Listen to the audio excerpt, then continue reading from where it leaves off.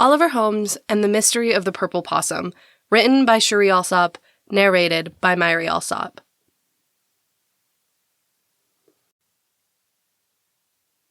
Chapter 1. Oliver. You missed a spot. That's not helpful, Oliver Holmes told the Australian shepherd who sat on the top bench of the bleachers watching him mop the gymnasium. Is it more helpful if I don't point out the glaring patch of dirt on the floor where some kid is going to have his shoe stopped during the most important seconds of the game, where he's supposed to do something with the ball involving that hoop and people chasing him? You don't know anything about basketball, Oliver said. Watson huffed. Men and women throwing a ball around for fun? That sounds right up my alley. Oliver gripped the handle of the mop harder and counted to 5. He let out a slow breath and pushed the mop bucket in the direction the dog's nose indicated. Better, Watson said after he had finished. Well done. It's not well done, Oliver replied. It's mopping a floor that is going to need mopping again tomorrow night right after the game. It's redundant, takes way too long, and is never actually finished. So why do you do it? The dog's question hung in the air. Because there's no one else to do it, he replied shortly. Oliver shoved the bucket through the doors towards the janitor's closet. A moment later, he heard the door swing open and the pad of paws across the linoleum.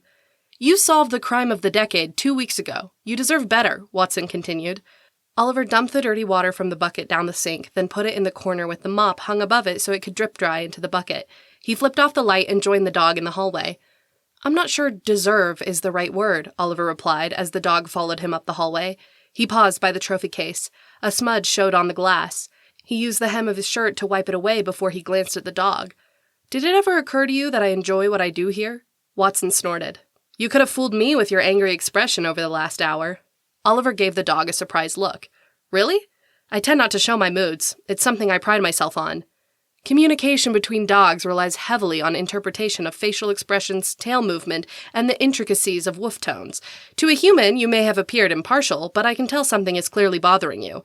He paused, then said, Iris hasn't texted you, has she? What she does with her own time shouldn't bother me, Oliver replied. He held the door open for Watson to go through, then turned to lock it behind them. It's not like my entire day revolves around a text. It would be unhealthy to be so fixated on my cell phone if... His phone beeped. The smallest of smiles touched Oliver's lips as he pulled it from his pocket. It could be your brother Tim, Watson said helpfully. Oliver nearly dropped his phone. It beeped again. He glanced at the screen.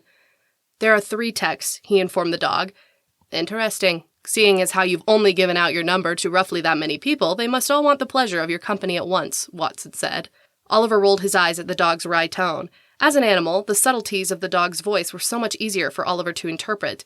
He found himself wishing humans could be so clear in their speech. He unlocked the phone. 1 from Iris, 1 from Police Chief Madigan, and an unknown number, he told the dog.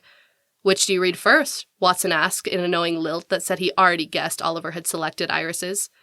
Care for a bite at the dog pound? They're animal-friendly.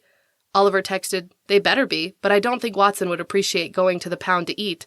Besides, I doubt they offer more than kibble. He opened the next text. Mr. Holmes, your expertise is needed on a case. Call ASAP.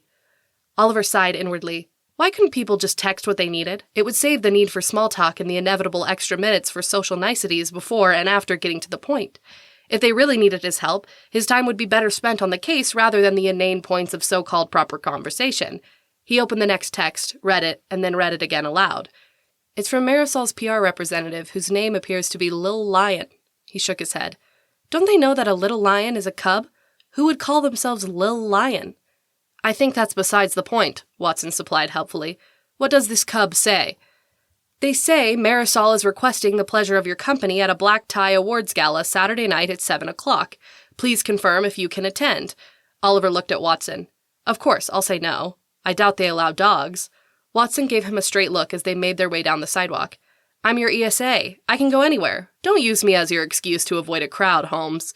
Your social anxiety is why I'm registered. We should probably test the necessity of the title or else your entire need for me is a lie. It's black tie, Oliver replied. I don't own a black tie. Watson jumped into the sidecar Oliver had attached to his motorcycle. The dog waited for him to buckle the blue helmet under his chin. I'm pretty sure black tie is a dress code, Watson said when Oliver had settled the goggles securely over his eyes. Oliver regarded the dog out of the corner of his eye as he climbed onto the motorcycle. How did you learn so much about high society? I had a life before you rescued me, Watson replied vaguely. Oliver's phone beeped again. He slid it out of his pocket. The Dog Pound is the name of the bar on 67th. See you there at 7:30? Oliver glanced at the clock on his phone. Hungry? He asked aloud. I could eat, Watson replied. He slid the phone back into his pocket. What about Chief Madigan? Watson asked. Oliver pushed the starter on the motorcycle. Priorities, he said over the rumble of the engine. The bar is on the way to the precinct. Oliver drove out of the parking lot towards 67th Street. A few minutes later, he pulled into the front of the bar where the glow of the streetlights warred with the neon signs that proclaimed beer and live music. He took off his helmet and gloves, followed by Watson's helmet and goggles. The dog jumped out and trotted to the door. Oliver glanced up as he slid the helmet straps on the handlebars and paused at the sight of Iris petting Watson. Her gaze met his, and she smiled. In the last 3 weeks, something had shifted inside Oliver. It used to be that expressions meant nothing. He couldn't interpret them, so he pushed them aside. He brushed them aside as meaningless drivel. If someone felt a particular way about something, they could say it instead of waiting for him to interpret it by creases, eyebrow shifts, and lip tightness. But since meeting Iris, the smallest twitch of her lips made his heart stutter or skip beats or speed up, all of which he wasn't certain were healthy, but he couldn't deny were wonderful reactions just the same. Sometimes the look in her eyes could freeze him in place, making him wish time would stand still so that he could hold on to the bare fact that anyone in the world looked at him in just that way. Other times, he couldn't reach her fast enough. This was one of those times. He dropped one of the helmets, managed to catch it before it hit the pavement and received subsequent scratches which were nearly impossible to get out, and slid it back on the handlebar. When he looked up again, she was right in front of him. I missed you, she said. That's good, he replied. She laughed. That's good? He nodded. Because if you didn't miss me, and I missed you so badly every millisecond that ticked by without a text from you nearly drove me mad, then the imbalance of our relationship would be our downfall.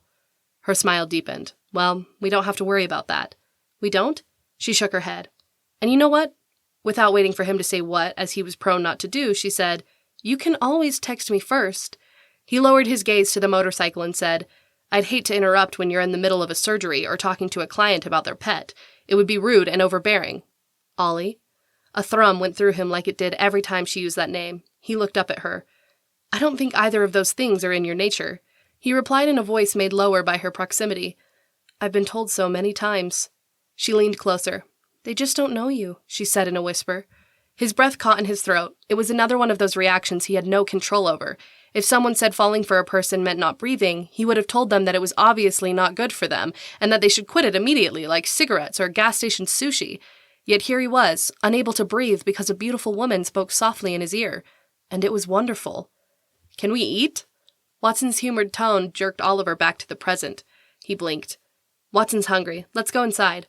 Iris slipped her hand into his and led the way. Even though he detested public displays of affection, hand-holding was the one concession he made because, frankly, she hadn't really asked, and deep down, he entertained a primitive enjoyment of the way it staked her claim on him.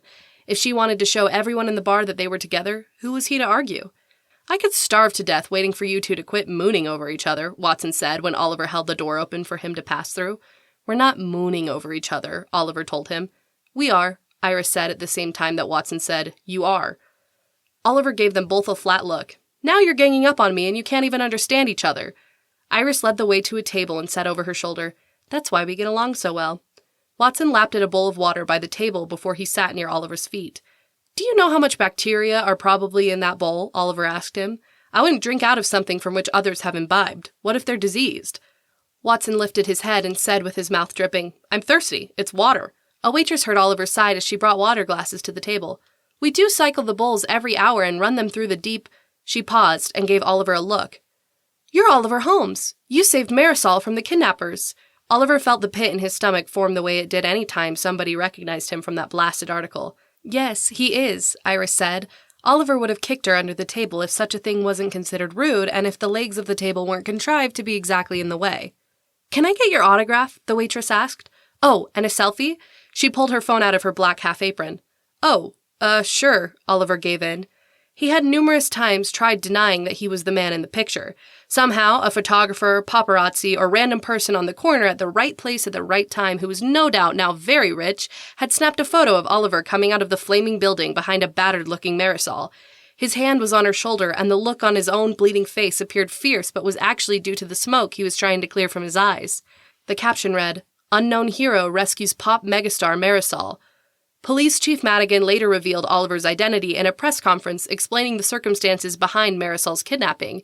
He had left out many details in what had been required to free her, but Oliver had come off looking like a hero, something he had very much wished had also been left out. When he later called the chief out on it, the man had said, "It's better that the press has a positive face for Marisol being free than the uncertainty that remains of who was behind her abduction. We know the suspects we picked up weren't the instigators of the kidnapping, but we don't want to leave the press speculating. I apologize for any hardship this may cause you, but you deserve to be recognized." Hardship indeed!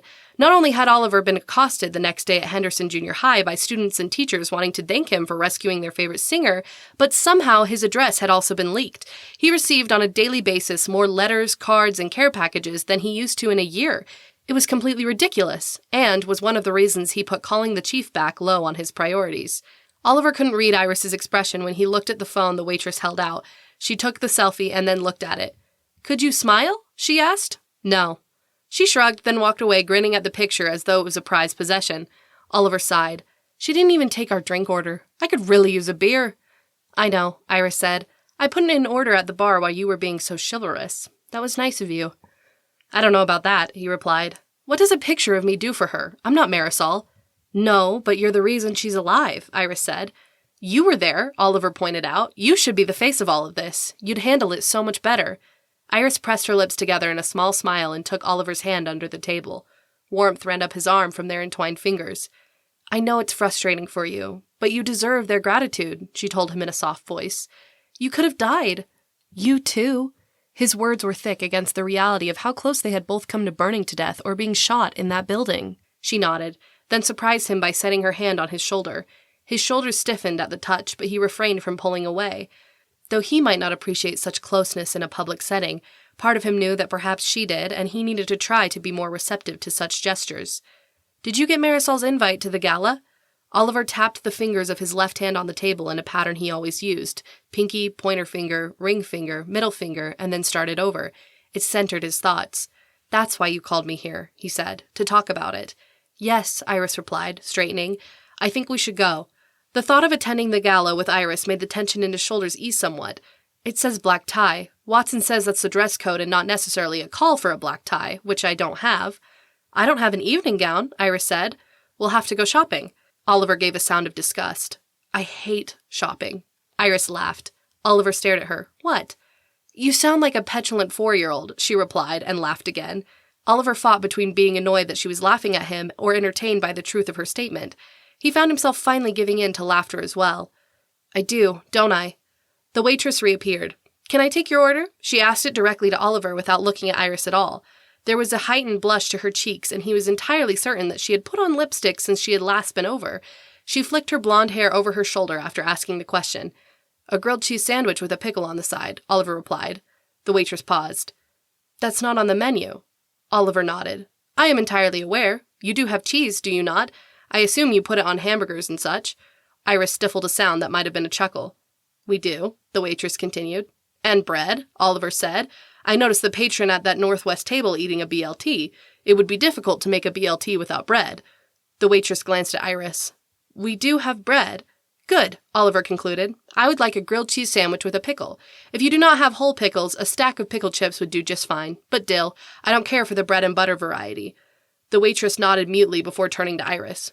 "The house burger and sweet potato fries," Iris told her. The waitress turned away without a word and walked back through the doors to the kitchen. Oliver found Iris watching him with an expression he couldn't interpret. "What?" he asked. "You do like to give them a hard time." He gave in and smiled at her teasing tone. "If she's going to request selfies for her own social media gain, I might as well get what I want for dinner." "A grilled cheese sandwich?" "Maybe you are a petulant 4-year-old, Iris said. "I never denied it," Oliver replied. Before she could bring up the gala again, he said, "Police Chief Madigan seems to have a case for me." Iris's eyebrows lifted. "Really? Can I go with you?" Oliver hadn't anticipated her enthusiasm. "After last time?" She shrugged. "I really doubt we'll be investigating the kidnapping of the most prominent musician of our day again. In the future, they'll probably assign other individuals able to communicate with the pop star's guinea pig in order to find the missing ransom note." The thought was an amusing one. "Naturally," Oliver agreed. "So," Iris pressed, "where are you supposed to meet Chief Madigan?" "I'm not sure. I haven't called him," Oliver admitted. Iris sighed and held out her hand. Oliver set his cell phone in it without a word. He watched, inwardly pleased, as she dialed the chief of police and waited for him to answer, but before Oliver could ask her not to, she pushed the speaker button and held it out. "Holmes, it's about time," Chief Madigan said. "You gave them my name. That's an infringement of privacy," Oliver replied. "I don't have the right to withhold such information," the chief said. "I told you that before. The freedom of the press gives them access to information pertaining to a case like Marisol's after it's resolved. I do apologize for any outpouring of devotion you're receiving because you saved one of the most beloved singers of our era." Iris's grin told him the chief wasn't being sincere. Oliver sat back and crossed his arms over his chest. "You might have lost him, Chief," Iris said. "Oh, thank goodness, someone rational is there," Chief Madigan replied. "Hello, Iris. I should have known you were the reason he called me." Iris set her hand on the table between them, palm up. Oliver put his hand in hers. "You have a case for him?" Iris asked. "Something like that," Chief Madigan said. "There was a break-in at the Museum of Local Art and Design." His voice quieted. "It's gruesome. I haven't seen anything like this in my entire tenure as a police chief. It's got us all baffled." Oliver drummed his fingers on the tabletop. "I'm a junior high janitor, Chief. Are you calling me to come help clean up?" he asked dryly. Iris swatted his arms. "No, Holmes, we need your particular set of skills on this one." A thrum of intrigue ran through Oliver. "Why is that?" There was silence. Then the chief said, "Our only witness is an old security dog."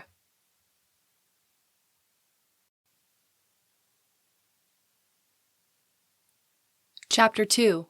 Iris. Iris gripped Oliver's waist as he wove between traffic. She had the distinct feeling that he was driving the motorcycle slower than normal for her sake. A glance at Watson showed the dog perfectly content in his sidecar. His tongue hung out as he turned his head back and forth, surveying the taxis, bicycle delivery people, and pedestrians around them. Warmth filled her at how quickly Oliver had taken to the dog. She hadn't been sure when she introduced them, but she had never seen an animal and a person bond so quickly. Instead of 2 weeks, it felt as if the pair had been together a lifetime. It helped that Oliver could speak to animals. She couldn't imagine how easier her practice would be if her 4-footed, scaled, and feathered clients were able to tell her exactly what was bothering them. She had brought Oliver in on 2 patients she hadn't been able to figure out, but she felt more than that would be an overuse of an ability he really didn't want publicized. Thank goodness Chief Madigan had left out the talking to animals part in his interview regarding Oliver. After the last case, she was slightly nervous to get involved, but given what the chief had told them, she refused to be left behind no matter how Oliver felt about it. He pulled into a parking space near the lit-up columns of the Museum of Local Art and Design. Each column was painted in a different style by graffiti artists who had been hired for that purpose. A black and white checkered one stood next to a purple and yellow column that appeared as though the ribbons painted on it flowed and intertwined up the entire length. The next held the orange-scaled body of a Chinese dragon wrapped around it from top to bottom, while the last looked as though huge multicolored holes had been cut out of it, like a fancy rainbow Swiss cheese. Police tape marked the entire area as part of the crime scene. Police cars were parked on either side of the steps. Officers spoke to a news crew on the corner, while passerbys gawked from the sidewalk. Iris's heart slowed at the sight of the blood on the top step. The front door had been shattered. Drag marks from the blood inward left little to the imagination as to where the body had gone. "You sure you want to come in with me?" Oliver asked. "Yes," Iris said. Watson must have answered as well, because Oliver looked from the dog to her with as close to a concerned expression on his face as she had ever seen.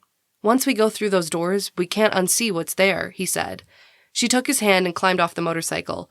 While he removed Watson's helmet and goggles, she slipped her helmet onto the handlebar along with her gloves. They were met by an officer Iris recognized. "Mr. Holmes, Miss Perry, it's great to see you again," Officer Pizzuto said.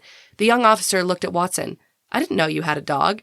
"He's a colleague," Oliver replied. Officer Pizzuto gave him a curious look before gesturing to the Australian shepherd. "Can I pet him? I absolutely love dogs." "I'm not sure it'd be professional, seeing as how we're on a case," Oliver said. Iris gave the crestfallen officer a pat on the shoulder. "Of course you can. Watson would appreciate it." Oliver looked at Iris. She shrugged, giving him a smile she hoped would soften his apparent feelings of betrayal. He looked up at the sky as if asking for patience before turning back to survey the front doors. Watson leaned into the officer's legs as Pizzuto petted his head and shoulders. The dog turned up his head to ensure that the young man also got the areas around his ears. Oliver cleared his throat. "All right, the chief's waiting for us." "Right," Officer Pizzuto said, rising. "I'm to show you in." "Before or after petting the dog?" Oliver asked. Iris elbowed him. Together, the 4 of them climbed up the front steps. Chief Madigan met them at another door that had been propped open to avoid the broken one. "Thank you for coming," the chief said. He held Iris's gaze. "It's not pretty. Are you sure you want to be part of this?" "I'm sure," Iris replied, before Oliver could try to talk her out of it again. Chief Madigan nodded and stepped aside to let them pass. He looked at Watson, but didn't comment on the dog. Oliver and Iris stopped short at the sight before them. Nothing's been moved. This is how they were found this afternoon. The museum was closed to prepare for a big event tomorrow, some sort of new artist reveal. I'm assuming that's been postponed, Oliver said. The chief's eyebrows drew together as he said, yes, of course. Oliver nodded, his gaze on the scene before them. Iris found it hard to breathe as she followed his line of sight. Bodies were scattered across the floor of the main room. At first, they appeared random, but on her second look, Iris realized the spacing and positioning of the bodies had been done on purpose. They're pointing at each other, she said, horror thick in her voice. Blood spattered across the floor and on the paintings. The victims were all lying face down, their arms and legs splayed in set angles to match each other. All of the cameras were painted? Oliver asked as he took pictures with his phone. I noticed the two above the front doors had been spray-painted black. Amazement filled Iris that he had noticed them. She glanced over her shoulder and spotted two high above the front desk, both of which had also been painted black. Yes, the chief said. They even took out the ones in the back parking lot before pulling in. We have no license plates, no faces to ID. We're combing through footage from a few days previous in the hopes that we can find someone scoping out the place, but up to this point we don't have any leads. The hesitation on the last word made Iris say, except the security dog. The chief nodded. He's back this way. Sergeant Danes is staying with him at the time being. We're going to have to figure out a better situation until this is resolved. The meaning of his words struck Iris. Because his owner was killed. Sadness showed in Chief Madigan's eyes when he nodded. He was a partially retired security guard named Davis Rake. Trooper was his dog. We don't know why the assailants killed the owner and not the dog. I'll ask him, Oliver said as they followed the chief in a wide berth around the splay of bodies towards the back of the museum. He took pictures as he walked. Iris touched Oliver's arm. He stopped short. Watson did the same. You might have to be gentle in your questioning, she told him quietly. She wasn't sure if it was necessary, but the way Oliver's eyebrows creased under his wavy brown hair let her know she was right to mention it. Why is that? Because his owner was just killed. It's going to be a sensitive subject, especially after what Trooper saw here, she said. This is going to be hard on him. Oliver blinked, his dark blue eyes searching hers. Finally, he nodded. Right. He paused, then said, thank you, before turning to follow the chief again. Iris couldn't keep her gaze away from the bodies along the floor. Officers walked carefully around them, taking pictures and putting tags at the edge of different blood marks. Several coroner bags were stacked in the corner, but it was obvious they wouldn't be ready for use for quite some time. Iris didn't envy the coroners on their next step in this brutal crime scene analysis. The main part of the museum they walked through was contained in a huge, white-walled room with paintings along the walls and a few sculptures interspersed amongst pillars that had been stylized like those out front. A long white staircase ran along the wall to the right of the front desk to what appeared to be a second floor of the art, and 3 doors led from the main area to the back. Iris kept her gaze averted from the bodies as they passed several blood-spattered benches and walked through the middle of these doors. Security monitors showed black, broken screens on a desk splattered in dark red. The sight of an older security guard lying on the floor made Iris's steps slow. The other victims had been face down while this one was on his back, his sightless eyes staring at the ceiling. A deep gash ran across his throat. Oliver took several pictures. Razor? He asked without looking up. The chief glanced at the man with a surprised expression. Yes. We thought knives at first, but the coroners confirmed that box cutters were used. Each victim had their throat sliced. No other marks besides bruises where several fought back have been found. Oliver crouched next to the body and surveyed it with an impassivity Iris couldn't mirror. Box cutters will be harder to trace. He took another picture. Watson sniffed the body while taking care not to touch it. Chief Madigan nodded. Unless we find them somewhere close with fingerprints still on them, it's going to be difficult to link the weapons to the murderers. He gestured toward the door that led them from the security office. They followed him through to a small hallway that wrapped around the back of the museum. Sergeant Danes sat in a chair talking to another officer. Danes had taken off his hat to reveal a thinning spritz of salt and pepper hair. His short beard looked as though it hadn't been trimmed in a while. His expression of annoyance made Iris guess that he hadn't been thrilled with the dog-sitting assignment. The female officer with him was busy texting on her phone. An older German shepherd lay on the floor between them with his head on his paws. The animal looked up at their entrance. His gaze locked on Oliver and stayed there despite Watson, who waited patiently at Oliver's side. Sergeant Danes, you know Mr. Holmes and Miss Perry, Chief Madigan said. Both officers rose. Danes nodded at Holmes. Chief Madigan turned to the female officer. Holmes, this is Officer Sweeten. She was first on the scene when we received the call about a broken front door at noon. He tipped his head towards Oliver and Iris. Holmes is our animal specialist, and Iris Perry is a veterinarian in case Trooper needs care. He glanced at her. And possible boarding? Iris nodded. Of course. We'd be happy to put Trooper up for as long as needed. She remembered the motorcycle they had ridden there. If someone would be so kind as to take him to the clinic? I can do that, Officer Sweeten offered. Thank you, Iris told her. She pulled a card from her little black purse and handed it to the officer. Here's the address. Chief Madigan crossed his arms and leaned against the wall. The lines on his face and the bags under his eyes said he had been here a long time. It appeared he was willing to continue as long as it took. Iris respected the chief for his dedication. Hopefully questioning Trooper would give them the lead they needed. Sergeant Danes joined Chief Madigan by the wall. Officer Sweeten paused by Oliver. I've heard so much about you. I'm excited to hear how you do with Trooper. She held out her hand. Oliver nodded at her.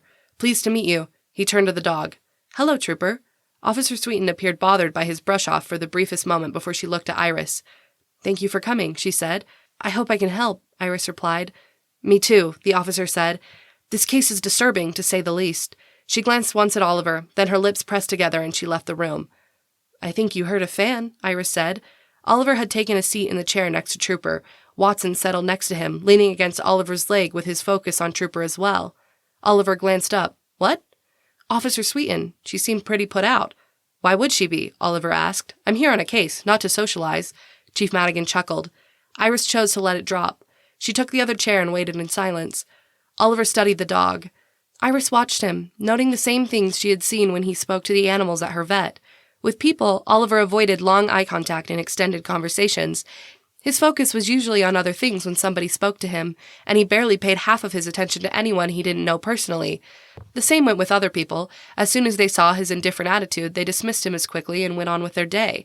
In speaking with animals, however, Oliver gave them his full, undivided attention. With Trooper, he maintained eye contact, bending with his elbows on his knees to be as near to eye level with the animal as he could. She had seen him kneel on the ground to be closer to smaller dogs and cats for their conversations. It was a sign of mutual respect, something she didn't realize he didn't have when it came to most people. It was a hard day, wasn't it? Oliver said. Is he talking to us or the dog? Sergeant Danes asked with a joking grin. Silence, Chief Madigan said. Sergeant Danes stuck his hands in his pocket and leaned against the wall next to the chief, his annoyance clear on his face. Oliver nodded. I'm sorry about that. He sounds like he was a good guy. Trooper snorted, followed by a whine. Oliver glanced up at Chief Madigan, then said, They're trying to help solve the case. We need to know everything you saw today. The dog gave a small bark. 5 of them, Oliver said. Chief Madigan straightened and flipped open a small notebook. He pulled a pen from the holder and started jotting down notes. Sergeant Danes pushed away from the wall and stared at the dog. They came in through the back, took out the guards. Very organized, Oliver said. What else? A low growl sounded. Trooper tried to take them down when they broke into the security room, but they killed his owner. They were supposed to go on a long walk when they got home. They always went on a long walk. He likes the part by the park where the drinking fountain... Oliver shook his head. You're getting off track. I need to know about the men who broke in. The dog looked at the door before he gave a small woof, then a growl. All in black, Oliver continued. Short, with guns. He gave the dog a searching look. But everyone was killed with razors. The dog woofed. Oliver nodded, his eyes narrowed at the corners. You were mistaken about the guns. Iris's stomach tightened. Oliver looked at Chief Madigan, then back at the dog. Trooper, what really happened? Chief Madigan paused with his pen poised above the pad. The dog settled back onto the floor. Oliver pushed his chair away and knelt beside the dog. It's all right. You can tell me, he urged in a soft tone that would have persuaded Iris to tell him anything. The dog woofed again without making eye contact with Oliver. Oliver and Watson exchanged a look. The entire time? Oliver asked. Another, softer woof. Oliver sat back. What's wrong? Iris asked. It took a moment for Oliver to look up at her. When he did, his dark blue gaze went straight through her. Trooper was asleep during the attack, he said shortly. He's hard of hearing. Chief Madigan threw his notebook to the floor. The pen rolled towards the dog's paw. Trooper gave it a half-hearted sniff. Sergeant Danes chuckled. Figures, he said. Worst guard dog ever. Now we don't have a lead. Oliver spoke without looking at Sergeant Danes. Imagine waking up to find the person you cared for the most killed when you were supposed to be awake protecting him. Silence filled the room. Oliver's attention remained on Trooper. He was scheduled to be retired 2 years ago, but his owner hated leaving him at home, so he begged for permission to extend Trooper's employment. Trooper gave a quiet grunt. It was the only way Rake could afford to feed him, he concluded softly. He set a hand on the dog's head and lowered his voice to a whisper. Iris could feel the sorrow in Oliver's hunched shoulders and the way he spoke so quietly to the dog nobody else could hear. The dog snorted, then licked Oliver's hand when he pulled it back. Oliver set his hands on his knees and regarded the dog steadily. "He shouldn't have to see what's out there," he announced. Before Iris could follow the man's train of thought, Oliver shrugged out of his riding jacket and set it over the dog's head. Nobody moved when Oliver scooped up the big dog into his arms and rose with a grunt at the German shepherd's weight. "Could you open the door?" he asked Iris. Iris hurried to pull the handle. Chief Madigan grabbed the door above her head and held it so that she could follow Oliver. He walked swiftly through the museum, taking care to avoid where they were marking the blood spatters with tiny yellow cards.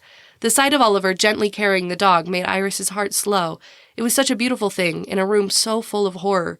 She opened the front door and waited for him to pass. Oliver paused by the door and turned, taking in the room as a whole. "Is everything all right?" she asked. "Definitely not," Oliver replied. He gave a frustrated breath before leaving through the door with Watson at his side and Trooper in his arms.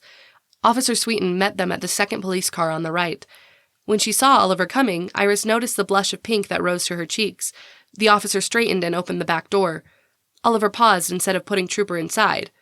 "He's not a criminal," Oliver said in a low voice. Iris had to bite her lip to keep from saying anything in return.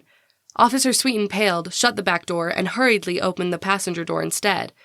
"I'm sorry," she said. "I didn't mean to imply." "Trooper's had a rough day. You can get a cup of whipped cream for dogs at many of the local coffee shops," Oliver told her, cutting her off as he sat Trooper in the front seat and removed his jacket. He then looked down at Watson. "We visited several of them in the early morning hours. I hope one might still be open to ease Trooper's heartache. I recommend trying the one on Madison. They're the most accommodating." Thank you," Sweeten replied. "I'll do that." Oliver gave the dog one last pat on the head. "I'll check on you at the clinic.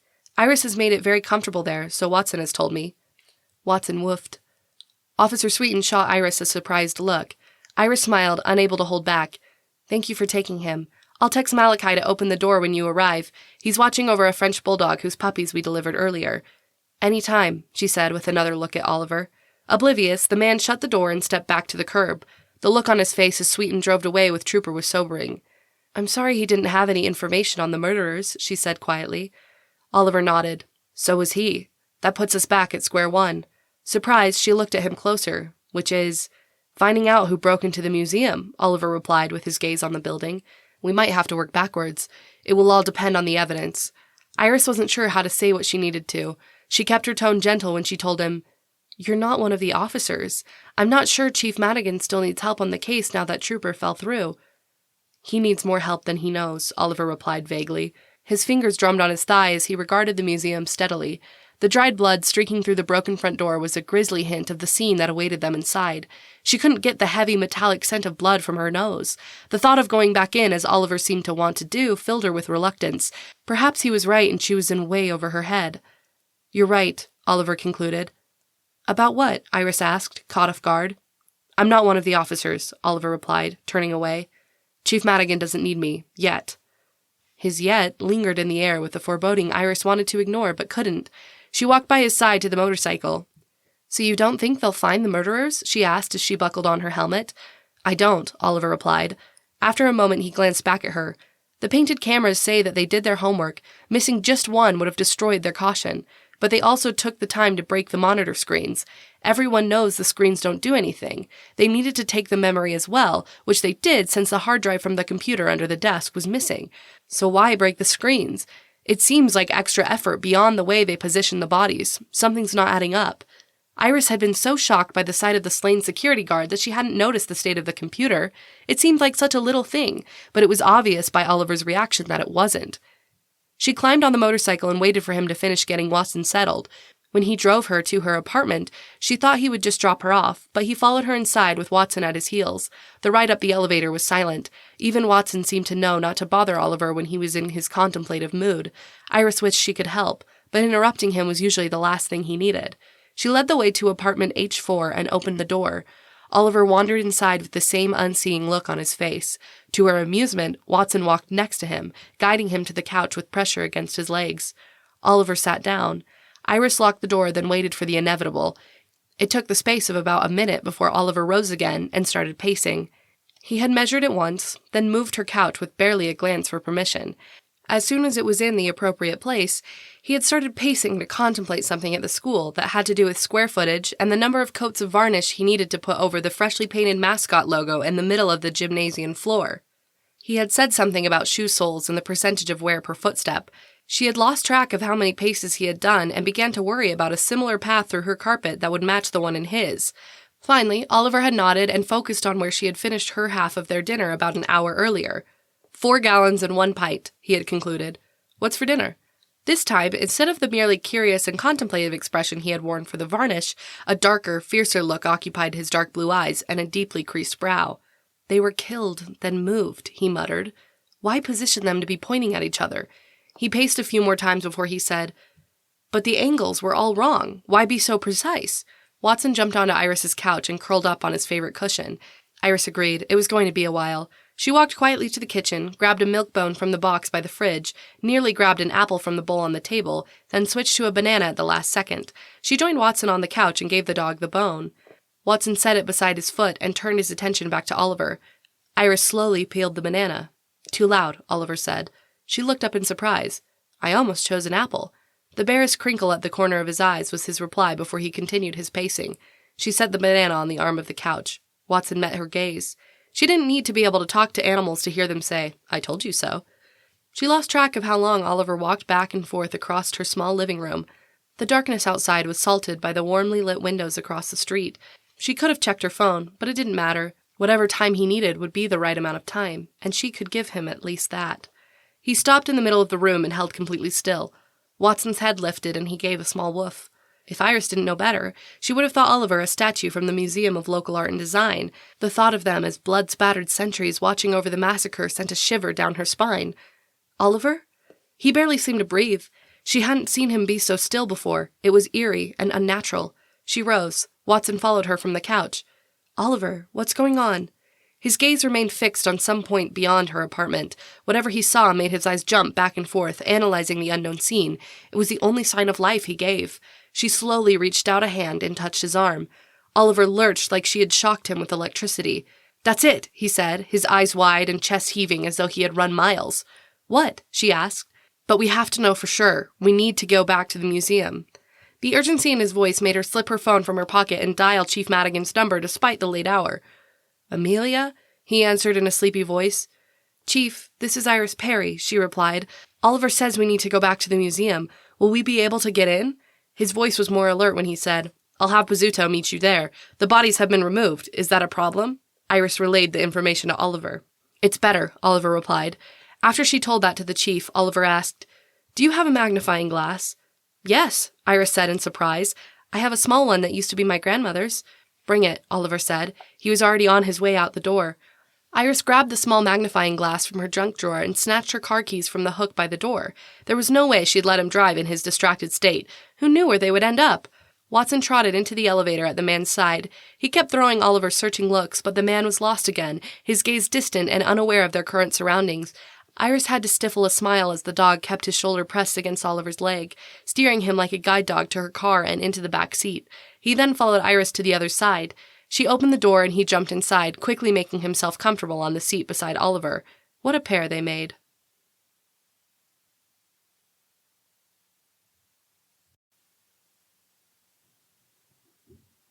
Chapter 3.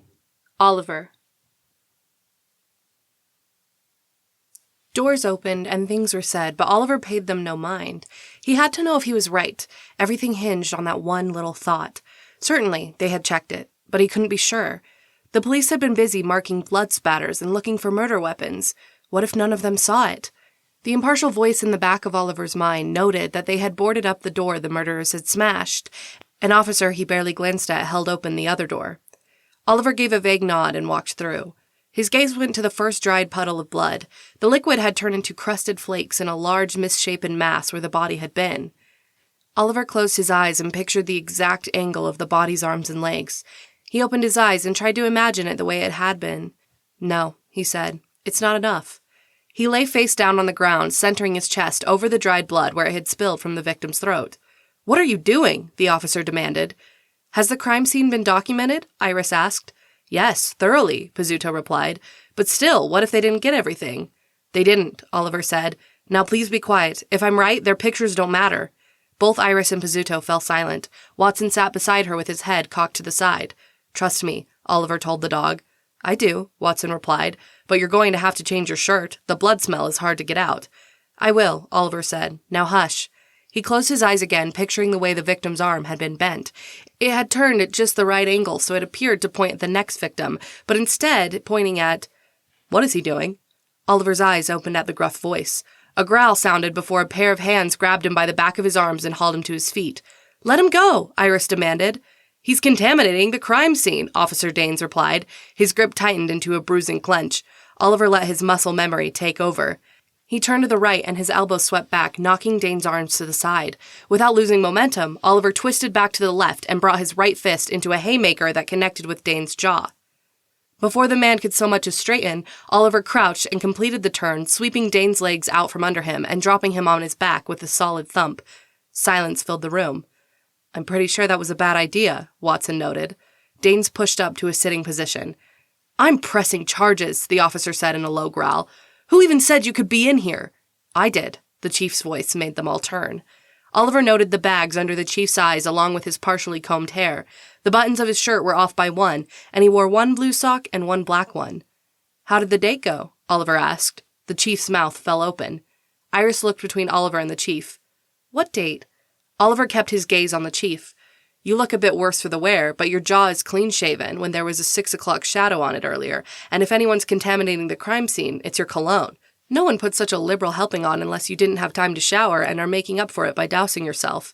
He paused, then said, Congratulations are in order, I see. Chief Madigan sputtered. Oliver waved a hand. She kissed you. There's a lingering shade of rouge that doesn't belong on your lips. It looks hideous. So, congratulations. Everyone looked at the chief. Officer Dames pushed up from the ground. It doesn't matter. What matters is that he attacked me. After you acted like some meathead and interrupted the investigation I put him on, Chief Madigan said. Pizzuto didn't say anything about it, Danes replied gruffly as he rubbed his jaw. He was on my orders to keep it on the down low until Mr. Holmes has a look around. Chief Madigan gave him a look that Oliver could only describe as perturbed. I need you to finish the paperwork on the Williker case. But Chief, it's past midnight and Townsend's supposed to... Now, Danes, Chief Madigan said. Officer Danes shook his head like an angry bear and stalked away from the others. Oliver waited until the door shut before he turned back to the scene. Madigan cleared his throat. Sorry about that. Thanks for teaching him a bit of manners. He paused. Did you find anything? I was about 2 seconds away from figuring that out before your gorilla attacked me, Oliver replied. Without waiting for a response, he settled back onto the ground, checked his position against that of his memory with his eyes closed to ensure nothing external interfered with the direction. Then he pointed. When he opened his eyes, everything stilled. They were pointing at each other, Madigan said. Don't reiterate your officer's conjecture when it can skew the facts, Oliver replied. Look. Iris and Chief Madigan followed his gaze. I don't see anything but a painting, Iris said. Look at the painting, Oliver told her. He attempted to keep his voice level to avoid giving the woman he loved direct orders. The thought kept him in check, but barely. Still nothing, Chief Madigan said. Watson rose from where he had watched the brief fight and paced across the room. Don't let him mess anything up, Madigan said. He won't, Iris and Oliver replied at the same time. Oliver kept his pose, hoping what he saw was real. If not, he was back to square one. Watson followed Oliver's directions to the painting and paused. He sniffed. There's fresh paint here. Watson says there's fresh paint, Oliver told the others. He rose, and the other two fell behind him as he carefully made his way across the crime scene to the far wall.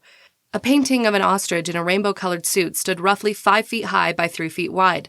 The animal had been created amidst skyscrapers that were old and decrepit, covered in vines as if retaken by the jungle. Oliver looked back at the place where he had lain. He held out his hand. To his utter surprise, Iris appeared to read his mind and set the magnifying glass in it. He met her gaze briefly. You really are spectacular, he told her. Oliver turned back to the painting and began to painstakingly search it from the bottom corner up. About a handbreadth from the corner, he paused. There you are, he whispered. What is it? Chief Madigan said in such a loud voice Oliver nearly dropped the magnifying glass. Iris jumped beside him. Oliver speared the man with a straight look. Sorry, the chief said in a quieter tone. What is it? Oliver peered closer and moved the magnifying glass a hair to the left. The image cleared. It was an animal dangling upside down from a tiny branch. Its tail was wrapped around the branch and it hung with its 4 paws splayed. It had a little white face and its body was painted purple. Oliver shook his head. Cartoon versions of animals never made sense to him. They emphasized the wrong parts, creating something entirely different from their real-life counterparts. He once got into an intense argument with his brother Brooks, who argued that both Goofy and Pluto were obviously dogs. After that, he stopped trying to identify cartoon creatures. "It's a purple possum," Iris said. "A what?" Chief Madigan replied. Iris stepped back so he could get a closer look. The chief gave a surprised sound. "It really is a purple possum. Hold it there so I can take a picture." Oliver held completely still as the chief took several shots of the tiny creation.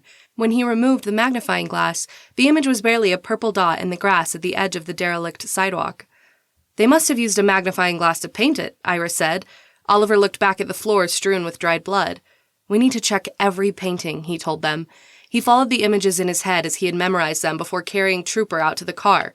The circle of bodies turned out to be far more exacting than even their placement showed. For every pointing finger, a purple possum was eventually found on the indicated painting. "This is insane," Madigan said as they examined the last painting for the possum. The image they searched was an abstract cityscape of New York filled with colorful splotches and irregular lines. The previous painting of a hippo bathing in the Bethesda fountain had taken roughly 10 minutes for them to locate the little purple creature. Iris and Chief Madigan had their cell phones out with the camera image zoomed in to help, but the search in the final piece of art was maddening to the point that Oliver returned to where the victim had lain and recreated the pose for a second time.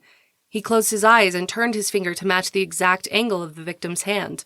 When he opened it again, it became clear. "There," he said. Chief Madigan glanced over his shoulder at him. "Surely you can't see it from there."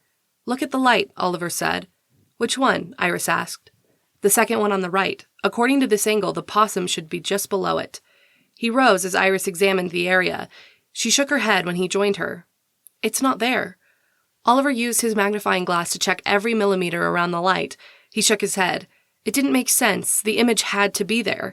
He put his hands behind his back, gripping the magnifying glass as he walked 5 paces, then turned. "What is he doing?" Chief Madigan asked. Oliver ignored him. "He's thinking," Iris replied. Oliver reached the end of the 5 paces and turned again. If the possum wasn't where it should be, perhaps the murderers made a mistake. But they had been so exacting in their placement that he highly doubted it. The only other possibility was that they hadn't made a mistake and the exclusion of the possum had been on purpose. He froze in place. What if it was there? It just wasn't where they were looking. A hand touched his arm. Oliver winced at the electric zap that ran through his skin and straight up his shoulder. He blinked at Iris. "It is there," he said. "How?" she asked quietly. "We can't see it." "Because we're not looking in the right place," Oliver replied. A thrill of excitement ran through him. He rushed to the painting and grabbed the edges of the frame. "We promised we wouldn't disturb the artwork unless absolutely necessary," Chief Madigan protested. Oliver lifted the frame from the hook behind and turned it around. Iris gasped. Oliver set the painting on the floor and leaned it against the wall. A smile spread across his face. "Elementary," he said in his best Sherlock impression. Watson snorted. Iris read the words written in purple paint across the back of the painting. "A warning to those who read this. Your fate has now been sealed. You chose not to leave it alone, and now you must be killed. A murder for a murder is textbook, but the numbers you find are odd. The clue you search for it there, and now I must be off. Look for me and lose your family. Each has someone dear. If you know what's best for your loved ones, you'll end your searching here. By fire and water, I'll purge those who don't leave well enough alone. You stole my star and won't get far before I find you, Mr. Holmes." Iris and Chief Madigan turned to Oliver. "They're really bad at rhyming," Oliver said. He took a picture of it with his phone. "They called you out by name," Chief Madigan replied. "I don't like this. You shouldn't even be here. Why would they assume I'd call you?" The answer struck Oliver. "Because of the dog." He met the chief's gaze. "Somehow they knew I spoke to Waffles, and so left the dog alive on purpose to bring me here." A strange pressure rose in Oliver's chest. He sucked in a slow breath. He didn't care that he was in danger, but the note had threatened all those who read it. That included Iris. He turned to her. "Iris, you need to leave." She shook her head. "There's no way. This threatens you personally. If I can help in any way—" "You can't," Oliver said. At the same time, Chief Madigan told her, "I hate to say it, but he's right. I shouldn't have involved either of you." "You wouldn't have figured it out," Oliver told him. "You need me here." Chief Madigan's lips pressed together. Oliver wasn't sure what that meant. "If Oliver gets to stay, I'm staying too," Iris said in the flat tone Oliver knew better than to argue with. "Besides," Iris continued, "it's too late. We've already read it." Oliver thought through the note. It rhymes until odd and off, and then it speaks of the odd number. He spun and quickly counted where the bodies had been. 8 of them. 9, with Trooper's owner, Iris pointed out. She was right. Oliver took off for the security office. He paused by the door. The bloodstains were different. The fact that he had been found face up instead of down like the others should have been a clue the second he was found. Oliver closed his eyes and sorted through his memory. Iris's voice spoke quietly beside his ear. What is it? I need to know where his hands were, Oliver said without opening his eyes. He found the image he was looking for. He frowned. And? And it's wrong, Oliver said. He opened his eyes and met her gaze. Someone moved his hands. Iris looked at the scene as though she could see where the body had lain. Are you sure? There was a smear of blood across his shirt. The guard must have tried to staunch the blood flowing from his throat. Then, when he died, someone put his hands where they wanted them. Oliver shook his head. But their position doesn't match the blood smear. He raised his voice. Chief Madigan? The man appeared at the door. Yes, Holmes? Do you have photographs of this room before anyone touched the bodies? Of course, the chief replied. I need to see them. The chief glanced at his watch. Impatience made Oliver's heart race. It's of utmost importance. Chief Madigan nodded. Right away. As soon as the chief left, Oliver began to search the room for anything amiss. What are you looking for? Iris asked. The other bodies were face down. He was up. Why? Why leave the security dog if they knew I could speak to it? He paused. Why did a security dog sleep through the attack? He may have been hard of hearing, but I doubt he was that bad. There's more to this case than meets the eye. Under here, Watson announced. Oliver climbed under the desk next to the dog. Watson had his nose pointed at a vent. It smells wrong. Is there anything useful up there, like a pair of scissors or a letter opener? Oliver called out. Both, Iris replied. She crawled under the desk with the items in her hand. A small smile touched Oliver's lips at the sight of her wedged under the desk beside him, her blonde hair mussed and her eyes bright. He wished that he had a name for the emotions that showed on her face. She seemed to enjoy the mystery as much as he did. Which one? She asked. Her question jarred him back to the task at hand. The letter opener, he said. He shoved the slender object into the space behind the vent and pulled. It popped free. The 3 of them bent forward, peering into the darkness of the tiny rectangular space beyond. A light shone beside him. Oliver glanced over to see Iris holding her phone with its flashlight aimed at the rectangle. Good thinking, he said. He leaned forward and caught a glimpse of the strange object inside the vent. It appeared to be a small tube. Napkin, he said. The sound of Iris climbing back from under the desk was followed by the press of a square of tissue in his hand. Thank you. He picked up the phone that she had tipped against the hole and tilted it to get better light as he reached into the vent. He grabbed the object with the tissue and pulled it out. He and Watson wriggled out from beneath the desk as he pulled further, careful to keep from touching the tube. Chief Madigan pushed the door open again. They're sending the pictures to my phone, he announced. He paused. What's that? Someone gassed the guard and the dog. That's why Trooper didn't wake up when they were killing everyone, Oliver told him. You need to have this checked for fingerprints. Is there a schematic of the building? It's important that we find where this vent lets out. 1 minute, the chief said. He pulled his phone out and began texting. Why just gas this room? Iris asked, her gaze on the tube. If they had the ability to do that, they could have gassed the others in the main room and saved themselves the struggle. Oliver nodded. I'm pretty sure the struggle is what they were going for. What does that mean? And do I even want to know? She asked. Oliver looked around the room. Whoever this was meant for got a pretty straightforward message. The rest was for me. You mean the purple possums? Oliver nodded. His stomach twisted. Why me? He asked quietly. Iris set a hand on his arm. It's all right. He blinked. It dawned on him that she was trying to sympathize. He shook his head and she dropped her hand. I don't mean why me, as in woe is me, why am I a target, I don't deserve this. She chuckled at his dramatics. He couldn't help the smile that touched his lips at the sound. He continued with, what I mean is, why me? Why create a puzzle that I could solve and then lead me to the clue that could potentially get them caught? He looked around the room again. Why toy with me? It's obvious by their methods that they could kill me in my apartment in my sleep, so why taunt me when they could just walk away free and clear without involving me at all? Iris's green eyes widened. Because you're the actual target, Ollie. I know, he said. At the worry in her voice, he added, It's fine. She shook her head. It's not fine. It's terrifying. Did you see what they did here? Of course I did, Oliver replied. I brought you here. Iris shook her head again. No, Oliver, I mean, did you really see it? The brutality? The disregard for life? Whoever we're looking for has no mercy and no morals. She motioned toward the room behind them where the majority of the murders took place.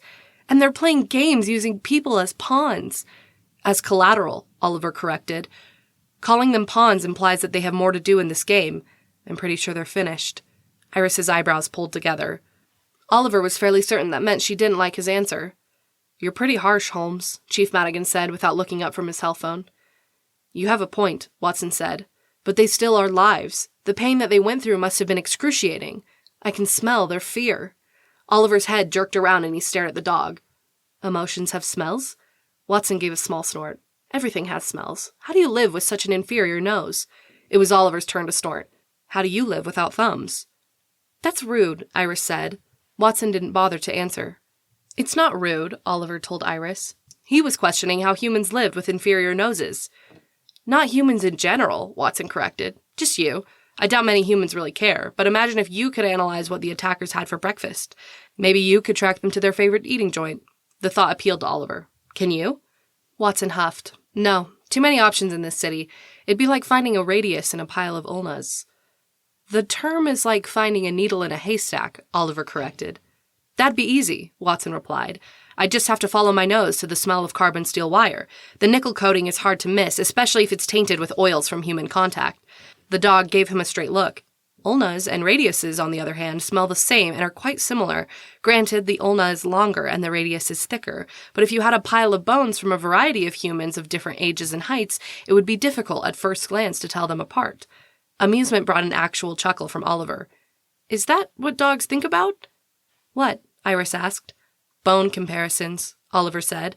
Well, naturally, Iris replied. Of course, Watson said. Among many other things. Don't sell my species short. Chief Madigan crossed to them. Here are the blueprints, he said, holding out his phone.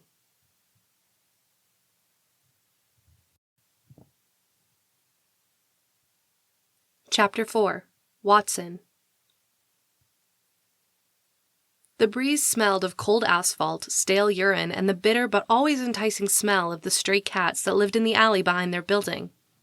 As much as Watson wanted to see if one was up for a chase, he could tell Oliver was exhausted. The hunch of his shoulders as he made his way to the first floor of their apartment complex told Watson he wasn't in a great place for conversation. The man preferred his silence when he was working out a problem. The sun was rising between the two buildings that reminded the dog that they needed to be at school in a few hours to ensure the gymnasium was ready for the next game. Who knew the state in which they would find the locker rooms? The away teams were not known for their respective personal property, though Watson hadn't minded the time they left old slices of pizza in every locker. He doubted they would be so lucky twice in a row. He slipped in behind Oliver before the door could shut, grateful yet again that he didn't have a tail to snag in the doorway. There were times when he caught himself admiring an Irish setter's beautiful sweeping tail, or the way a Pomeranian's curled on its back in a perfect spiral, but when it came to things like muddy walks or doors that closed quickly, having one less thing to worry about was fantastic. He paused at the sight across the hall. There were 20 apartments in Oliver's complex, and each had a corresponding mailbox accessed with a key in the lobby. Overflow mail that didn't fit in the rectangular space was left on the end table on the wall adjacent. There was another table with a crate on top for grocery and food deliveries. That crate was empty. The one beside the mailboxes was completely full. Watson didn't have to know how to read who that pile was for. You've got to be kidding me, Oliver grumbled. Watson had seen the influx of mail firsthand. Oliver had adopted him the day after solving the kidnapping of a pop star. By the sound of things, an article that included his name and picture had described him as a key entity in bringing this woman home safely. The public had found interesting ways to profess their gratitude. Small, great-smelling boxes told of more cookies, homemade bread, and even one that smelled of jerky and made his mouth water. A variety of boxes in other shapes and sizes had been stacked beside them. When Oliver had turned his key in the mailbox and opened it, so many letters had been stuffed inside that they slid out and piled onto the floor. Watson made himself useful by picking up as many of these as he could. Most were the type of thick envelope that carried greeting cards, though several were business-sized, with enough heft to it that he pictured several pages of profuse appreciation for Oliver's helpfulness. The man had read enough aloud for Watson's entertainment that he could imagine what they contained. It certainly didn't hurt the man's ego, but from what he had seen of Oliver over the 2 weeks they had known each other, strangers waxing on about his bravery wasn't something the man needed. If anything, it made him more reluctant to face the public outside of the school where the students had been asked to give him space. Thank you, Oliver said, accepting the envelopes Watson held out. He tossed them into the crate with as much care as one might handle a pile of old leaves. Oliver lifted the crate with a grunt and started up the steps. Watson slipped past him and ran up the stairs, checking each step for anything that might trip the man. A child's bike lay dangerously close to the landing. Watson nudged it aside with his nose and continued up. He reached the 5th floor and sat beside the door. He was tempted to ask Oliver to replace the round doorknob with a latch so he could open it, but the man had enough on his mind that Watson tabled it for a discussion at a later date. Oliver set the crate on the floor beside the door with a thud. "I need to get a doorknob you can open," he said. "Agreed," Watson replied. He gave the butt-shaking equivalent of a dog wagging his tail. It made him extremely happy when he and Oliver were on the same page. Oliver shoved the door open. Watson trotted inside and leaned against the door with his shoulder to keep it open while Oliver hauled the crate through. "We have work in an hour. I'm going to shower," Oliver paused. "Of course, I'll have to shower again after work. No doubt the locker rooms are in complete disarray. Maybe we should just go there and get a head start instead of waiting for 7. What do you think?" Watson gave him a searching look.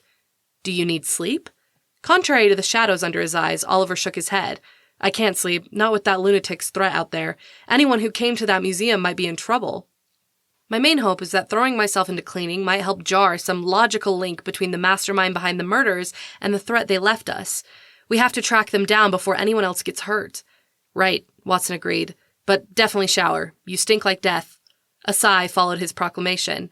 To his relief, Oliver grabbed a pair of clothes that didn't smell like old blood from the closet and went to the bathroom. The dog ate a few bites from his bowl, lapped some water, and proceeded to nose through the packages in the crate Oliver had set near the fridge in hopes that he could find something interesting. He shoved aside a box that clearly contained some sort of chocolate mints, then paused. He gave the envelope below it a deep sniff. Warning tingles ran down his spine, causing the fur on the back of his neck to rise. "Oliver," he called out. Oliver came out of the bathroom, rubbing his hair with a towel. He wore pants and a dark shirt, his feet still bare from the shower. "What is it?" Oliver asked. "There's a letter in here that smells like the museum." Oliver's gaze shifted to the crate as he pulled on socks followed by a pair of riding boots. "Which one?" Watson was about to reach for it when the man said, "No, wait, don't touch it." He grabbed something from the shelf and crouched. Watson watched Oliver pull on a pair of gloves before reaching into the crate. "This one?" he asked. Watson gave the envelope a testing sniff. "Yes, that's the one." Oliver carried it to a table that was already spotless thanks to the man's fastidious tidiness. He slipped a gloved finger under the sealed edge. The sound of the paper fibers releasing from the adhesive protested loudly in Watson's ears. Oliver carefully pulled the contents out and spread them on top of the table. A breath escaped him that made Watson's head tip to the side. "It's bad, isn't it?" he asked. Oliver nodded. "Do you know what this is?" Watson rose onto his back legs and placed a steadying paw on the tabletop. A glance at the paper revealed what appeared to be a letter with varying sizes of cut-out smaller letters interspersed on it. The smell of glue that had been used contained a tang of freshness. "No idea," Watson replied. "But it was sent today." Oliver gave him a surprised look. "Are you sure?" "Completely. The glue has barely dried." Oliver scanned the contents quickly. "It's a ransom note, just like the one that led us to Marisol." A tremor of warning ran through Watson. "What does it say?" Oliver's brow furrowed as he regarded the letter. "We need to teach you to read." Watson stared at him. Can dogs read? The thought had never occurred to him. In truth, he had never met a dog who could read. "Why not?" Oliver replied.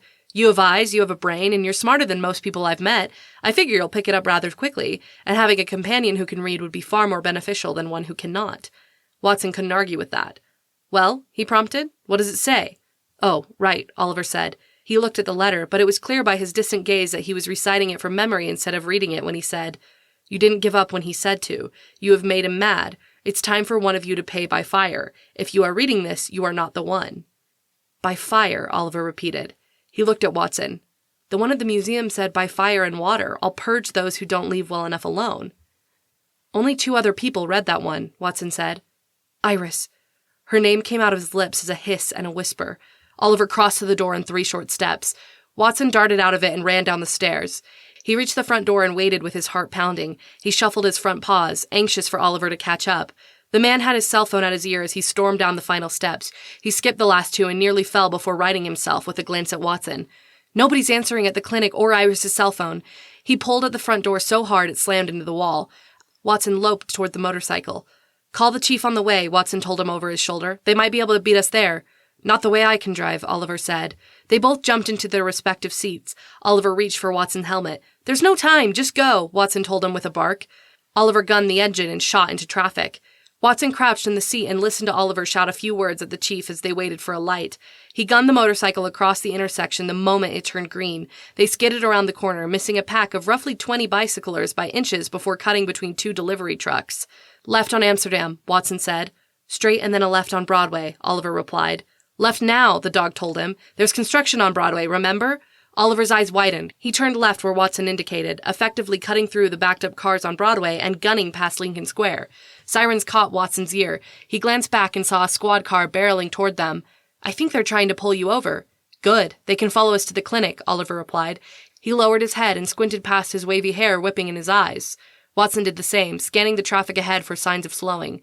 Oliver dodged around a trio of arguing drivers who had apparently run into each other when vying for the same parking spot. He crossed the lines into incoming traffic to avoid a slow taxicab, then cut through a drove of pedestrians close enough that Watson nearly got a bite of a hot dog when held up.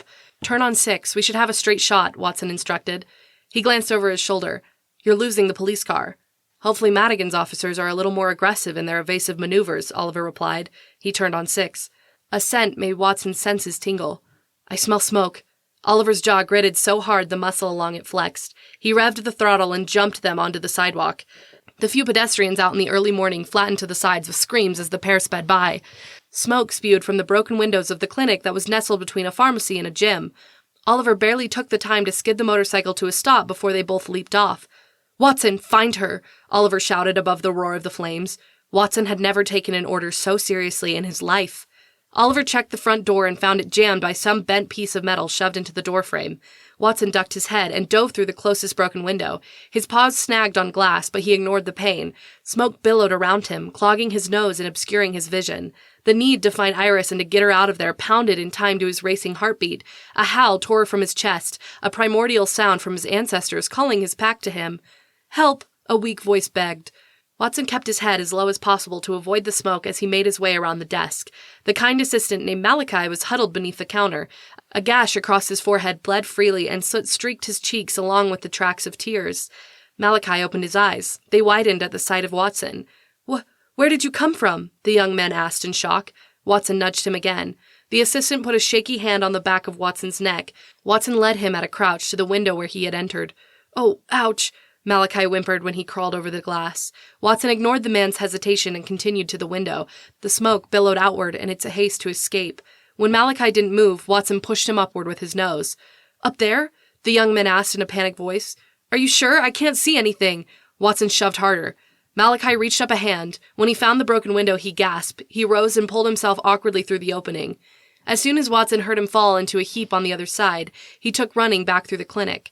Fire rolled across the ceiling in terrifying waves.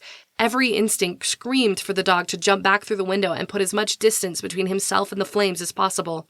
Instead, he pressed further into the clinic, trusting his memory of the place to guide him. The floor was hot beneath his paws, and there was a huge gaping hole in the wall beside the front desk, as though something had exploded there. The heat seared Watson's side when he pushed through, intent on the main area of the clinic. He rounded a corner and found Oliver crouched at the cages where terrified animals whined and begged for escape. The man fumbled with the latches, releasing the dogs and cats as quickly as possible.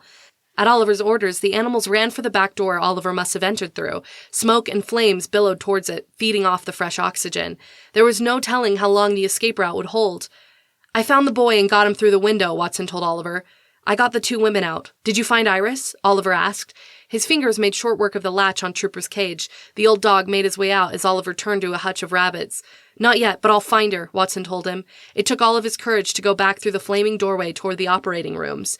There were 4 of them with numbers on the doors. A quick check of the first 2 revealed empty rooms. When he ducked back out, a massive crack sounded above him. Watson darted forward as ceiling beams fell. A burning ember landed on his shoulder. He yelped at the pain and ran into the next room. His heartbeat thundered in his ears, and his breath came in short, smoky gasps that burned his lungs. Watson wasn't sure if there was another way out of the room. The thought of more debris falling and trapping him inside was panic-inducing. He was about to head back out into the flames when a shout caught his ears.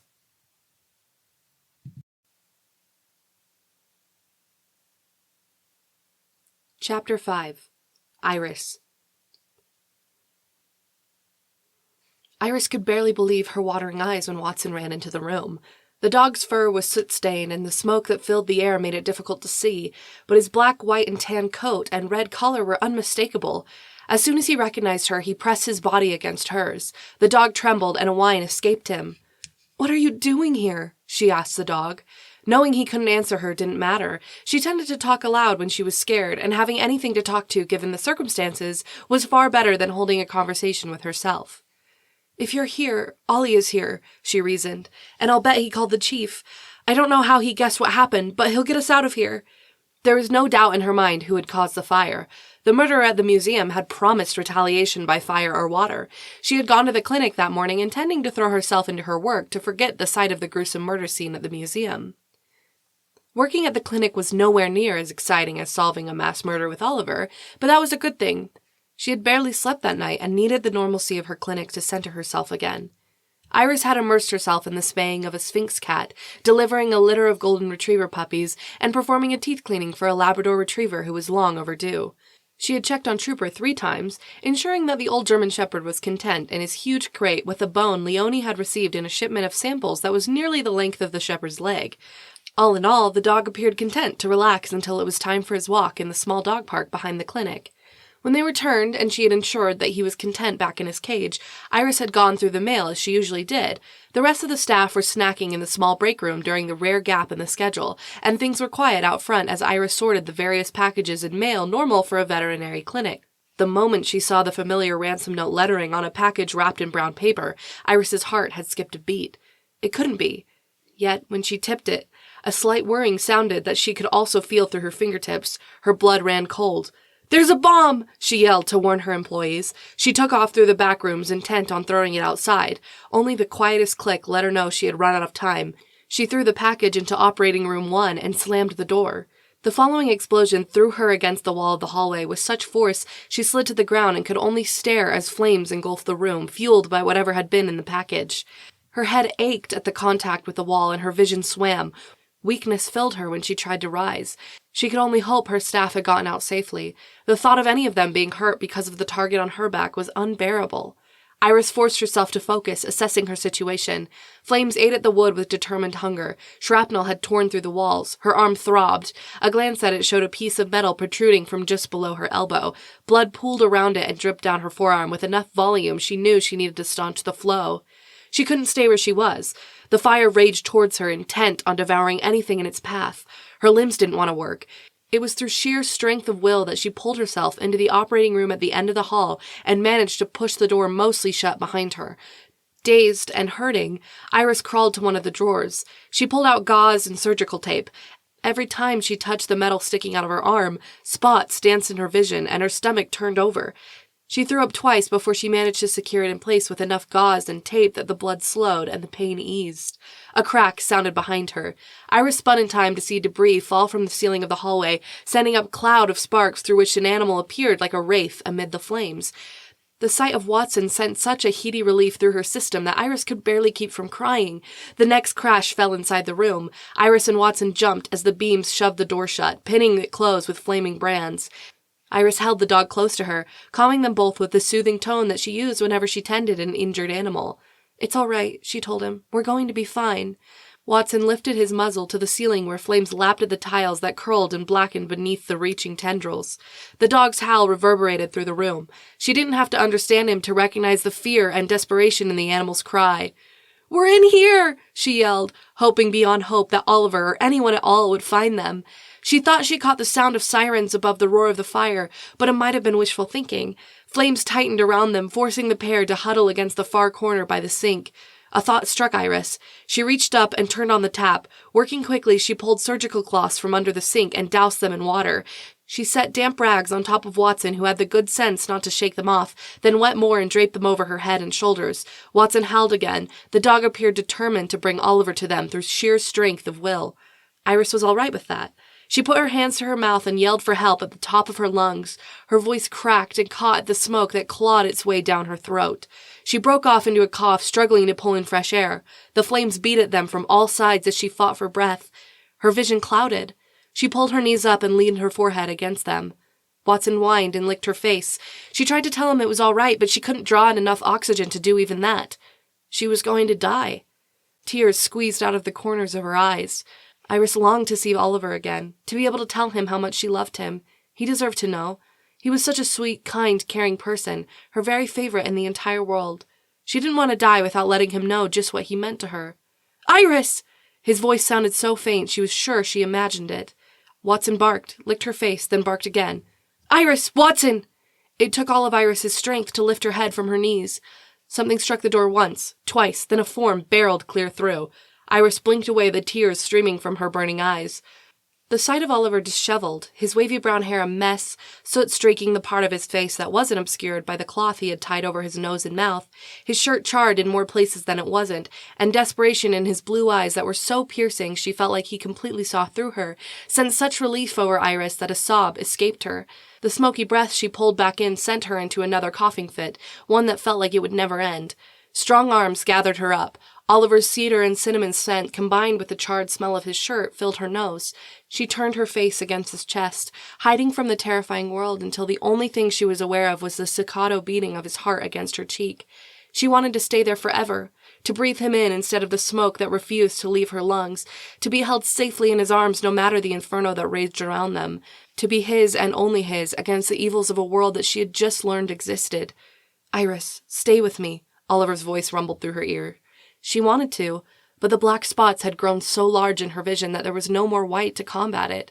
She closed her eyes and let herself be swept away in fire and smoke, her only solace the scent of cedar and cinnamon that refused to leave her alone.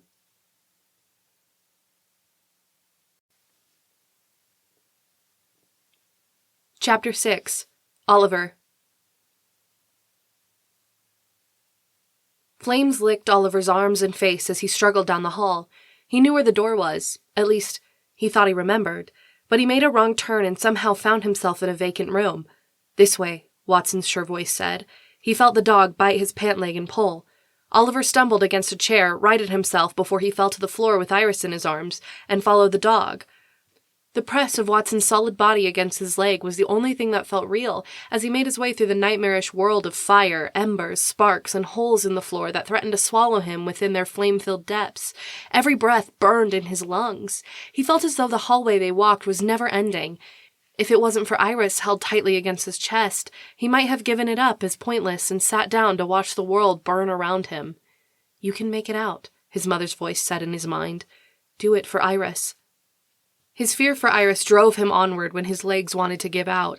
He could barely see through ash-filled eyes. Tears streamed down his cheeks that he swore made sizzling sounds when they struck the floor. He knew the fire had devoured most of the oxygen. His deprived brain was attempting to get by without, something he knew he couldn't survive. Each breath felt as though he pulled fire into his lungs. His vision swam. His legs threatened to quit.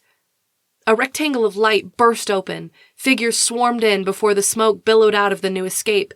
Men in masks grabbed Oliver under his arms, helping carry him out. The moment he was clear, his knees gave way.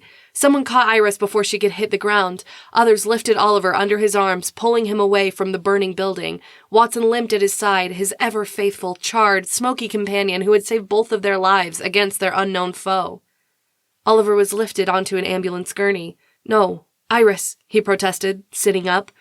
"They're taking her to the hospital," a familiar voice said. The chief of police's graying black hair and black mustache came into view. "Is she—" Oliver had to pause and cough. Someone pressed an oxygen mask to his face. Oliver waved it away. "Is she going to be all right?" he asked when he could force out the words. "She should be," the chief replied. It was the should that bothered him. Oliver pushed off the gurney. "Where is she, Watson?" "In the next ambulance," the dog told him. "I'll show you." Hands tried to grab him, but he pushed them away and stumbled towards the adjacent vehicle. Out of the corner of his eye, he saw a fire engine dousing the flames while another soaked the building beside it in an attempt to keep the gym from catching as well. To the right of another ambulance stood 3 employees from Paws and Cause. He had found the 2 young women hiding in the small staff kitchen. The blonde one had a gash on her cheek and a black eye where something had struck her during the explosion. The other girl had appeared more frightened than anything. Both of them had told him about the explosion in quick, jilting words as he guided them through the smoke to the back door where he had entered. Now, they stood holding some of the animals he had freed. The rabbits were nowhere to be seen along with several of the cats. Oliver hoped they would be able to gather those that had gotten away. The young man who had also worked there held what appeared to be an entire litter of puppies on the dog bed in his arms. A golden retriever leaned against his legs, her eyes on her puppies. At least they hadn't been victims of the fire. Watson stopped beside the ambulance doors. Oliver looked inside. His heart gave a double thump, then skipped a beat. He leaned against the ambulance door for support. Iris was being administered oxygen by a paramedic near her head. A paramedic on her right side wrapped extra bandages around a piece of metal that protruded from Iris's arm. Was that there when I picked her up? Oliver felt sick. Did I hurt her? It can heal. You saved her, Watson said. Did I? Oliver's head swam. A form reached him. Oliver, you need to get in an ambulance, Chief Madigan told him. The man's voice sounded different than its usual clipped tones. Was he worried? He's right, Watson told him. He gave Oliver a pointed sniff. You're burned. Someone needs to fix it, and I don't think Iris is up for it right now. Oliver followed the dog's nose to his left hand. Blistered skin covered his palm. Oliver vaguely remembered the heat that had run up his arm when he turned the doorknob to the operating room where Iris and Watson waited. It hadn't budged, forcing him to use his shoulder to convince it to open. If I need an ambulance, I'm going with Iris, Oliver said. Only a family member is able to— Let him, Chief Madigan said. The paramedic hesitated, then nodded. Oliver climbed up. At his motion, Watson jumped in as well. No dogs allowed, the paramedic protested. He's a service dog, Oliver said. The paramedic's gaze shifted. Oliver had no idea what the chief did, but the paramedic nodded and motioned for the doors to close. Oliver sat where the paramedic gestured. He wanted to talk to Iris, to hear her voice and make sure she was all right, but the paramedics were busy talking to her, taking her vitals, and making notes for their arrival at the hospital. A heart monitor was hooked up along with the oxygen. One of the paramedics set up an IV in her left arm. The other one was wrapped in thick bandages to support the metal still protruding from it. Has she had a tetanus shot? She's talking to you, Watson said. Oliver's gaze shifted to the paramedic. He reviewed the question in his head. I'm not sure, he said, before a coughing fit took over. The paramedic's gaze softened. Looks like you could use some oxygen yourself. Before Oliver could tell her to focus her attention on Iris, the man had set up a tank and slipped an oxygen mask over his head. We'll be there in 5, she said. Take some deep breaths. They'll check you out when we get there. Oliver waited until she turned back to Iris before he pulled the mask from his face. What are you doing? Watson asked. Oliver pressed the mask to the dog's muzzle. Don't think I haven't heard you coughing, he said in a raspy undertone. Watson took several deep breaths, then ducked his head. Your turn. Oliver wanted to argue. Do as you're told, his mother's voice said in the back of his head. He sighed and settled the mask over his nose and mouth. After several deep breaths, he returned the mask to Watson. That has to be a first. He looked up to see all 3 paramedics watching him. What? He asked. We've never seen someone share the oxygen mask with their dog. It's sweet, the woman who had helped him before said. Discomfort at their attention pressed against Oliver's chest. His paws are hurt. Can someone bandage them? He asked. I'm fine, Watson protested. Oliver turned towards him. You're as bad as I am. Let them help you. One of the paramedics crouched in front of the dog. Watson gave Oliver a self-suffering look before holding up a paw. The paramedic's eyes widened. Is this from glass? I'm not sure, Oliver told him. There was a lot of smoke and debris in there. The paramedic turned back to Watson. Well, we'll get you taken care of, brave doggy-woggy. I have 2 dogs of my own. I'll get you fixed up in no time. Oliver stifled a smile. Shut up, Watson said. Oliver held the oxygen back out. The dog snorted. Your hand looks bad, the first paramedic said. I'm fine. Let me look at it. Oliver gave her a straight look. Iris needs your help. She's stable. Anderson is monitoring her vitals. We have 2 minutes before we reach the hospital. Let me see. Oliver was tempted to say no. The paramedic held out a hand. You can waste time arguing, but I'm going to help you. It's my job, and it's my life purpose. Nobody leaves this ambulance without every bit of help we can offer. Give me your hand. Oliver set his left hand in hers. Her lips pinched together at the sight of the melted skin on his palm. Her gaze went back up to his.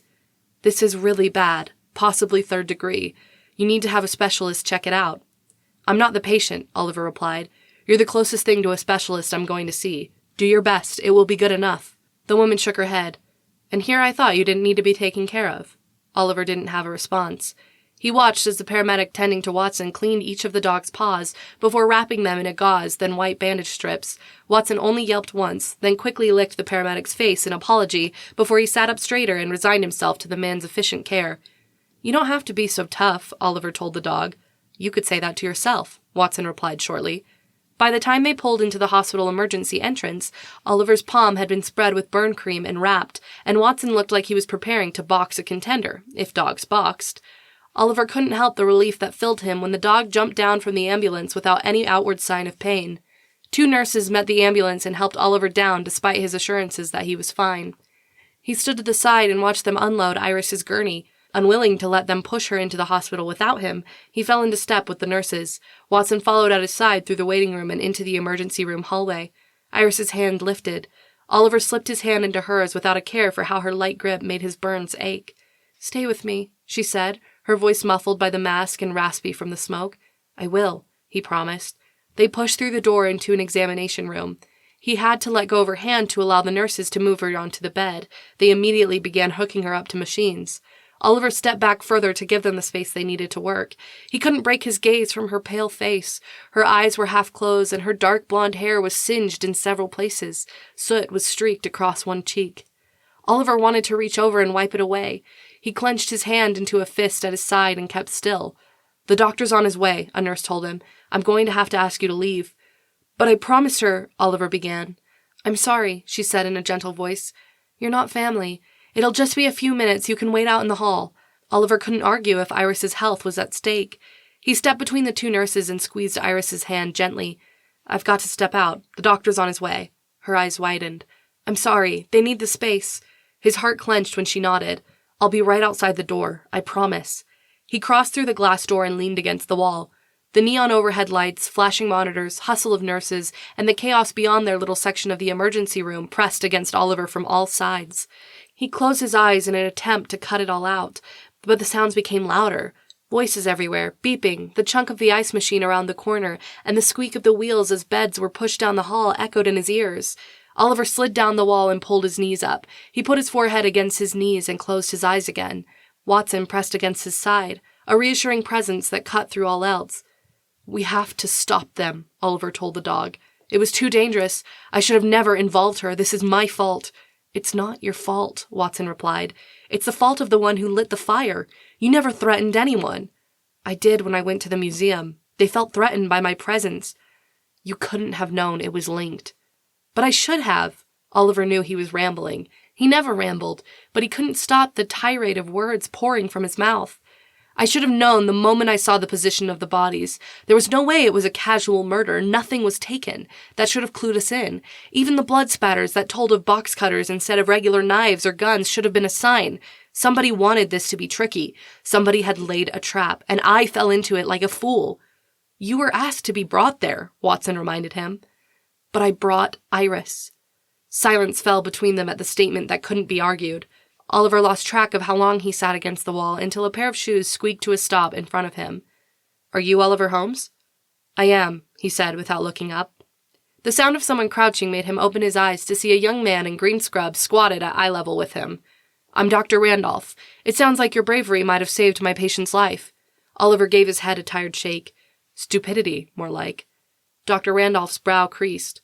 "I don't know what that means, but I wanted to let you know that Iris is sleeping. I would like her to stay overnight for observation and for some fluids to help with dehydration, but besides some smoke inhalation, the repair of the incision in her arm, and a few minor burns, I think she's going to be okay." Oliver couldn't help the sigh of relief that escaped his lips. "Thank you for telling me. I know you don't have to." The doctor nodded.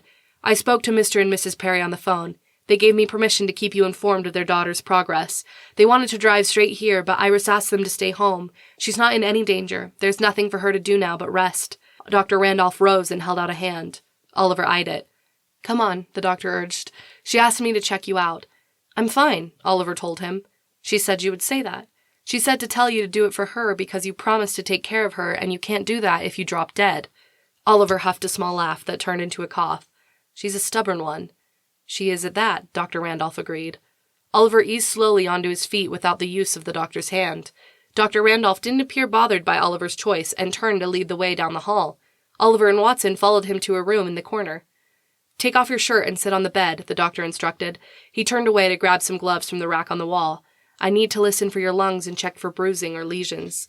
Oliver wanted to argue, but the fact that the doctor was doing it because Iris had asked made him pull his shirt over his head. He held the tattered object in his hand. That morning, he had put on the dark blue Henderson Junior High School shirt on with the intention of going to work. He wasn't sure how he would explain to Principal Myers why he needed a new one. Hopefully they had called Jameson to clean the bathrooms when he didn't show up. Otherwise, he was going to be there all night between that and getting the gym ready for the next game. He had no idea why they had to play so many games. It certainly wasn't for the parents. If anything, the adults on either side seemed to take losing even harder than their children. "Prize fighter or bouncer?" Oliver looked up at the doctor's voice. "What?" Dr. Randolph nodded at the scars on his chest. "Those are the professions where I usually see scars like that. He paused, then said in a quieter voice, "Usually." "I'm a janitor," Oliver said levelly. Dr. Randolph didn't press the issue. He put a probe on Oliver's finger, checked the monitor it was attached to, then put his stethoscope to Oliver's chest and listened. "Take a deep breath." Oliver did as he was told. His breath caught and a cough escaped him. The doctor pulled the stethoscope away and waited for him to catch his breath. He then checked again. "Take another deep breath." Oliver was able to do it again without coughing this time. The doctor stepped behind him and paused. "Who did the stitches?" Oliver remembered the knife wound from the fight with Iris's ex-boyfriend. She had removed them just over a week prior. "Iris." Dr. Randolph made a sound of approval. "She has a tight hand. That's healing up quite nicely." "She's a veterinarian," Oliver told him. "Handy that you and your dog can both go to the same person," Dr. Randolph said as he stepped around to face Oliver again. At Oliver's lack of comment, the doctor smiled. "It was a joke." Oliver nodded. "I know." He hadn't been sure, so it was nice to have it confirmed. He grabbed his shirt and slipped it back over his head. The cord for the probe on his finger got caught, forcing him to stop and take it off before he finished straightening the charred remains of his shirt. "Am I good to go?" Dr. Randolph regarded him steadily. "I'd like to run blood tests to measure your oxygen levels and check for cyanide and carbon monoxide poisoning. Fires like that can have toxic levels of many different chemicals. If your lungs hurt, we can take a chest x-ray to check for further damage. I heard evidence of a heart irregularity that I feel should be ruled out. It might be an innocent stutter from the stress you just went through, but it could be something serious. An ECG would be a good idea. I'd also recommend keeping you overnight for observation, as well as have a specialist check out that burn on your hand." Oliver shook his head. "I'm not your patient. You did this to appease Iris. I allowed you to check for the same reason. I forbid you from telling her anything you just told me." "What is it?" Watson asked. "Not good?" Dr. Randolph lifted a shoulder. "I'm bound by doctor-patient confidentiality to keep the details of your examination private." He looped his stethoscope over his shoulder. "Iris said you don't like doctors." "I don't. We're leaving," Oliver said to both the dog and the doctor. Watson rose when Oliver pushed off the bed. "You can leave against medical advice," Dr. Randolph said. "But if any of the problems I mentioned become worse within the next 36 hours, keep in touch. If you start feeling more pain, start coughing up mucus, or find it hard to breathe, come in right away." "Got it," Oliver said. "Mr. Holmes?" Oliver paused by the door. "Yes, Dr. Randolph?" The young doctor gestured down the hall. "I don't know what demons you're battling, but from all accounts, she's alive because of you. You did good." "Thanks," Oliver replied quietly.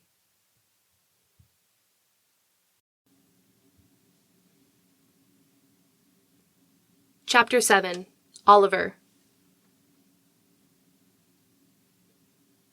Oliver walked down the hall with Watson padding beside him. An aide emptying a trash can into a bigger one gave them a strange look. Apparently a very sooty man and his equally sooty dog didn't fit into the hospital aesthetic. Oliver ignored him and kept walking. A glance at his phone showed several missed calls from Henderson Junior High. He sucked in a steadying breath which concluded with more coughing. Oliver turned the corner and nearly ran into Chief Madigan staring at his phone as he waited outside Iris's room. "They're keeping her overnight for observation," the chief said. Oliver nodded. Chief Madigan gave him a closer look. "Are you all right? You look a bit singed." "I'm fine," Oliver replied shortly. "This shouldn't have happened." It was the chief's turn to nod. "I have a team running diagnostics. The source of the bomb was a package that was sent to the clinic," Oliver concluded. "It had to have been on a timer. Was it dropped off or mailed? I highly doubt whoever did this would trust the mail system to deliver it at the right time. Plus, the chemicals would have shown up on the scanners. You don't leave something like this up to chance, but there must be a lead somewhere." "I have officers already looking into it," Chief Madigan said. "There are cameras at the flower shop across the street. Officer Schiaparelli is combing through the footage." "What about forensics on the residue?" Oliver prodded. "There must be a source where they purchased supplies." "Holmes," Madigan said. "Or tire tracks from the vehicle that dropped the package off. If it left dirt, we could sample it and narrow down their route." "Mr. Holmes," Madigan repeated. "Or perhaps you can dust whatever's left of the front door and the main counter for fingerprints. If the package was delivered, protocol would have dictated that someone signed for it if their cover was believable. Maybe you could—" "Oliver!" The exasperation in the chief's voice was unmistakable. Oliver blinked. He focused on the chief. "Yes?" "You need to rest," Chief Madigan said. His eyebrows pulled together, forming a wedge between them. "But Iris is safe here," the chief said. "I will post an officer by her door." "And by the window," Oliver replied. "Though from what we saw at the museum, they might as well be crawling through the air ducts. Nothing is safe." Chief Madigan lifted a hand. "I'll post an officer at the window. She will be protected." "But Chief—" "Go home, Oliver." "I can't. If they strike here—" "We'll catch them," the chief said. "You need to go home, really. You look like crap. You need to get off your feet before you fall over." Oliver sucked in a breath and started coughing again. He leaned against the wall to hold himself up until he stopped. When he could draw in a steady breath, the chief said, "Go home, Holmes. Get some rest. Trust me to keep Iris safe. I'll stay here all night if I have to." There was something in the chief's voice. Oliver didn't recognize it, but he didn't need to. He used the distraction to focus his thoughts on something other than Iris's danger. The chief's hair was combed and had been plastered down with some sort of thick gel. He smelled of a cologne Oliver hadn't scented on him during any of their other meetings. His shirt held the lines of dry cleaning, and the loops on his shoes had been evenly tied instead of the haphazard mess they usually were. "My compliments, Chief." Chief Madigan's eyebrows rose. "For what?" "Your next date," Oliver said. "Albeit interrupted by this bombing. I take it you're meeting your wife?" The chief shifted from foot to foot. "Yes, actually." "When?" Chief Madigan looked at his phone as if he hadn't done so 2 minutes earlier. "At 5 o'clock at O'Malley's, where we first met." The chief's gaze darted to Iris's door. "Go," Oliver told him. "I promised you I'd watch over Iris." Oliver gave a half-smile he didn't feel. "As much as I would like to hold you to that, you actually promised to have an officer posted at this door and at her window. Though you didn't promise the air conditioning ventilation entrance, I'm going to assume that's implied as well." Before the chief could say anything, Oliver continued, "In none of those did you implicate yourself personally. I won't hold you to it, especially if you have a date tonight with your own wife." "But Holmes," Chief Madigan began. Oliver held the chief's gaze, catching the man by surprise. "I said you had a window with her. Don't waste it." The chief opened his mouth, then closed it again and nodded. Finally he said, "Thank you, Holmes." Oliver turned toward the door. "I'd like a copy of the bomb forensics by midnight," he said over his shoulder. "You're not an officer," Chief Madigan reminded him. Oliver ignored that negative line of thinking and entered Iris's room. The change in atmosphere made him stop short. Watson leaned against his leg with a pressure that held Oliver together. Iris lay in a half-light with an IV in her arm, an oxygen tube below her nose, a heart monitor, and several other monitors Oliver didn't know, casting her features in a blue and green glow that made her appear even more pale than when he had carried her from the burning building. Someone had washed her face and attempted to do the same with her hair, but there were a few streaks of ash on the pillow beside her head. "Oliver?" The crack of her voice made him freeze in place. Her eyes opened halfway. She tipped her head in his direction. "Is that you?" Oliver's chest tightened to the point that he couldn't breathe. He felt like he needed to cough, to shout, to run from the room screaming at the top of his charred lungs, or to reassure her, but nothing escaped his lips. Watson snorted. "Go to her." "Go to her," his mother's voice echoed in his mind. I can't," Oliver admitted to them both aloud. "Ollie?" Oliver ground his teeth so hard they felt like they would break. When he released his jaw, some of the tension left his straining limbs. "It's my fault, Iris." "No," she said in a rasp. "Yes," he said. "It is. You wouldn't have nearly been killed if I hadn't let you accompany me to the museum. You shouldn't have been involved. It was my fault, my stupidity that put you in this bed. I'm not safe." He turned away. "Don't be ridiculous," Watson told him. "It's not ridiculous," Oliver said. "It's the truth. I was foolhardy and she nearly played with her life." "I'm fine," Iris said, her weak voice stating otherwise. "You will be if I stay away," Oliver told her. "It's not—" Iris broke off into a coughing fit and couldn't finish her statement. Every cough pierced Oliver like a hot iron. He stumbled into the hallway and leaned against the wall. His hands clenched into fists as he tried to find an outlet for the energy that strummed through him. He felt like he was about to explode into a million pieces. His heartbeat raced in his ears and his chest rose and fell fast enough that he felt like he was going to pass out. Watson's muzzle pressed against his leg. "Take a deep breath," the dog told him. Iris's cough sounded against his ears with the intensity of a forge's hammer striking iron. "Breathe," Watson said. Black spots flashed in Oliver's vision. His knees threatened to give way. He couldn't release the tension. A high-pitched buzzing sounded in his ears. His chest tightened to the point that he could no longer draw in a breath. He was going to collapse. Needle-like shards of pain pierced his calf muscle. Oliver jumped as every nerve in his body buzzed with adrenaline. He stared down at Watson with wide eyes. "Did you just bite me?" "Call it what you will," Watson replied. "I just saved you from having a panic attack." Oliver surprised them both by dropping to his knees and wrapping the dog's shaggy neck in a tight hug.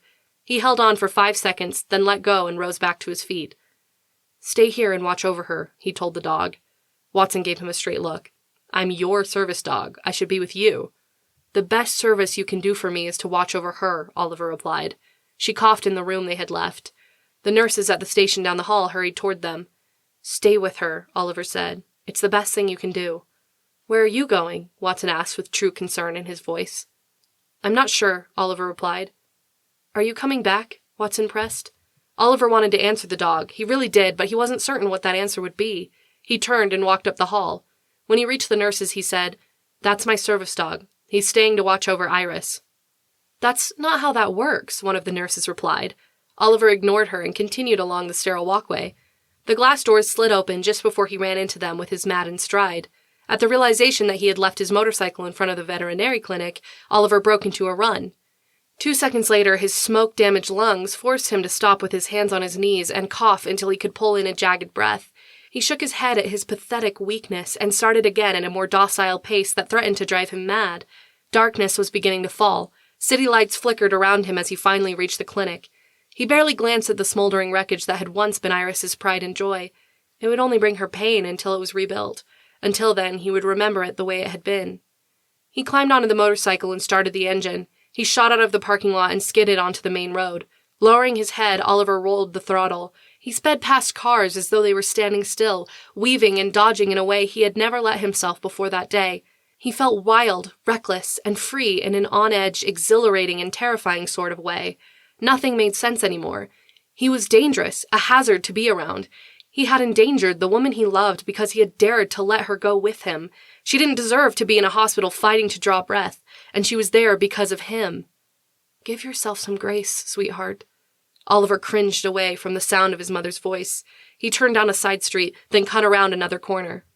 Before long, his headlight turned away from traffic and illuminated roads lined with trees, the occasional house, barns, and herds of hoofed animals. The music pressed against Oliver's ears. At first he fought against it, focusing on the hum of the tires or the rush of the wind past his visor. But as it always did, the sound of the discordant strings pushed into his mind, calming his racing thoughts and creating a lull where he could simply exist. He lost track of how long he rode.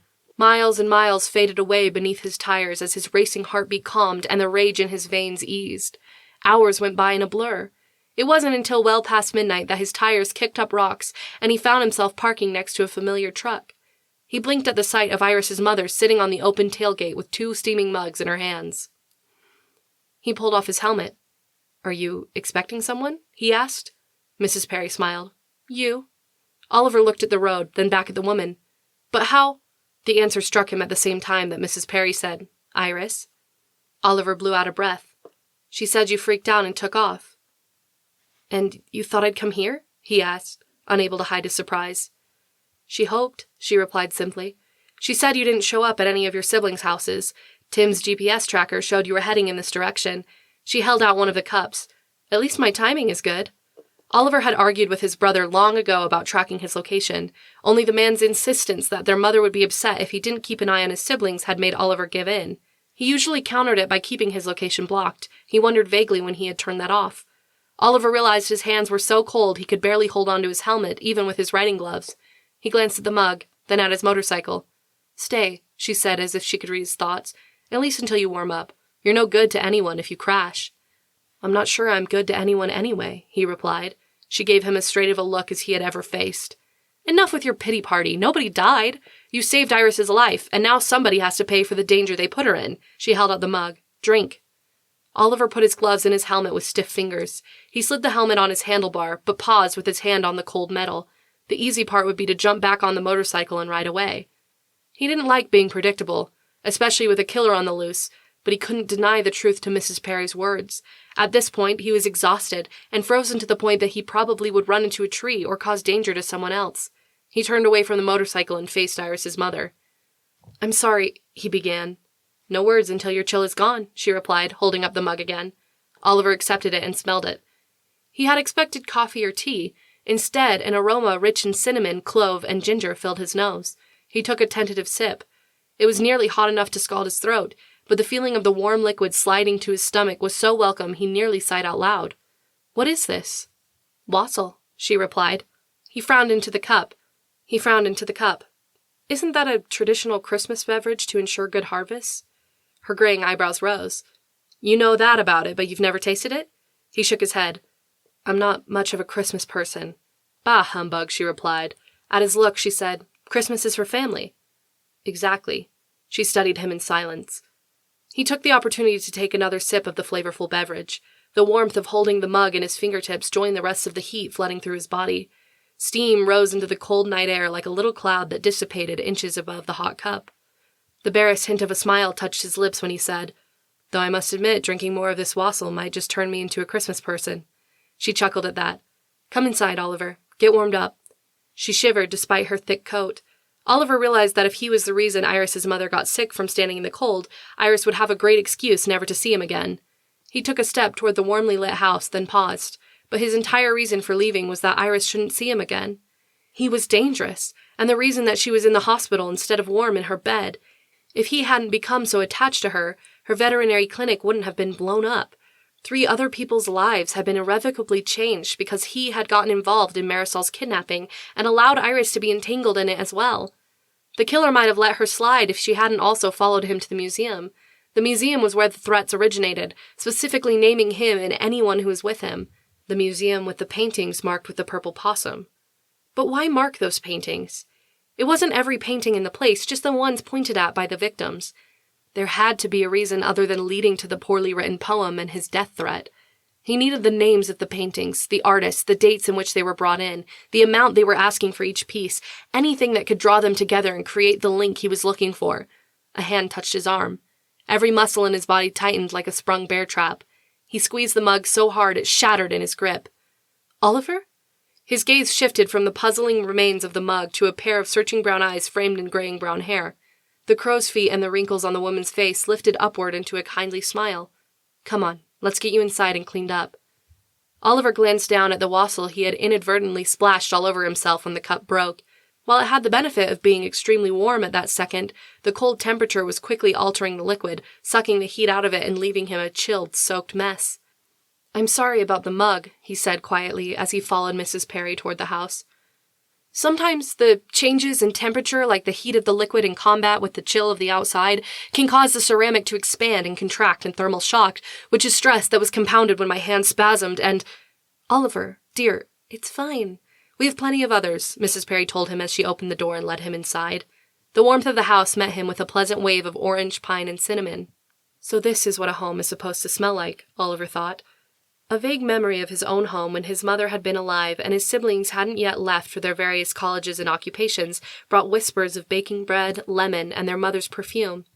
He blew the air out of his nose to clear it from that surprisingly painful recollection and sucked in another deep breath of the Perry residence. "Sit down," Mrs. Perry instructed, indicating the kitchen table as she continued to the trash can where she tossed the pieces of the mug. Oliver couldn't remember when she had picked them up. He sat where she suggested and put his head in his hand. Nothing made sense anymore. His world had once been nice and orderly before Waffles, the guinea pig, showed up. "Nice?" his mother's voice asked. "Now don't do that," Mrs. Perry said, breaking him out of his mini pity party. He looked up at her. "Do what?" "Your hand," she said. "You've got blood on your face now." Oliver looked down at his hand. There was a small cut along the palm where the ceramic had sliced when it broke. He opened his hand wider. 2 drops of blood squeezed out of the wound and dripped onto the center of his palm. Given the smear along his skin, he could only imagine what his face looked like. Mrs. Perry returned to the table with a small clear basin of medical supplies. She took the seat next to him and said, "You have 2 options. I can wrap it up to look like the other one, and you can go around with people thinking you are slowly evolving into a mummy, or I can superglue it the old-fashioned farmer way. Which would you like?" "Glue," Oliver said without hesitation. "Too soon for Halloween," Mrs. Perry replied. "Right." At her motion, he set his hand palm up on the tablecloth. She doused a cotton swab with rubbing alcohol. "I can take care of it myself," Oliver told her. "I know you can," she said, without breaking her gaze from his hand as she worked. "But as much as I would like to see what happens when you glue the bandages on your left hand to this cut on your right, I figure I'll save you some hassle." Oliver was fairly certain he was being teased, but he wasn't sure, so he kept his mouth shut. She dabbed the wound with the gauze, then blew on the rubbing alcohol left behind. It eased the sting of the cut. A very strong memory of his mother doing the same thing for him made him rise from the chair. "I'm not done yet," Mrs. Perry said. "I'm going to wash my face," Oliver replied. He made his way to the bathroom, closed the door with his left hand, which hurt far worse than his right, then leaned against the solid wood. "What am I doing here?" he whispered. He hit his head back against the door once, then twice. The thought that the resounding thud could be heard down the hall made him stop. He glanced in the mirror. Red smeared his face from the right side of his forehead down to his cheek. No wonder Mrs. Perry's thoughts had gone to Halloween. Unable to get the bandage on his left hand wet, and choosing like an idiot to leave in the middle of getting the right one tended to, Oliver was left using the fingertips of his right hand to carefully dab the blood away with a piece of toilet paper he dampened in the sink. Several drops of blood had dripped into the basin of the sink while he was working, forcing him to then clean that as well. He rinsed his hand off, dried the wound with some more toilet paper, and nearly resolved to stay in the bathroom. He figured he had everything he needed: water, toothpaste if he required sustenance, though he could go at least 3 weeks given that his last meal was, well, actually, he couldn't remember. It had to have been some time before the fire, but he had been at the crime scene, then gone home at sunrise when Watson smelled the letter. If Watson hadn't found it, Iris could have died in the fire. Why on earth had he thought bringing her to that museum was a good idea? He glanced at the ceiling in the vague hope that some answer would be written there. Since no gods of any organized religion saw fit to make his life that easy, he gave the disappointing white ceiling a roll of his eyes, then opened the door. A welcome sight waited for him on the kitchen table. Mrs. Perry had set out a bottle of whiskey and 2 glasses already half filled with ice. "I needed a little fortifying juice," she said at the sight of him. "It's been a long day." Before he could ask, she unscrewed the bottle and poured them each a finger. She gave him an assessing look, then added another finger's amount to his glass before sliding it over. "Thank you," he told her sincerely before he gulped half. The liquid burned down his throat and settled in his stomach where the wassail resided. The effects were comforting, in a very familiar way. Mrs. Perry took a small sip of hers, then moved it to the side. "Your hand?" she said simply. Oliver took his seat again and set his hand on the table. "You burned the other one in the fire?" Mrs. Perry asked as she cleaned the wound once more. This time she waved her hand over the rubbing alcohol to dry it as if she had guessed what upset Oliver the first time. "Yes, from a doorknob," Oliver replied. "It was hot." She nodded. "Looks like those bandages need to be changed. I don't imagine the doctor recommended going on a cross-state motorcycle ride after getting it fixed." Oliver remained silent. He didn't want to explain why a doctor hadn't seen it at all. Mrs. Perry appeared unbothered by his lack of comment. He finished his whiskey and poured another while she worked. "I think this one will survive," she said. "Switch." He told himself he didn't give in because his hand hurt. He did it because he had been taught by his mother to be polite to a woman. He finished the second glass as Mrs. Perry gently unwound the gauze and eased it from his palm. She clicked her tongue against her teeth. "This looks bad, Oliver." "It'll heal," he replied. "Maybe," she said with uncertainty. "Are you sure you don't need a burn specialist?" "I'm sure." She took something from the medical basin and carried it to the sink. He sipped his whiskey as he watched her mix several items in a bowl before bringing it back. The smell of the salve was strong as she spread it across his palm. The deep ache of the wound eased. "What is that?" he asked, relieved at the lessening pain. "Aloe vera mixed with honey," she replied. "It's an old farmer's remedy. I used it on one of our farm hands last year when he blistered his arm burning ditches. It healed without scarring. I'll make you a batch to take home." "I appreciate it." She spread a clean gauze square over the burn before wrapping it again. By the time she taped the end of the bandage, the whiskey had begun to take hold of Oliver. "I should have left before now," he said, his words slurring slightly at the end. "You are where you're supposed to be," came Mrs. Perry's motherly reply. Oliver reached for the bottle despite his words. Mrs. Perry retrieved it before he could, showing far more dexterity than his fingers currently possessed as she twisted the cap back on. "You need a good night's sleep. I've already made up the couch and the guest bedroom is also prepared. It's your choice." Oliver shook his head. It felt heavy. "Someone needs to protect Iris." She held his gaze. "The only way to keep her safe is to find the person behind the attack, correct?" It sounded so simple when she said it that way. "Yes." "So do it," Mrs. Perry said. Oliver stared at her, his gaze wavering with the amount of liquor he had put in his system, not to mention the remnants of shock he had staved off for so long. Apparently, the lessening of his inhibitions from the alcohol also allowed the effects of running through the fire that he had successfully kept at bay for this long to start settling in. He drained the last swallow of watered-down whiskey from his glass and couldn't help noticing the way his fingers shook when he set it back on the table. Mrs. Perry's smile was kind when she picked up their cups and set them in the sink.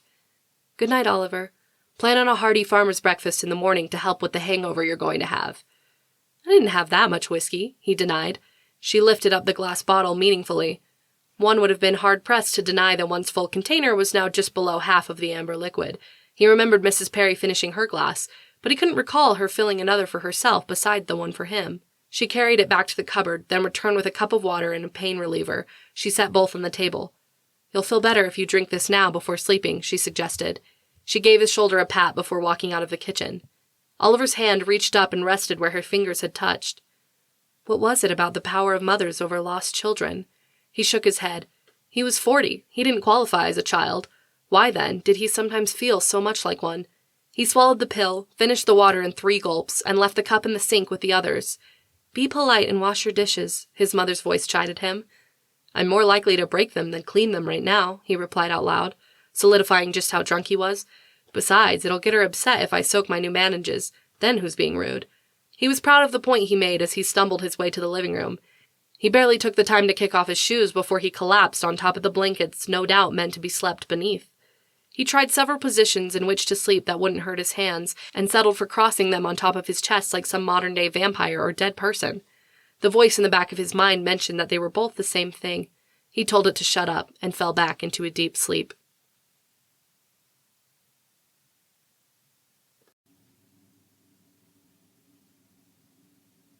Chapter 8.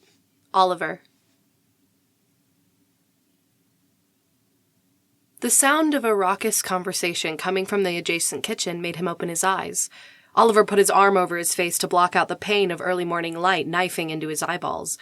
"And then he proceeded to pour the bucket all over Tim's head," a woman said. Everyone burst out laughing. Oliver sat straight up. The ache that pulsed through his brain failed to deny what he had just heard. He pushed up to a standing, albeit wobbly, position. He put his left hand to his head while the right steadied his balance with the aid of the arm of the couch. The feeling of his bandaged palm against his forehead brought it all back. He walked with reluctant steps towards the kitchen where the smells of bacon, eggs, and pancakes failed to soothe his stomach that was angry at his overindulgence the night before. He stopped in the doorway and stared. Mr. and Mrs. Perry sat at the table with Oliver's siblings, Bunny, Tim, and Brooks, chatting and laughing as if they spent every Wednesday morning sipping coffee and eating at the checkered tablecloth.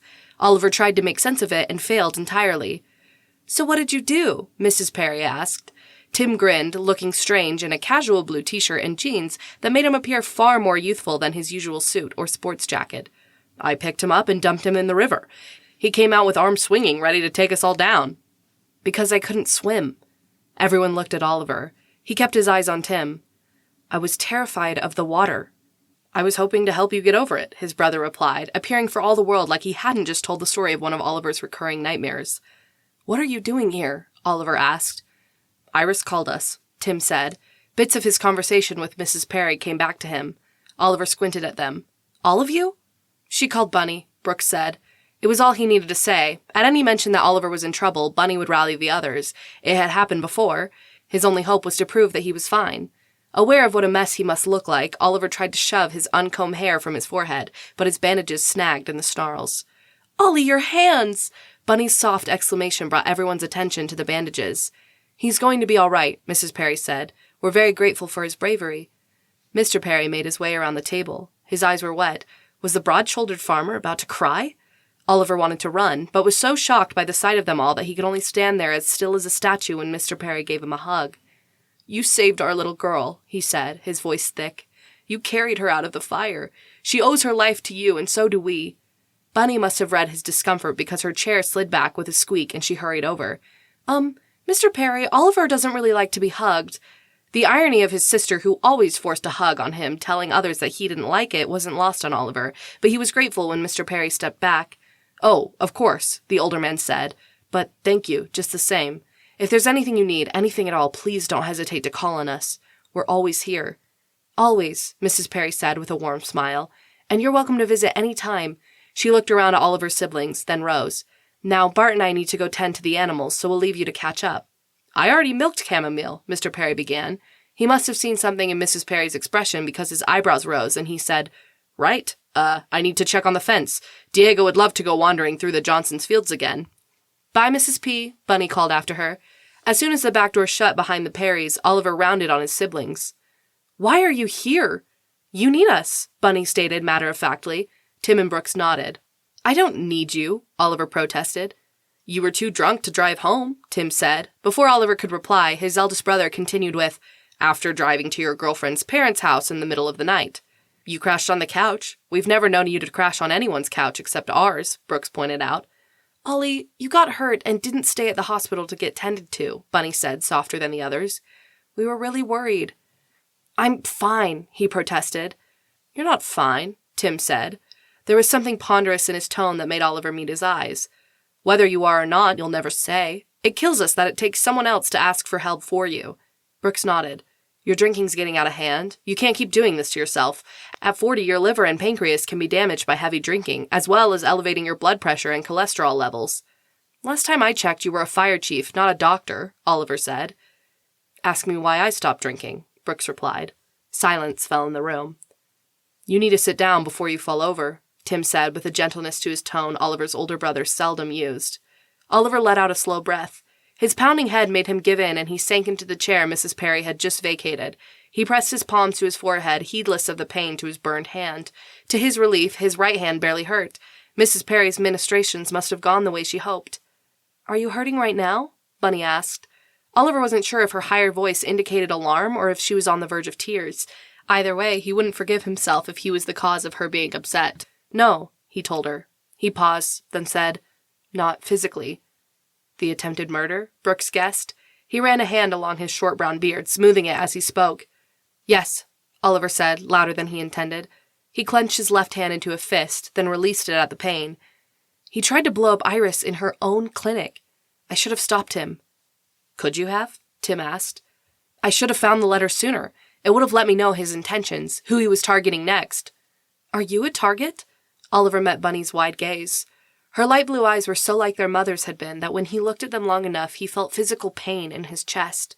He looked away. Police Chief Madigan asked me to help investigate a multiple murder museum break-in. I brought Iris with me. Why? Bunny asked. Even Oliver could hear how appalled she was at just the thought that he had brought Iris to a murder scene. He cringed inwardly at the knowledge of just how right she was. She asked to go with me, and after the Marisol thing and how much help she was, I didn't think it would hurt to have her along. He shook his head.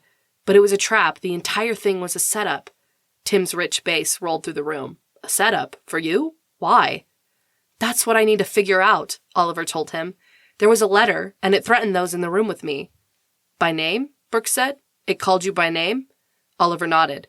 He pulled out his cell phone and thumbed through the pictures, taking care to ensure Bunny couldn't see the images. When he found the letter that had been scrawled on the back of the painting, he turned it so his siblings could read the words. Bunny took the phone and read it out loud. A warning to those who read this. Your fate has now been sealed. You chose not to leave it alone, and now you must be killed. A murder for a murder is textbook, but the numbers you find are odd. The clue you search for it there, and now I must be off. Look for me and lose your family. Each has someone dear. If you know what's best for your loved ones, you'll end your searching here. By fire and water, I'll purge those who don't leave well enough alone. You stole my star and won't get far before I find you, Mr. Holmes. She stared up at him. Ollie, they meant this specifically for you. He nodded. The cadence is terrible, Tim said. And the rhyme is horrible. Who rhymes off with odd? Brooks asked. That's what led me into the room with the security guard. There were 8 victims in the main room. The guard was in a room of his own. His positioning didn't match the others either. They gassed him first instead of... He glanced at Bunny. What they did to the others. You said the positioning of the victims, Brooks said, leaning forward.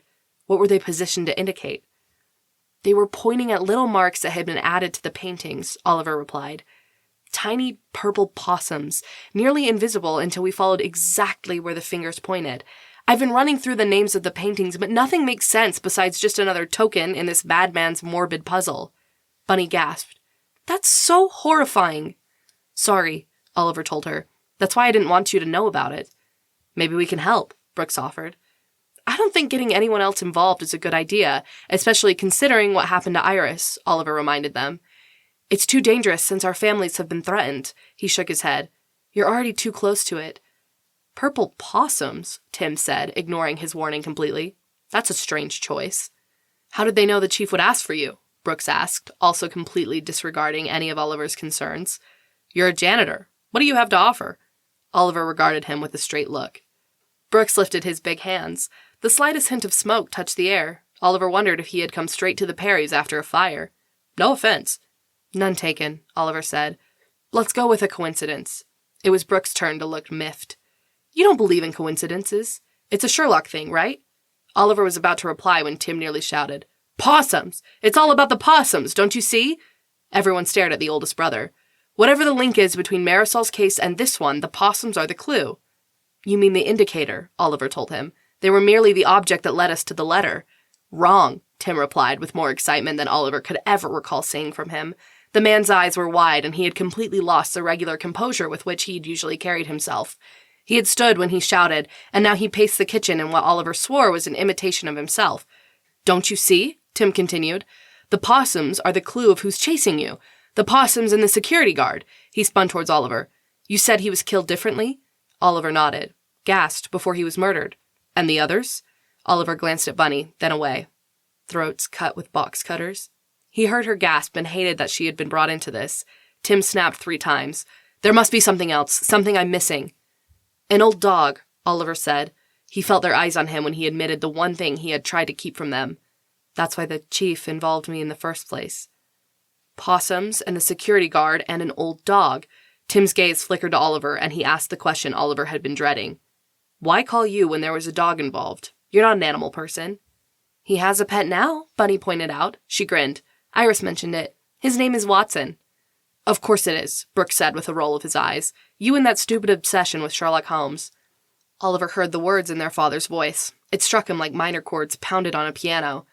Brooks, it's not stupid, Bunny cut in. Sherlock was brilliant. He solved crimes nobody else could, and he was a work of fiction, Brooks replied. Oliver used it to escape from reality. Maybe if he had been more aware of what was going on, our father might not have shot me. Oliver said the words without emotion. It was the only way they were allowed to escape his mouth. His siblings had never mentioned the shooting after he had been cleared to leave the hospital, but he had heard them arguing about it several times as they debated what to do with him and why he had never called them for help. Ollie, Bunny began. Oliver rose from the table. You can all go home. I will figure this out on my own. We've hit an impasse. He met Bunny's gaze. It's no one's fault. This is an intricate case, and I don't think involving anyone else at this point is smart. I'm sorry, Oliver, Brooks said. I only meant... Tim cut their brother off. The dog being the link makes no sense. It's the possum. A possum is known for playing dead and then coming alive again. He rounded on Oliver. Who died in the Marisol case that might not actually be dead? His words stopped Oliver cold. He thought through every person in the case, noting and dismissing those he had seen with his own eyes.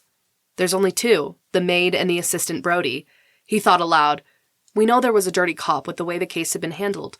Chief Madigan is running an internal investigation. It would be hard to fake a death, but not impossible. Why did they kill the maid? Brooks asked. Oliver shrugged. She caught them kidnapping Marisol. They left her in the apartment to make it look like a murder instead of a kidnapping while they waited for someone to pay the ransom. And the assistant? Oliver's second oldest sibling continued. He couldn't open the safe. It held the money to pay the ransom, Oliver said. If either of them didn't die, it wouldn't change the kidnapping. But it could change the outcome, Tim said. Somebody held the world's largest pop star for ransom for a reason other than the money. There are easier targets if they're just looking for a paycheck. Why take Marisol? Influence, Bunny answered. She's the biggest influencer in the world. Everybody sings her songs, dresses like her, cuts their hair like her. She ran her fingers through her short silver pigtails. Whatever she does, they do. It's power. And whoever controls her controls them, Tim concluded. They wanted something to hold over her head, blackmail at its finest. Oliver nodded, following their train of thought. And they wouldn't take me freeing her lightly. There must be a link to the security guard and the dog for them to kill him differently. It sounds personal, Brooks said. 2 birds with 1 stone. They're targeting you, yes, but something else is going on. Maybe with the dirty cop? Somebody messed up if you were able to free Marisol, so they're getting revenge, along with your little warning. What was the security guard's name? Bunny asked. Oliver hesitated. Bunny huffed a little breath. Oliver Michael Holmes. You can't protect me. I'm already involved, so let me help. Oliver didn't want to point out that those were similar to the words Iris had told him. Instead, seeing that he had no place to argue, he sighed and said, Davis Rake from the Museum of Local Art and Design. He sat back at the table and leaned his elbows on it. Bunny began typing on her phone. Tim slid Oliver's cell phone over. Oliver saw his brother's lips move as he read the letter again. The oldest Holmes sibling then began to flip through Oliver's pictures. Tim, he said quietly. Tim's lips pressed together at what he saw, but he kept flipping. When he was done, he looked up at Oliver. This is very dangerous. That's why I don't want any of you involved, Oliver said in a tone that was mostly level. Silence fell in the kitchen. Found him, Bunny said, startling them all. She held up her phone in triumph. The power of the internet. Davis Rake was on several social media pages that link him to a nephew who works for the New York City police. What? Who? Oliver asked in shock. Do you know anyone named Don Danes?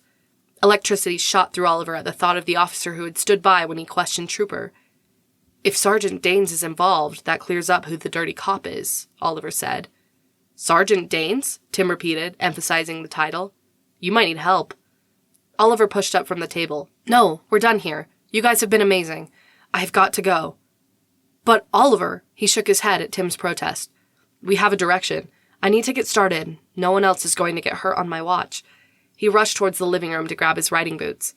So, you're glad we came? Buddy's question hung in the air. Oliver paused at the doorframe. It was obvious by the silence that he was supposed to do something. They had helped him figure out the next step. He hadn't thought he needed anyone, and then his siblings showed up and boosted him in the right direction. How long would he have bumbled by himself, leaving everyone else exposed to another attack? Oliver did the thing he knew Bunny needed.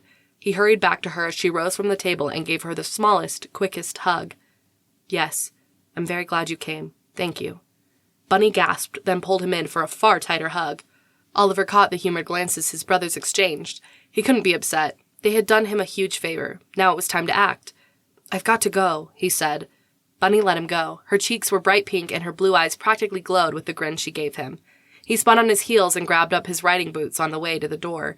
He shoved his feet in them in quick hops, then reached the bike at almost a run. Did you grab some breakfast? Mrs. Perry yelled from near the barn. I got everything I needed. Thank you for your hospitality, he shouted back, his breath fogging in the cool morning air. He shoved his helmet on, attempted to work his gloves over the bandages and had to give up the attempt, tossed them in the sidecar, and gunned the motorcycle onto the road. He couldn't get to the precinct fast enough. He wasn't sure how quickly he drove. Somehow, not looking at the speedometer made him feel like he wasn't breaking the law too badly. If he did get pulled over, he hoped it would be in the right district. Luckily, he made it without alerting any officials to his recklessness. He parked by the front steps and strode up them with single-minded intent. Oliver walked into the police department, took one quick look around at the occupants of the desks, and spotted his target. Hi, Mr. Holmes, Officer Pizzuto said from the front desk. Oliver walked past him without acknowledging the greeting. Rage was a strange thing. It had built up in his limbs to the point where he felt every step he took was alight with electricity. Thrumming pulsed through each fiber of his body as he crossed between the desks, his eyes locked on the older male officer with the thinning hairline and salt and pepper beard. The man was occupied with something on his computer. He glanced up at the last second and spotted Oliver. Whatever he saw in Oliver's expression made him rise fast enough that his rolling chair hit the wall behind him. He then stumbled over it in his attempt to avoid Oliver. Oliver grabbed him by the throat and pinned him against the wall. The squeak of the chairs moving back as other officers rose sounded, but Oliver barely heard them. Why? He shouted so loud it echoed through the room. Why did you do it? I didn't set the bomb, Sergeant Dane stuttered. He pulled against Oliver's hand. Release him. The familiar voice cut through the red haze that filled Oliver's vision. He focused on Dane's red face. His grip on the taller man's neck was obviously cutting off his ability to breathe. Oliver entertained for a split second what it would feel like to hold on and make the man pay for all he had put Iris and her employees through. Mr. Holmes, release him, Chief Madigan ordered in a tone that left no room for argument. Oliver let go of the man's neck and stepped back to find that all of the officers in the precinct had gathered around. Sergeant Dane sucked in a strangled breath and slid to a seated position against the wall. The chief crossed his arms in front of his chest. You better have a good explanation for storming into my precinct and assaulting one of my officers. He's your dirty cop, Chief, Oliver replied. The chief stared from him down at Danes. That's quite the accusation. Do you have proof? He failed to ensure that the ransom was paid for Marisol. Oliver crouched so that he was eye level with the officer and locked his attention on Danes. That's why they're targeting you, isn't it? Targeting how? Danes wasn't at the museum, Officer Pizzuto said. Oliver glanced up at the younger officer. He wasn't, but his uncle, Davis Rake, was. Funny how he failed to mention the relation. Isn't that right, Sergeant Danes? The officer refused to meet his gaze. I want a lawyer. Answer the question. The chief's shout made Oliver's ears ring. Danes cringed away from the sound. Answer him, Chief Madigan bellowed. Danes finally nodded. Oliver rose from his crouched position. The chief let out a loud breath and stormed away, only to return immediately. You were the officer I chose to help me find who was in on that case. I trusted you. Sergeant Dane's voice was quiet when he said, I had to protect my family. A growl escaped the chief. Rurisk, take him to holding. Yes, Chief, the female officer replied. She slipped the handcuffs from her belt. Wait. Oliver could tell the chief wasn't thrilled at him giving orders, but he had to know. Who wrote the threat? Was it the maid or the assistant? Officer Rurisk put the handcuffs on the sergeant. Her dog, Samson, watched from a foot away, his entire posture at the ready in case she gave a command. "Why would it be either of them?" Chief Madigan asked. "Because somebody was trying to benefit from rescuing Marisol, and that same someone left the purple possums on the painting." "Possums fake being dead," Officer Pizzuto supplied with an eager expression. "Exactly," Oliver said.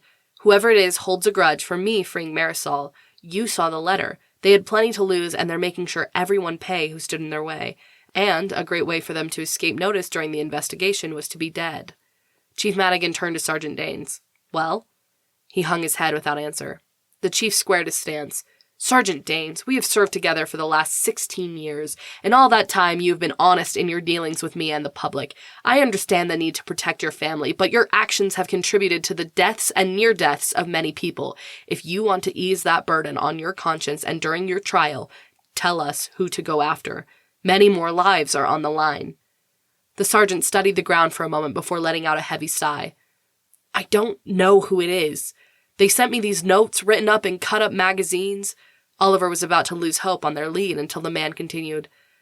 "Under their orders, I volunteered for security duty at the plaza this Saturday night for Marisol's gala.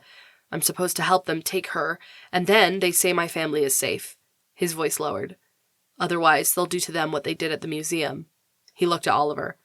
"It was a warning for both of us." A thrum of adrenaline ran through Oliver's veins. His hands clenched into fists despite the bandages.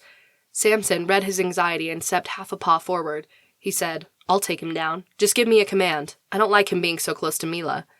Oliver relaxed his hands and said in an undertone, "Stay calm. They're figuring it out." Samson snorted his frustration at being unable to act. Oliver looked up and found Officer Ruisk watching him. She glanced down at the Anatolian shepherd. Chief Madigan ignored them and regarded the sergeant steadily. "How are you supposed to help them?" Danes wouldn't meet the chief's gaze. "I'm supposed to let them in through a side door at 11 o'clock. They'll be dressed like servers." He looked up at the chief. "That's it. That's all I was told to do, I swear." The chief's jaw clenched before he said, "All you were supposed to do was let murderers into a plaza full of unarmed, unsuspecting civilians. These murderers have shown no restraint. Who knows how many bodies could have been added to the list you're chalking up." He turned away. "Take him to holding." Officer Ruisk took him by the elbow and led him past the group. Before he cleared Oliver, Sergeant Danes leaned forward and said with a snarl, "You better stop them, Holmes. My family is on the line." He spat a glob of saliva onto Oliver's cheek. Oliver watched the man be led away. "Here." He glanced over to see Officer Pizzuto holding out a tissue. Oliver accepted it and wiped the spit from his face. He then reached for the bottle of sanitizer on the closest desk, squirted some onto his palm, and scrubbed it rigorously across his cheek, which was rough from scruff growing since the last time he had to shave. "Looks like we're going to the gala," Chief Madigan said. "I already have an invitation," Oliver replied. Everyone looked at him. Oliver shrugged. The chief gave him a critical look. "Then we better get you a suit."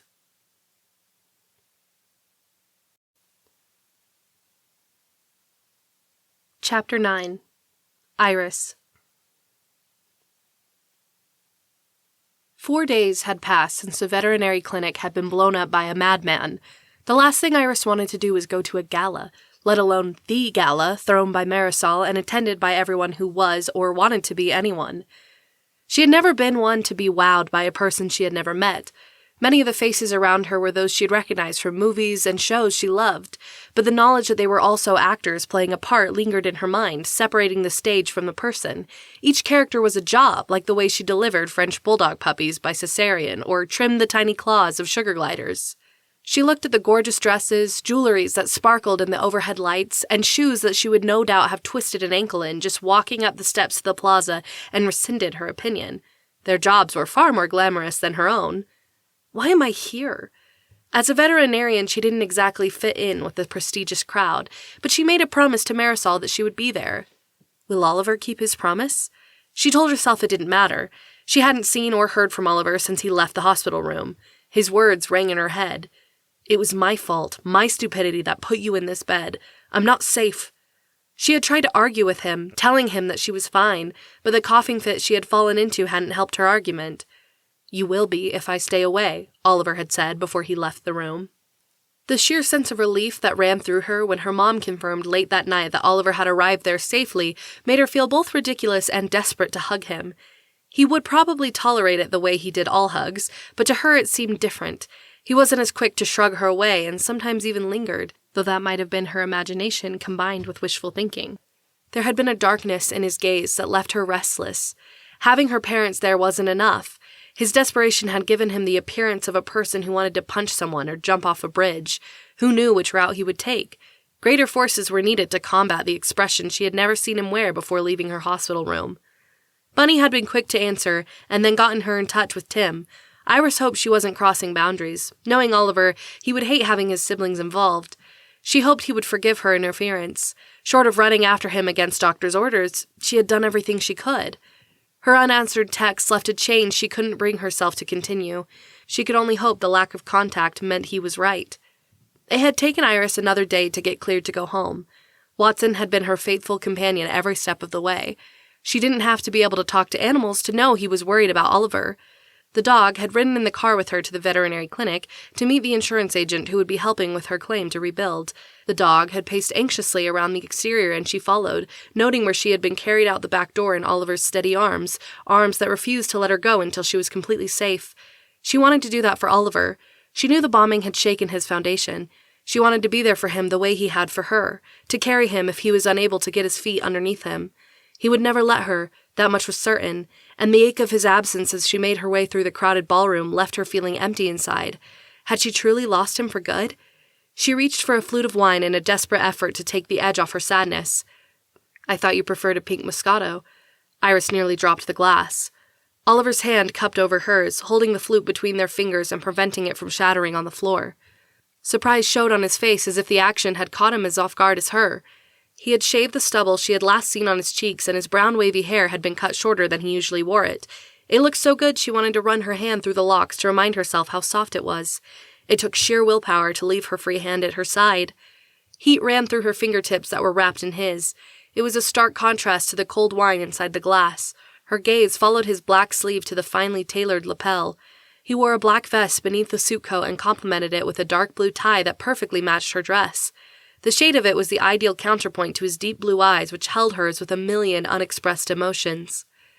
Desperate for any way to start a conversation and break his unexpected stare, she asked, "How did you know the color of my dress?" "I begged your mother," he replied. He lowered his gaze. "She told me I needed to trust you to make your own decisions." "And if I choose you?" She saw in his usually shuttered eyes how much the question pained him. He blamed himself for everything. How could she reassure him otherwise? "I'd like to say that I would have gone to the murder at the museum without you." The barest hint of a smile touched the corner of his lips. "Would you really?" "No," she replied with a shake of her head that made her dark blonde hair slip across her bare shoulders.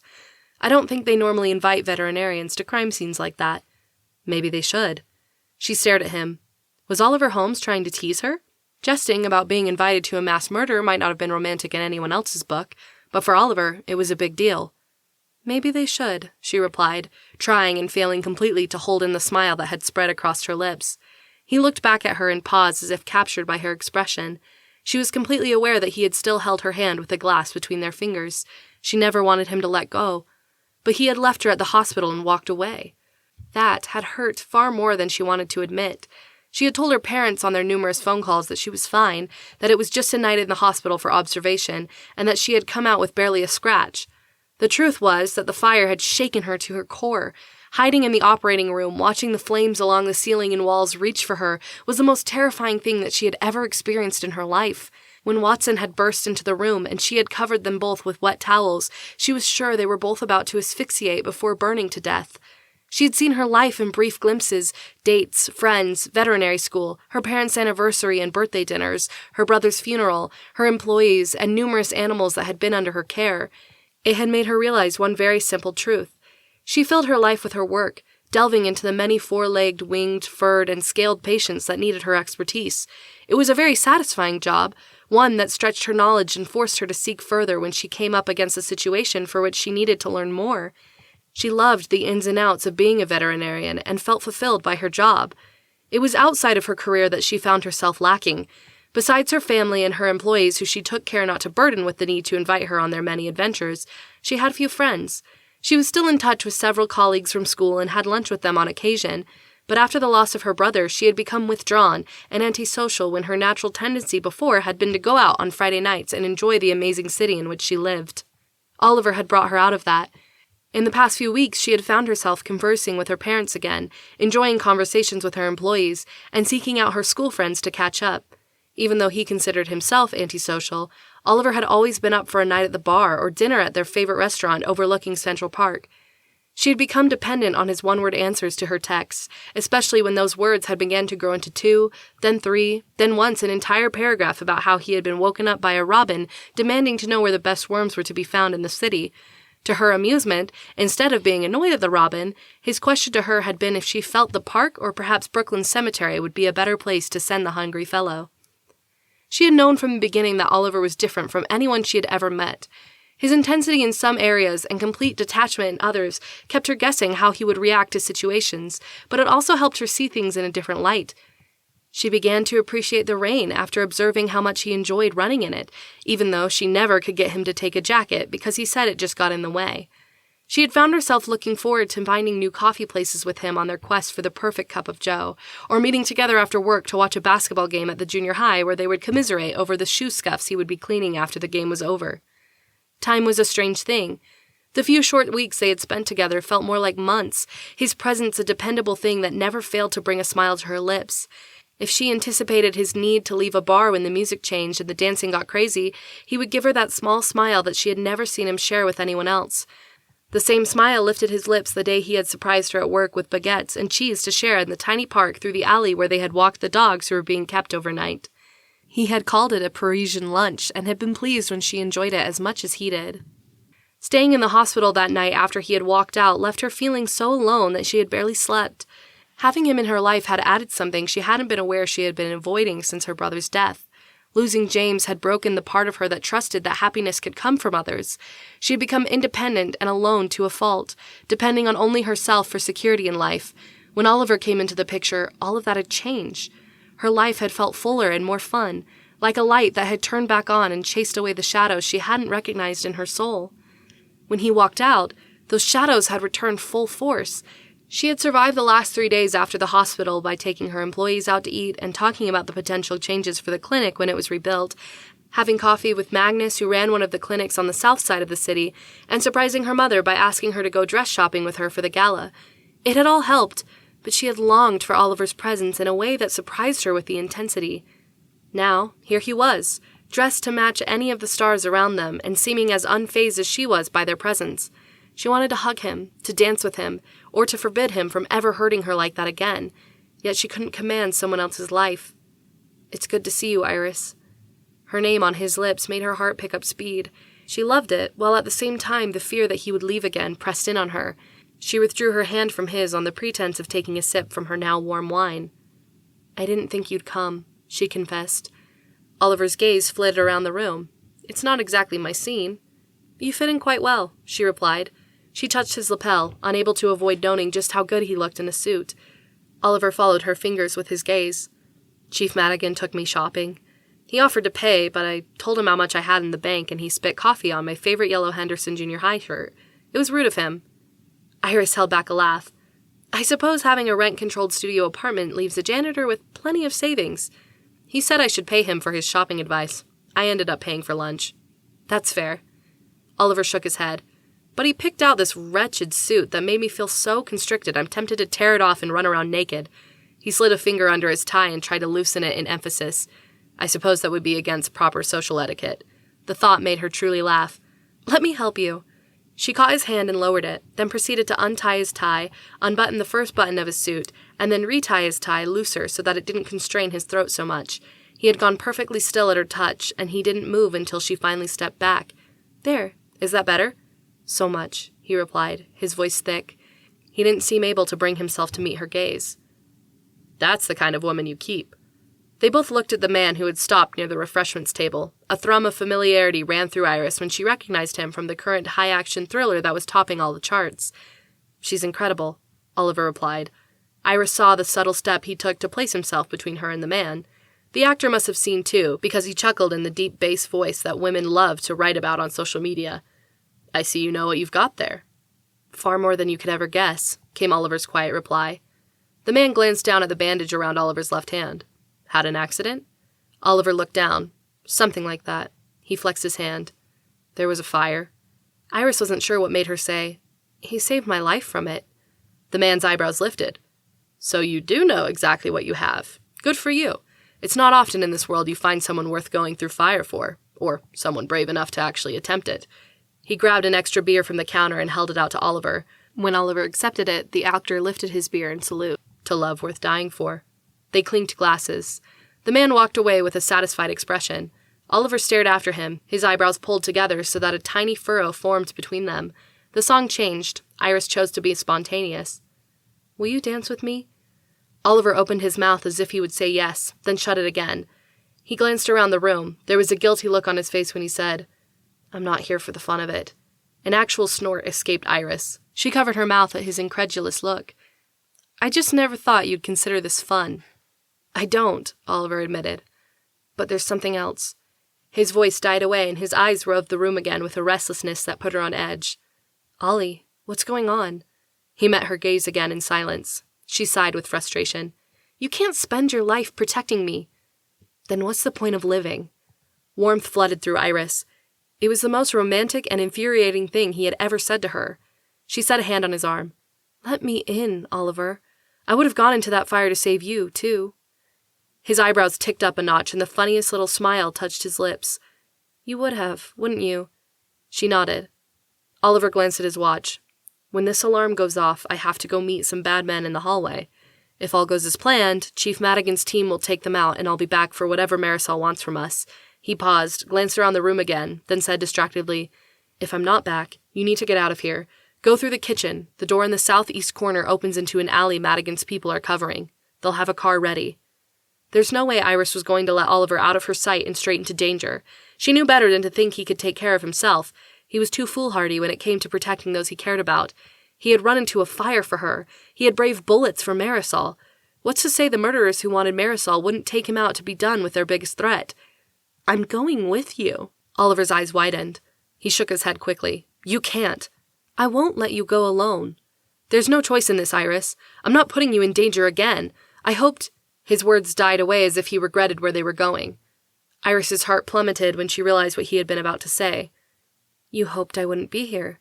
She couldn't keep the hurt from her voice. His voice died away again, and then he said, I don't want you to be in danger. Anger bubbled up in Iris's chest. You don't get to choose, Ollie. I'm already here because of the situation we survived together. It took both of us, remember? I remember, he said quietly with his gaze on his beer. He took a deep drink. Then I know I can handle myself. You're better off with me than without. She hated how desperate she sounded. She just couldn't stand the thought of him walking out of her life and into another life-threatening situation. She didn't know if she could forgive him for abandoning her that way a second time. He took another drink of his beer, finishing it. He gave her a steady look, one of the few that she had beheld that didn't involve them entwined in bed together away from the chaos of the world.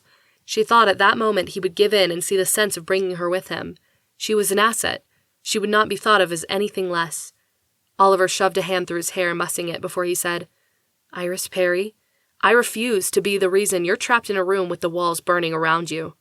He turned away and left her standing alone and staring after him, a million words caught in her throat and not a single one rising to be heard. He didn't look very happy. She turned around to find the actor with 2 wine flutes in his hand.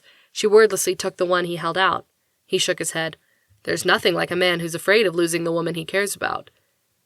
If he was worried about it, he wouldn't have left, she replied with bitterness coloring her voice. Walking away gives him hope that he'll have something to return to. She recognized the words.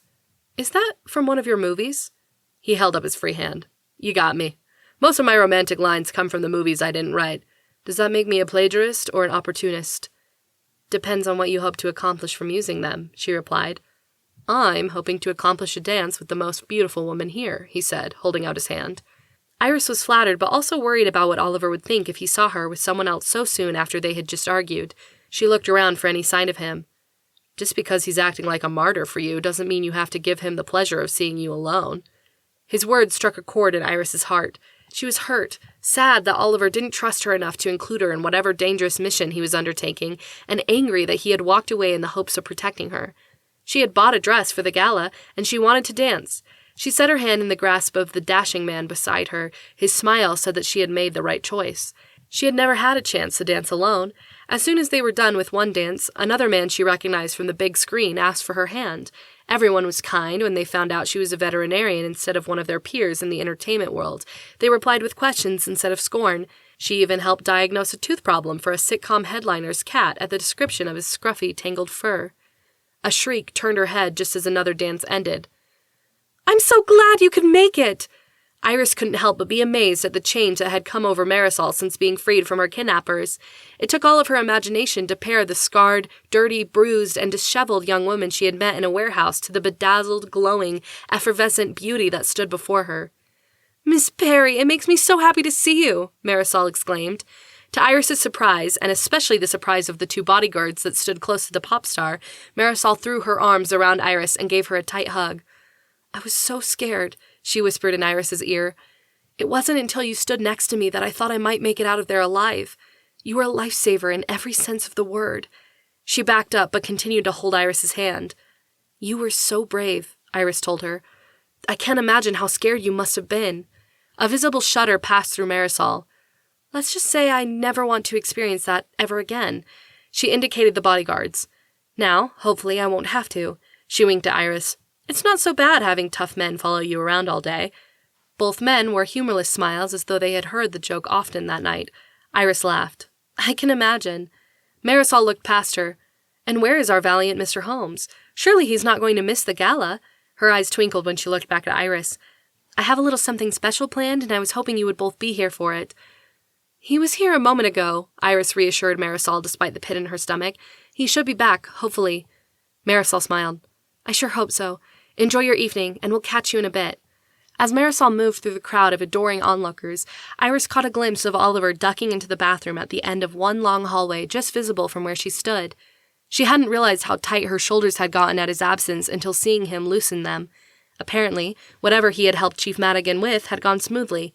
She strode through the open doorway toward the bathroom, intending to wait for him to let him know that Marisol had something planned. Oliver didn't appreciate surprises. Warning him in advance would help him prepare for whatever they were to expect. She felt like it was the least she could do and didn't allow herself to dwell on the notion that she needed to see him in person to ensure he was truly all right. After 5 minutes had passed waiting outside of the bathroom with no sign of him, Iris began to get irritated. Had he seen her coming and was attempted to avoid any confrontation? If so, hiding in the bathroom was such a coward's move. Iris couldn't stand it any longer. With a whispered apology to any men who might also be making use of the facilities, she shoved the door open and strode inside. "Oliver Holmes, if you think avoiding me will—" Her voice broke off and she stared. Oliver was being held in a chokehold against the far wall by a huge, burly man whose back was to her. Oliver's face was red. His vest had blood across the front of it, and another man lay unconscious a few feet away. Oliver and his attacker looked over at her entrance, and Oliver's eyes widened. The man holding him turned away, disregarding any threat she posed. "Let him go!" she demanded. "Now you have women coming to your rescue? This death is what you deserve, Mr. Holmes. I hope her pretty face will give you comfort in the afterlife." Oliver scrabbled, attempting to pull the man's hands from his throat, but to no avail. His face turned an angry shade of purple that sent alarm racing through Iris. The man landed a haymaker on Oliver's ribs with his free hand followed by a punch to his stomach. She heard what was left of Oliver's breath leave him in a rush. When Oliver tried to get free, the man slammed him back against the tile. Oliver's head rebounded off the hard surface. Iris's heartbeat thundered in her ears as she looked around for anything she could use as a weapon. She spotted a gun lying under one of the sinks where it must have slid when the first man went down. She knelt, which was very difficult given the slim fit of her dress, managed to scoop it up, and then screamed, "Let him go!" She fired 2 shots into the air. The first was on purpose. The second came from her being startled and tightening her finger on the trigger in response to the loud repercussion of the first shot in the small, tiled room. The man dropped Oliver. He slumped to the ground with his eyes closed. Iris prayed that she hadn't waited too long. Had the man broken his neck? Was Oliver unconscious or merely trying to regroup? The realization that it was just her and Oliver's attacker in the bathroom made her back up quickly along the floor.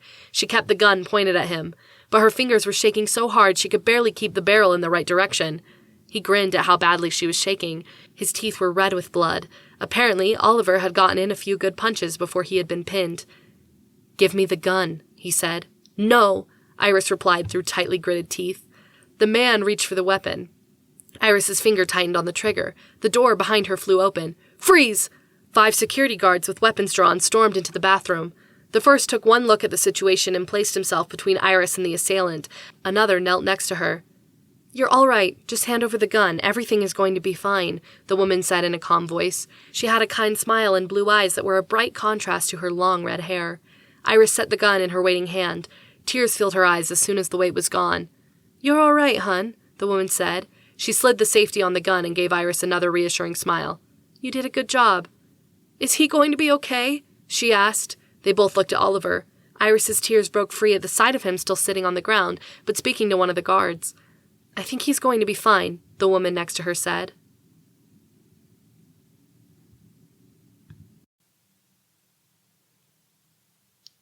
Chapter 10. Oliver. Oliver's gaze kept flitting past the guard who addressed him to Iris. Where had she come from? The brutes who had attacked him had nearly succeeded in knocking him out. It was only through sheer luck that he managed to clock the one who grabbed him on the chin and drop him. Oliver's elbow hurt from the impact, but nowhere near what his throat felt like. The second man's grip had been like a vice clamp. If Iris had been 2 seconds later, he would have succumbed to the lack of oxygen. As it was, black spots danced in his vision, and a wicked headache was threatening to take hold. "It's time for you to go on stage, Mr. Holmes," one of the guards said. Oliver blinked. How long had he been sitting on the bathroom floor? The 2 men had been hauled off by several of the security guards. Those that remained stood in small groups talking to their earpieces or with each other. Iris waited with a female guard near the door. Are those tears in her eyes? "Mr. Holmes." Oliver forced his weary mind to focus. "Yes?" "They're ready for you, Mr. Holmes. You're needed on stage." "Why am I going on stage?" he asked. "For the award," the guard continued with a smile. "Marisol is waiting to give you the award. It's what this gala is about." The thought of standing in front of all the people he had seen in the ballroom was incomprehensible. Why would they hold a gala for him? He met Iris's gaze. "Did you know about this?" "I came in to tell you," she said. She waved a hand, indicating the room. "I'm sorry I didn't get to it." "Are you going?" His question hung in the air. He didn't care how pathetic it sounded. His words had come out scratchy given his recent near asphyxiation. Iris crossed the room towards him. The realization that he was sitting on the floor of a bathroom, albeit one of the nicest bathrooms he had ever been in if one disregarded the flecks of blood from the first assailant's mouth, made him push to his feet. One of the guards reached out a hand to help, but he managed to stand up alone. "I'm going," she said. "But you don't have to if you don't feel up to it. She would understand." "If you're going, I'm going." The words escaped him before he had thought them through. There was nothing valiant in them. Truth be told, after what he had just experienced, the thought of her going anywhere alone was too much for his brain to accept. The guards around them immediately began to mobilize. Oliver attempted to straighten his rumpled suit. "You have blood on your suit coat, Mr. Holmes. Take mine." To his complete shock, the guard closest to him shrugged out of his jacket and held it out. Oliver gave him a quick glance from head to toe. "You're 5'10", so your arm span is approximately 72 inches if your form holds true to a male's arm length being 2 inches longer than their height. Mine is exactly 73 inches. Given that your suits are not tailored and probably ranging in the average size of a 40 regular, which is what someone of your average build and waist size would be allotted, that suit should suffice." The security guard looked at Iris. Oliver could have sworn she held in a smile when she said, "He's happy to take it." "That's what I said," Oliver told them. Other smiles were exchanged. Oliver wasn't sure why everyone was so happy. He had nearly been killed after they had successfully arrested the men Sergeant Danes was supposed to let into the plaza to kidnap Marisol. The fact that he was accosted meant that there could be others who hadn't been apprehended within the main group. The woman who had been speaking to Iris earlier helped Oliver take off his bloody jacket. He normally wouldn't require help with such a mundane task, but his stiff shoulders and protesting muscles reminded him that he had taken a few punches before his attacker attempted to choke him out. He held back a wince as he slid the clean jacket on, but Iris must have seen something. "Are you sure you're up for this?" she asked quietly. He appreciated that she attempted to keep the conversation private between them, despite the numerous individuals who seemed to feel that staying in the bathroom was part of their duty. "I'm not letting you go up there alone. It's not safe," he replied. She smiled. "That makes more sense." At his continued silence, she explained, "I was fairly certain you weren't the type eager to receive an award, yet you readily agreed." She paused, speared him with a straight look, and said, "You're doing it for me, not for you?" He forced his own smile. "If I was doing it for me, I would have run out those doors and never looked back the instant I saw the crowd." Her smile deepened. He was taken by just how beautiful she looked in her dark blue dress that set off her green eyes in a way that completely captivated him and made it difficult to even look at her. One of the security guards put a finger to their earpiece. Mr. Holmes, Miss Perry, you're required on stage now, the woman told them. Iris held out her hand. Oliver knew he should run. If there was another exit from the bathroom, he certainly would take it. Why didn't bathrooms have another exit? Shouldn't that be included in building fire codes? How horrible would it have been to be trapped in a room without any way to exit but the door in which one had entered? The realization that he knew exactly how horrible it was made his heart race. He had seen Iris and Watson hiding under towels in a desperate attempt to escape the fire. Flashbacks to that terrible moment sent him spiraling. The flames had been everywhere. The heat pressed in, searing up his arm from when he had grabbed the doorknob. He couldn't breathe past the smoke. They were going to die if he didn't do something. Ollie? The touch of her hand on his arm broke through the overwhelming memories like a bucket of ice water thrown on his head. He realized everyone was watching him. Silence had fallen over the crowd in the bathroom. It suddenly felt too small for the number of bodies within. Thank goodness they had already removed his assailants. 2 more would put it way over the top. "We've got this," Iris told him. Oliver saw the look in her eyes he wished he had a description for. They were darker green than usual. He wondered if it was worry or the way her dark blue dress caught in the flecks of blue within the green. They held his gaze the way nobody else did. He felt caught in them, safe instead of drowning. No matter the cause, he would do anything to keep her safe, even if that meant standing on a stage to the amusement of hundreds or thousands who had gathered. "We've got this," he replied. He moved so that her fingers slid into his and entwined there. The smile lines around her eyes deepened. At her nod, the security guards fell in around them. Oliver felt as though he was a president or a king with a number of people determined to walk them to the stage. It would have felt ridiculous if he hadn't just nearly been killed. A thought struck him. "You walked through fire to save me." Iris gave him a searching look as they strode together down the hall, surrounded by their newly acquired bodyguards. He tipped his head back towards the bathroom. "Remember when you said you would have gone into that fire to save me the way I did for you?" Her lips pursed together. "Yes?" "That's exactly what you did." Her lips softened into a warmed curve. "You're right, I did." She squeezed his hand. "How does it feel to be rescued?" That brought an actual laugh from him. "It makes me feel like I'm pretty darn pathetic if I need my girlfriend to save me." Her eyelashes closed before she looked back at him. "Am I your girlfriend?" So much hung in that question. He had walked away from her. He knew it had hurt her. Her mother had told him as much. He hadn't even been sure if she would speak to him if she showed up at the gala at all. The fact that they were walking hand in hand down the hall felt like a miracle. He dared to ask, "Do you want to be?" She paused long enough that he felt his heart would explode. "I do want to be," she said as they reached the side door to the ballroom. Good. It was the only word he could force out through the tightness in his throat he suspected couldn't only be blamed on nearly being choked out. "Good," she replied in a musical tone that made him guess that she was smiling even though he couldn't bring himself to look at her. "Right this way," a woman in a flowing red dress told them. Oliver and Iris followed her through the door and into the ballroom. The attendees who had been dancing and conversing when Oliver had left now stood in silent groups with their attention eager on the stage. The moment Oliver and Iris appeared, everyone turned toward them and started clapping. Oliver paused and felt Iris do the same. "Do they think we're pop stars?" he asked in an undertone. "I don't think so," she replied. "I think they know who we are." Oliver gave her a look he knew was as wide-eyed and bewildered as he felt. "Will you let me know when you figure out who that is?" She nodded with a tight smile at all the eyes on them. "Deal." "This way, Mr. Holmes and Miss Perry," the woman leading them said with a hint of question in her voice. There was nothing to do but continue. Iris nodded and smiled at the people they passed as though they were old friends, though Oliver was fairly certain they were strangers to her as well. He tried to follow suit, plastering on a hopeful grimace and nodding at those who seemed overly eager to catch his attention. There were a surprising number of them. By the time they reached the stage, he had loosened his hold on Iris's hand so he didn't crush her fingers. She responded by gripping his back just as tight. He bit his lip to keep from smiling as they walked together up the stairs. The sight of Marisol in a green, glittering dress standing by a microphone brought such relief to Oliver that a true smile touched his face despite his best efforts. Her long, curly black hair was layered with neon colors that matched the dazzling orange half-moon over her eye. It was easy to see her as the pop star she was, given her confidence in the spotlight and the shining smile she bestowed upon them both. She left the microphone and crossed to them with the smooth, regular clicks of her 8-inch heels that were a shade lighter than her green dress. She hugged Iris first, and Iris immediately returned it. "Gorgeous," Marisol said by way of greeting. "Beautiful," Iris replied before stepping back. "Expensive," Oliver said when Marisol moved to stand in front of him. He felt both girls stare as well as the curious looks of the others who had occupied the stage, which included tuxedoed men with earpieces, 4 women wearing amazing headdresses that couldn't weigh as much as they appeared for fear of damaging the aforementioned women's necks, and the woman in the red dress who had led them to the stage. Their entourage of security guards waited below the steps with expressions Oliver couldn't read. "What was that?" Marisol asked with her head tipped to the side. "Oh," Oliver replied, "I thought we were just saying adjectives." Both women burst out laughing. Oliver could feel his face heat up, but he smiled because a woman laughing was far better than one cringing away from any faux pas he had made. "Mr. Holmes, you are too much," Marisol said. "Thank you for coming."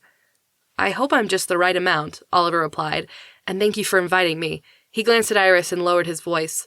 "Although, to be honest, I'm not sure what I did, or we did, was worth all of this." "It's worth it all and much more," the pop star replied. She shot them both another beaming smile before motioning them toward the waiting microphone. As soon as they were standing beside her, she turned to face the crowd.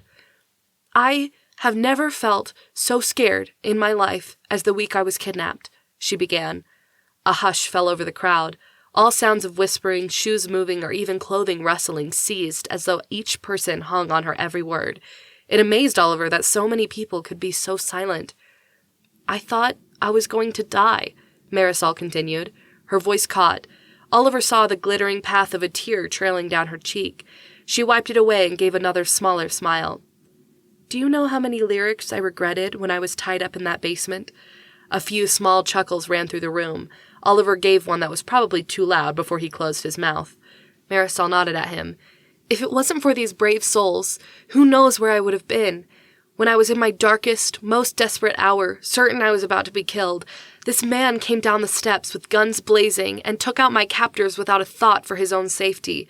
Then, when he brought me upstairs to face the cruelest of my kidnappers, he left me with this amazing, sweet, and strong woman so that he could confront the armed men and his 2 friends. He shielded us with his body. It was the most amazing thing I have ever seen." She glanced at Oliver. He saw her eyebrows go up. "I was also informed that you just helped to thwart a second attempt on my life.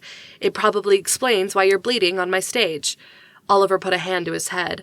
A small cut on his hairline that matched the pain from taking a pistol whip to the head when he walked into the bathroom had started to trickle. "Someone please get this hero a Band-Aid," Marisol said. Iris pulled a tissue from her purse and pressed it to his forehead. "Are you all right?" she whispered.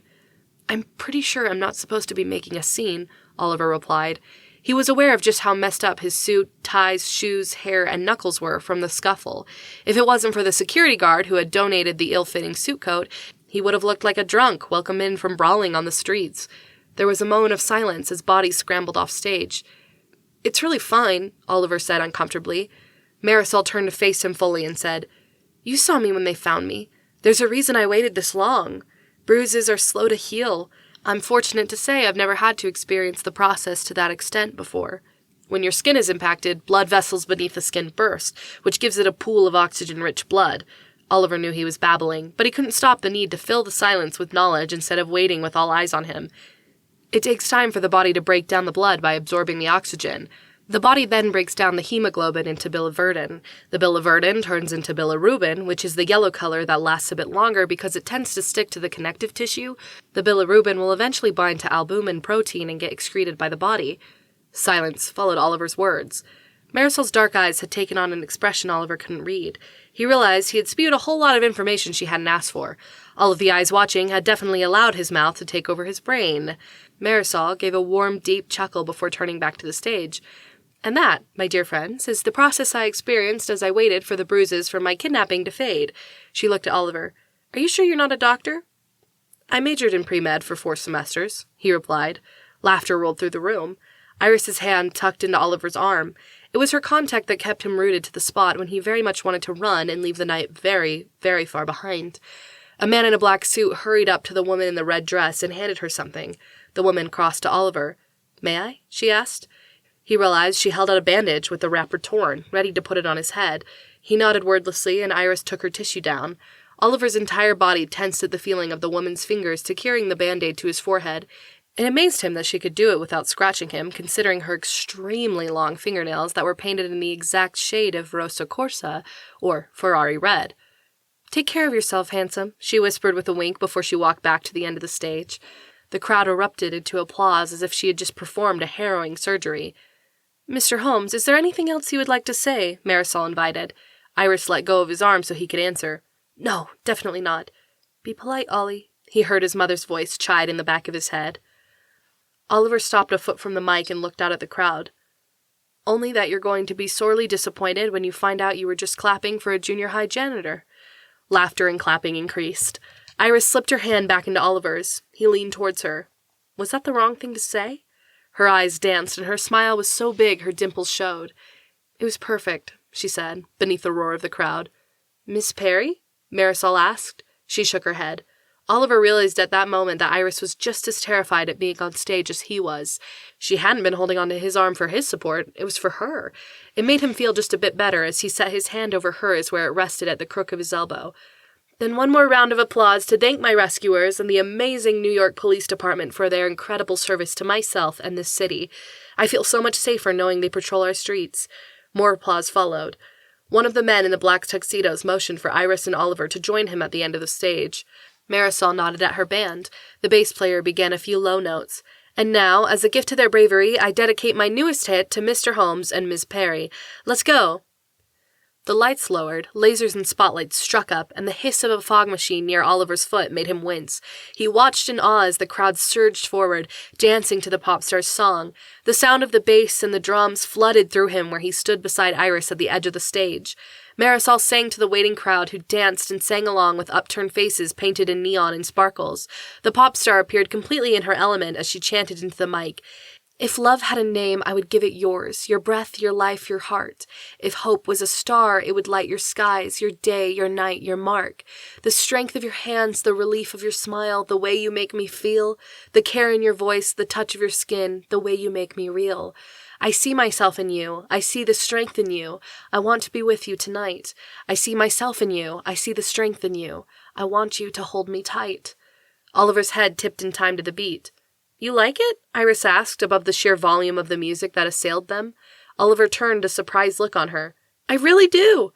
Iris laughed and leaned her head against him, her hand patting his arm in time to the beat. He memorized the feeling of each place her body touched his, relishing the closeness after all they had been through. After the first song, they were escorted from the stage. Chief Madigan met them in the hallway along with 2 other officers. "Oliver, this is Mayor Rosenbaum and Deputy Mayor Holmes." He paused. "Do you two know each other?" Oliver stared at his brother. "What are you doing here?" Tim smiled. "When I heard my brother was the honored guest at a New York gala, I had to see what all the fuss was about." "And Bunny?" Oliver asked with a growing pit in his stomach. A squeal from the hallway answered the question just before a brightly colored flash of clothes latched herself onto his neck. "You were incredible up there," Bunny said.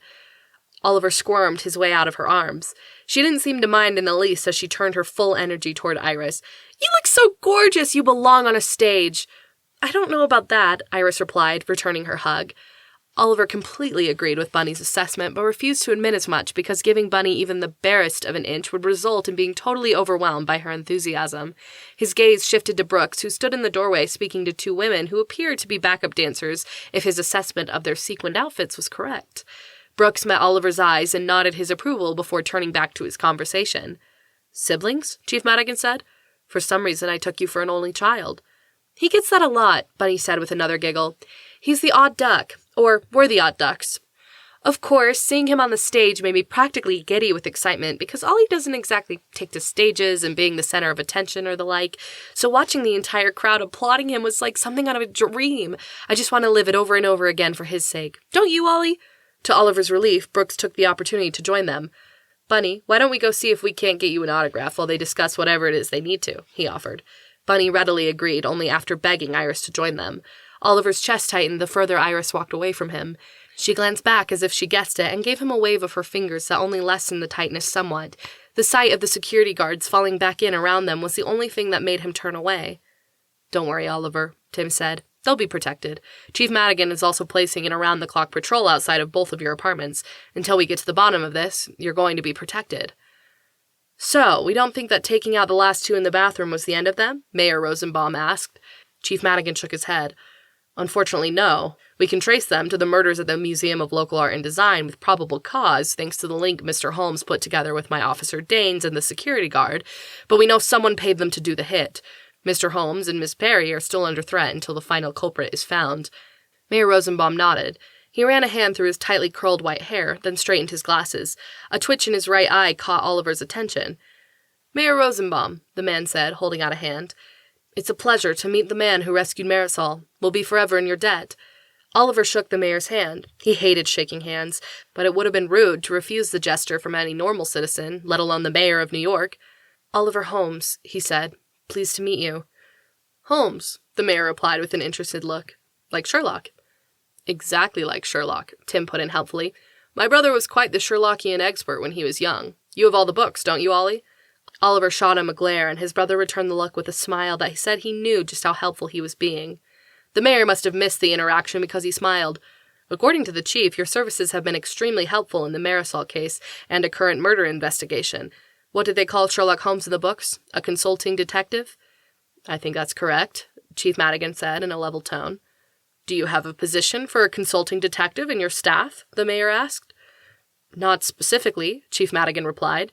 "If we need an expert in a specific field, we have several professionals we work with, like private investigators, forensic analysis, or research analysis. We don't exactly need a consulting detective." "Until you do," Mayor Rosenbaum replied with a tweak of his glasses. "Isn't that right?" Chief Madigan glanced at Oliver. Oliver shrugged, unsure where the line of questioning was going. "I suppose so," the chief said slowly. Mayor Rosenbaum looked at Oliver. "You appear to be a knowledgeable person, and from what I hear, you may just be what the city needs. Oliver Holmes, I would like to offer you the position of consulting detective for the state of New York in times when the city needs your expertise. Can we count on you?" Oliver couldn't believe what he was hearing. "Can you do that?" Tim asked. He turned to Oliver and surprised him by asking, "Can he do that?" Oliver searched his brain. According to the New York City Charter regarding the office powers of the mayor, Section 8, Paragraph F states that the mayor may create or abolish positions within the executive office of the mayor as deemed necessary to fulfill mayoral duties. Mayor Rosenbaum nodded and clapped Oliver on the shoulder hard enough to make him stumble. "Exactly, my boy. So, heretofore, I have created the job of consulting detective, and I ask that you accept the honor of being the first in history of our incredible state. What do you say?" Oliver went from Tim's round-eye stare to Chief Madigan's, then to Mayor Rosenbaum, whose grin revealed a gap between his first two teeth. "Well, Mr. Holmes?" "I accept," Oliver replied.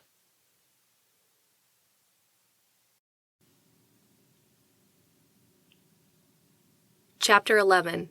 Iris.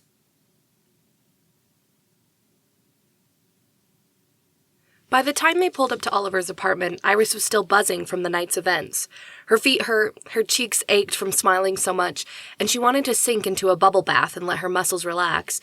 But she had agreed to drive Oliver to his place first so that he could grab a change of clothes before they went to her apartment for the night. He had suggested she wait in the car, that he would only be a second, but something in her forbade him from letting him out of her sight. She had nearly seen him killed. Chief Madigan had insisted that they would be safe with the patrols, and she had seen the SUV parked across the street with 2 officers inside who nodded at them in recognition, but the threat remained. She followed Oliver into the building and couldn't help a chuckle that escaped her when he put a foot on the first step. "Yes?" Oliver asked. She pointed at his feet. "Where did your shoes go?" "I took them off in your car. They're horrible. They pinch my feet. I should probably burn them." Iris laughed at that. "Isn't your suit rented?" "No," Oliver replied in a sullen tone. "Chief Madigan insisted that I buy it because a man with my kind of money in the bank should always have a nice suit ready to wear." He shook his head. "Now that the suit is covered in someone else's blood, I'm not so fond of it." He gave the garment bag draped across his arm a weary look. "Do you think the dry cleaners will call the cops if I take it in?" She shrugged. "It's probably in their best interests, but I think most dry cleaners have a don't ask, don't tell policy." She gave him a closer look. He had given back the security guard's suit coat and so wore only his black vest that he had unbuttoned along with the first few buttons of the white shirt underneath. It made her wince to see all the red splattered among the white. How much of that blood was his? It was half the reason she followed him up the stairs. "Your feet are hurting." She looked up to see Oliver watching her from the landing above. She had followed his example and slipped off her heels to carry in one hand, but life as a veterinarian didn't exactly prepare one for dancing all night with only the balls of her feet and a tiny peg beneath her heel for support. "It was a long night," she admitted. Oliver waited until she reached the landing, then surprised her by stooping and picking her up in one smooth movement. A small sound of shock escaped her before she found herself resting against his chest with her knees under his left arm and his right behind her shoulders. Her shoes dangled from her left hand she had wrapped around his shoulders, and her right hand pressed against his chest. Is that okay?" he asked. He looked away from her. "I should have asked." "It would have been less of a surprise," she replied. When he moved to lower her down, she tightened her hold on his shoulders and said, "A good surprise." He met her gaze. "Yeah?" "Yeah," she replied. He nodded, and there was something pleased and warm in the depths of his dark blue gaze that went straight to her belly and settled in her core, heating it with molten warmth. Oliver continued up the stairs with her held securely in his arms. She marveled at the way he carried her as if she weighed nothing. She wasn't tiny. At 5'9", she never felt small. She appreciated her height because she could handle even the toughest dog at the clinic and never struggled to get things off the shelf at the grocery store. She had dated men of varying heights and had found herself drawn to those like Oliver who were just a few inches taller. She worked out regularly and maintained a good lean muscle tone. Nobody had made her feel as easy to carry as a child for years. It came with a heady sense of security that chased away the last of her fears from the attack in the bathroom. Feeling his chest muscles flex beneath the fingertips of her right hand heightened her senses. She saw a bruise forming along his jaw and wondered when he had taken that hit. Had it been the same time his forehead was cut? The bandage there looked small beneath his wavy brown hair. She wanted to run her fingers through it and make it messy the way it usually was. While the smooth style he had worn for the gala matched the suit, it felt like another layer to the mask of nonchalance he had worn all evening. She slid her hand up his chest, past his shoulder, and lightly traced the bruise on his jaw. The entire time she watched his reaction to her touch, the way his eyes flickered to hers when she began to move her hand, the slight stubble when her fingertips brushed the smooth skin along the side of his throat, the way the muscle of his jaw jumped beneath her finger. He swallowed, his eyes tight and pulse speeding up beneath her touch. She leaned closer and whispered in his ear, "I've missed you." He swallowed, his throat bobbing before he said in a gruff voice, "I've missed you too." She kissed the soft skin just beneath his ear and felt his hand tighten beneath her knees. "Iris," he said in a strangled whisper. "Ollie," she replied, ensuring that the warmth of her lips brushed against his ear, followed by a light, teasing graze of her tongue. A growl sounded low in Oliver's throat that sent heat burning right through her. He turned, pinning her against the wall, still secure in his arms, and kissed her. Iris's fingers threaded through Oliver's hair, pulling him closer. "Take me to your apartment," she whispered, so that they wouldn't be overheard by the occupants of the apartment on the landing where they had stopped. "Gladly," Oliver said in a barely recognizable voice. He stumbled up the next step and nearly sent them both crashing down. His deep chuckle when he had righted them and continued carrying her up the stairs was one of the best sounds Iris had ever heard. When they reached his apartment, he had pushed through the door, kicked it shut, and leaned her against it the way he had in the hallway.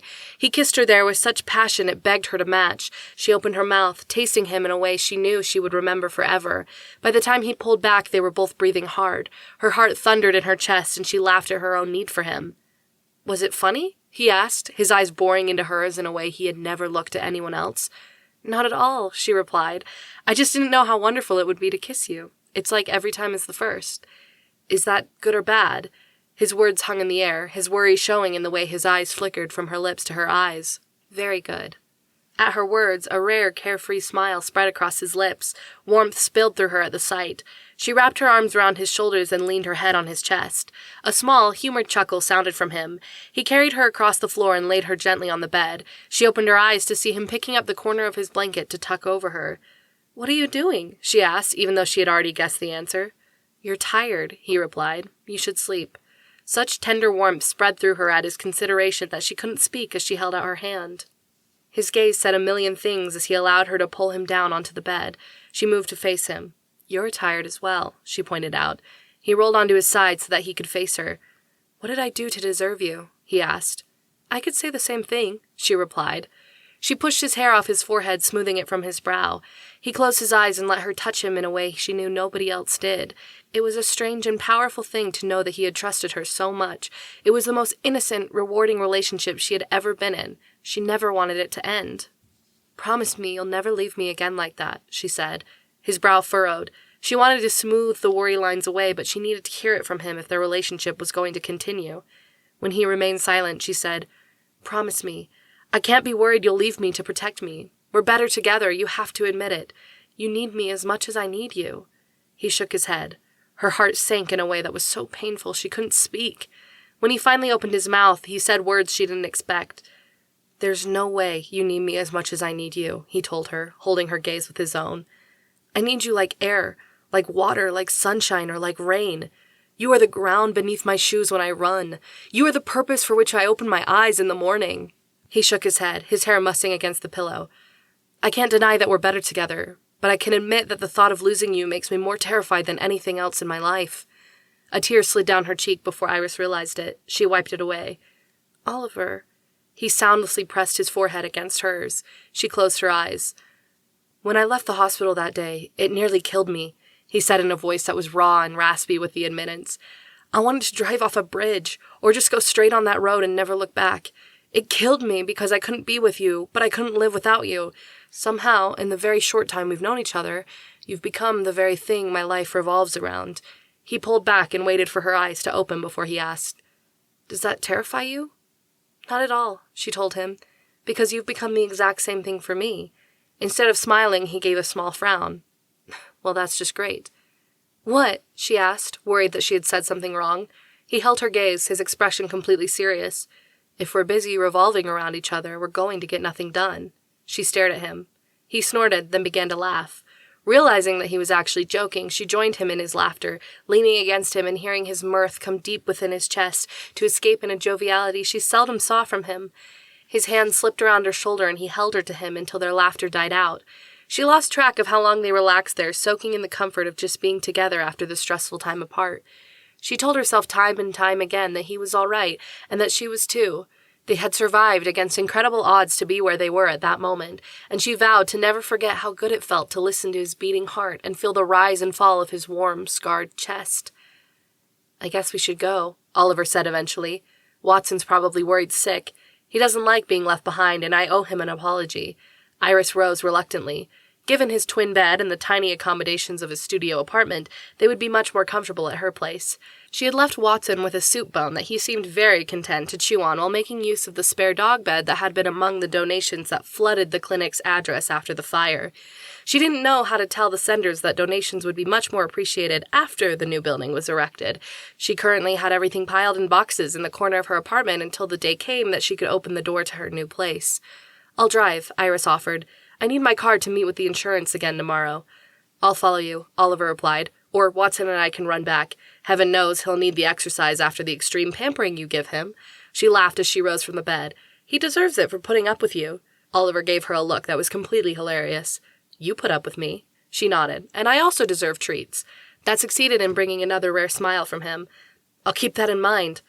He left his suit crumpled on the floor and changed into a pair of comfortable-looking joggers and a gray t-shirt.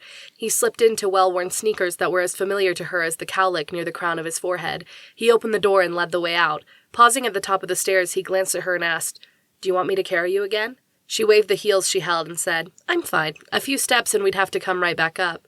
His gaze heated at her implication. The edges of his mouth tweaked upward in a way that softened the expression, and he said, "I don't see anything wrong with that." "Maybe at my place," she teased with a wink. By the time she reached her apartment, she already missed the feel of Oliver's lips on hers. When she mentioned it after he turned off the motorcycle and met her on the sidewalk, he chuckled, appearing lighter than he had since Marisol's kidnapping. "That bathtub you mentioned sounds inviting," he said as they made their way up to her apartment. "I was thinking the same thing," she replied when the elevator stopped on her floor. "We could also—" Oliver's voice cut off. He grabbed Iris's arm with uncharacteristic force, stopping her in her tracks. "What's wrong?" she asked. "You always lock your door. Is there a chance you forgot?" "No," she replied, following his gaze. Her heart slowed at the sight of her door open enough to show a sliver of darkness inside. "It's been forced," he said. She noticed the cracked wood where someone had used a crowbar by the doorknob. "Stay here," Oliver told her in a voice that was tight with tension. Iris watched him disappear silently into the apartment, counted to 3, and followed. It was her apartment. She wasn't about to let him walk into danger alone. She felt every squeak of the floorboards beneath her feet. What had been advertised as a modern, elegant parquet floor design turned out to be impossible for sneaking around. She had never considered the fact that she would need to be completely silent in her own home. The jimmied front door and knowledge that a stranger had walked where she now tread sent shivers down her spine. A shadow appeared down the hall and she jumped. "Nobody's here but the cats," Oliver said in a solemn voice. The animals in question circled around his legs, their tails twitching in obvious agitation. She flicked the switch by the door and flooded the hallway with a light that failed to chase away the shadows remaining in her mind. "That's a relief," Iris said. Oliver shook his head and repeated, "Nobody is here but the cats." He held out a piece of paper. Iris's heart sank at the sight of the cut-up letters on the page. "What does it say?" she asked in a voice that betrayed her by shaking despite her efforts. Oliver barely glanced at the page as he recited, "You kept her safe yet again, despite what I said, and since I couldn't have her, I took your dog instead. Sacrifice your life to save him. He's balancing on the brink. One false stroke and you will perish in the deep dark drink." He turned the page over. "As the owl flies past the sewage, you should salute the flag, then tiptoe down the gangplank and make sure you don't lag. You failed to heed my warning. I said those you loved would pay, and so to make sure you listen, I'll send Fido to the bay." The look on Oliver's face wrenched Iris's heart. "Do you have a map?" he asked in a tight voice that told of how tenuously he clung to his control. She pulled out her phone. "Where should I start?" "Look for anything related to owls by the bay." "What about Chief Madigan?" she asked. "We should involve him." "You can inform him on the way. We don't have time to wait." Iris first typed in owls and New York, but it pulled up a bunch of bars with the word owl in their name, a zoo, and several parks. She let out a frustrated breath and searched along the various bays around New York. "There's the Raritan Bay, but I think that's too low. Lower Bay, Gravesend Bay, Upper Bay." She paused. "Wait, there's an Owl's Head Park right by the bay. It's just past Owl's Head Wastewater Treatment Plant."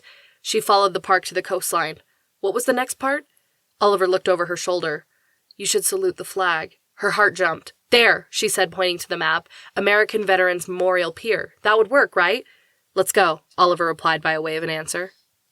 At her insistence, Oliver drove. Iris felt so wound up she was sure she would drive them down the wrong street and cost them valuable time. She made up for her lack of composure by calling Chief Madigan. "Are you sure?" he had asked after she had explained finding the note. "Of course we're sure," Oliver shouted from the driver's seat. His hands flexed on the steering wheel. The tendons of his bare arm stood out. Iris was glad they made the steering wheels as durable as they did, otherwise it would have snapped under his grip. "All right, just checking," Chief Madigan replied. "Tell me where to meet you." Iris gave him the address. As soon as she hung up, Oliver let out a frustrated growl. "He's using a dog as leverage? How low can this man stoop?" "He killed all those people at the museum," Iris pointed out. "Those are humans. There's a difference." He glanced at her and a faint hint of guilt touched his features. They didn't deserve to die either, but targeting a dog is a new low for this guy. "I have a feeling we haven't even seen him reach the bottom of the barrel," Iris said. She gripped the door as Oliver sped around one corner and then the next. Gratitude that it was early enough in the morning for few people to be out slipped away as the dock came into view. Oliver slammed on the brakes at the last minute and the car skidded to a screeching halt just under the overpass before the walkway. He and Iris practically flew out of their seats and ran down the pier. Iris was glad she had slipped on a pair of sneakers and grabbed her coat on the way out of her apartment. It was cold enough that early in the morning that nobody sat on the benches or even fished. Their breaths fogged around them as they made it to the end. "Where?" Oliver demanded, looking around. "Where is he?" Before Iris could say anything, he cupped his hands and shouted, "Watson, where are you?" His voice tore with desperation. His rapid breaths made tiny clouds form around his face. No answer met his plea.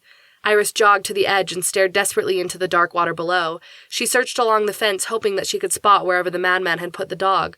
"Wait, say that again." She spun. "Who are you talking to?" Oliver was on his hands and knees, his head shoved between a cement barrier and a garbage can. "You're sure?" Oliver asked. A squeak sounded in reply. Oliver sucked in a shuddering breath before he rocked back on his heels. He looked at Iris. "The mouse says a tall man in a black coat carried a dog to the edge of the dock and threw him over." His voice tightened. "The mouse thought the dog was dead because he had a bag over his head and his paws were tied together." He rose to his feet with the mouse balanced on his palm.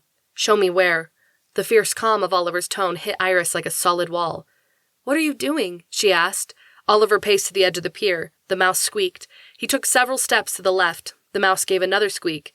"Thank you," Oliver told the mouse. He knelt, and the tiny creature jumped off his hand. Before Iris could question him, Oliver put a hand on the fence at the edge of the pier and vaulted over.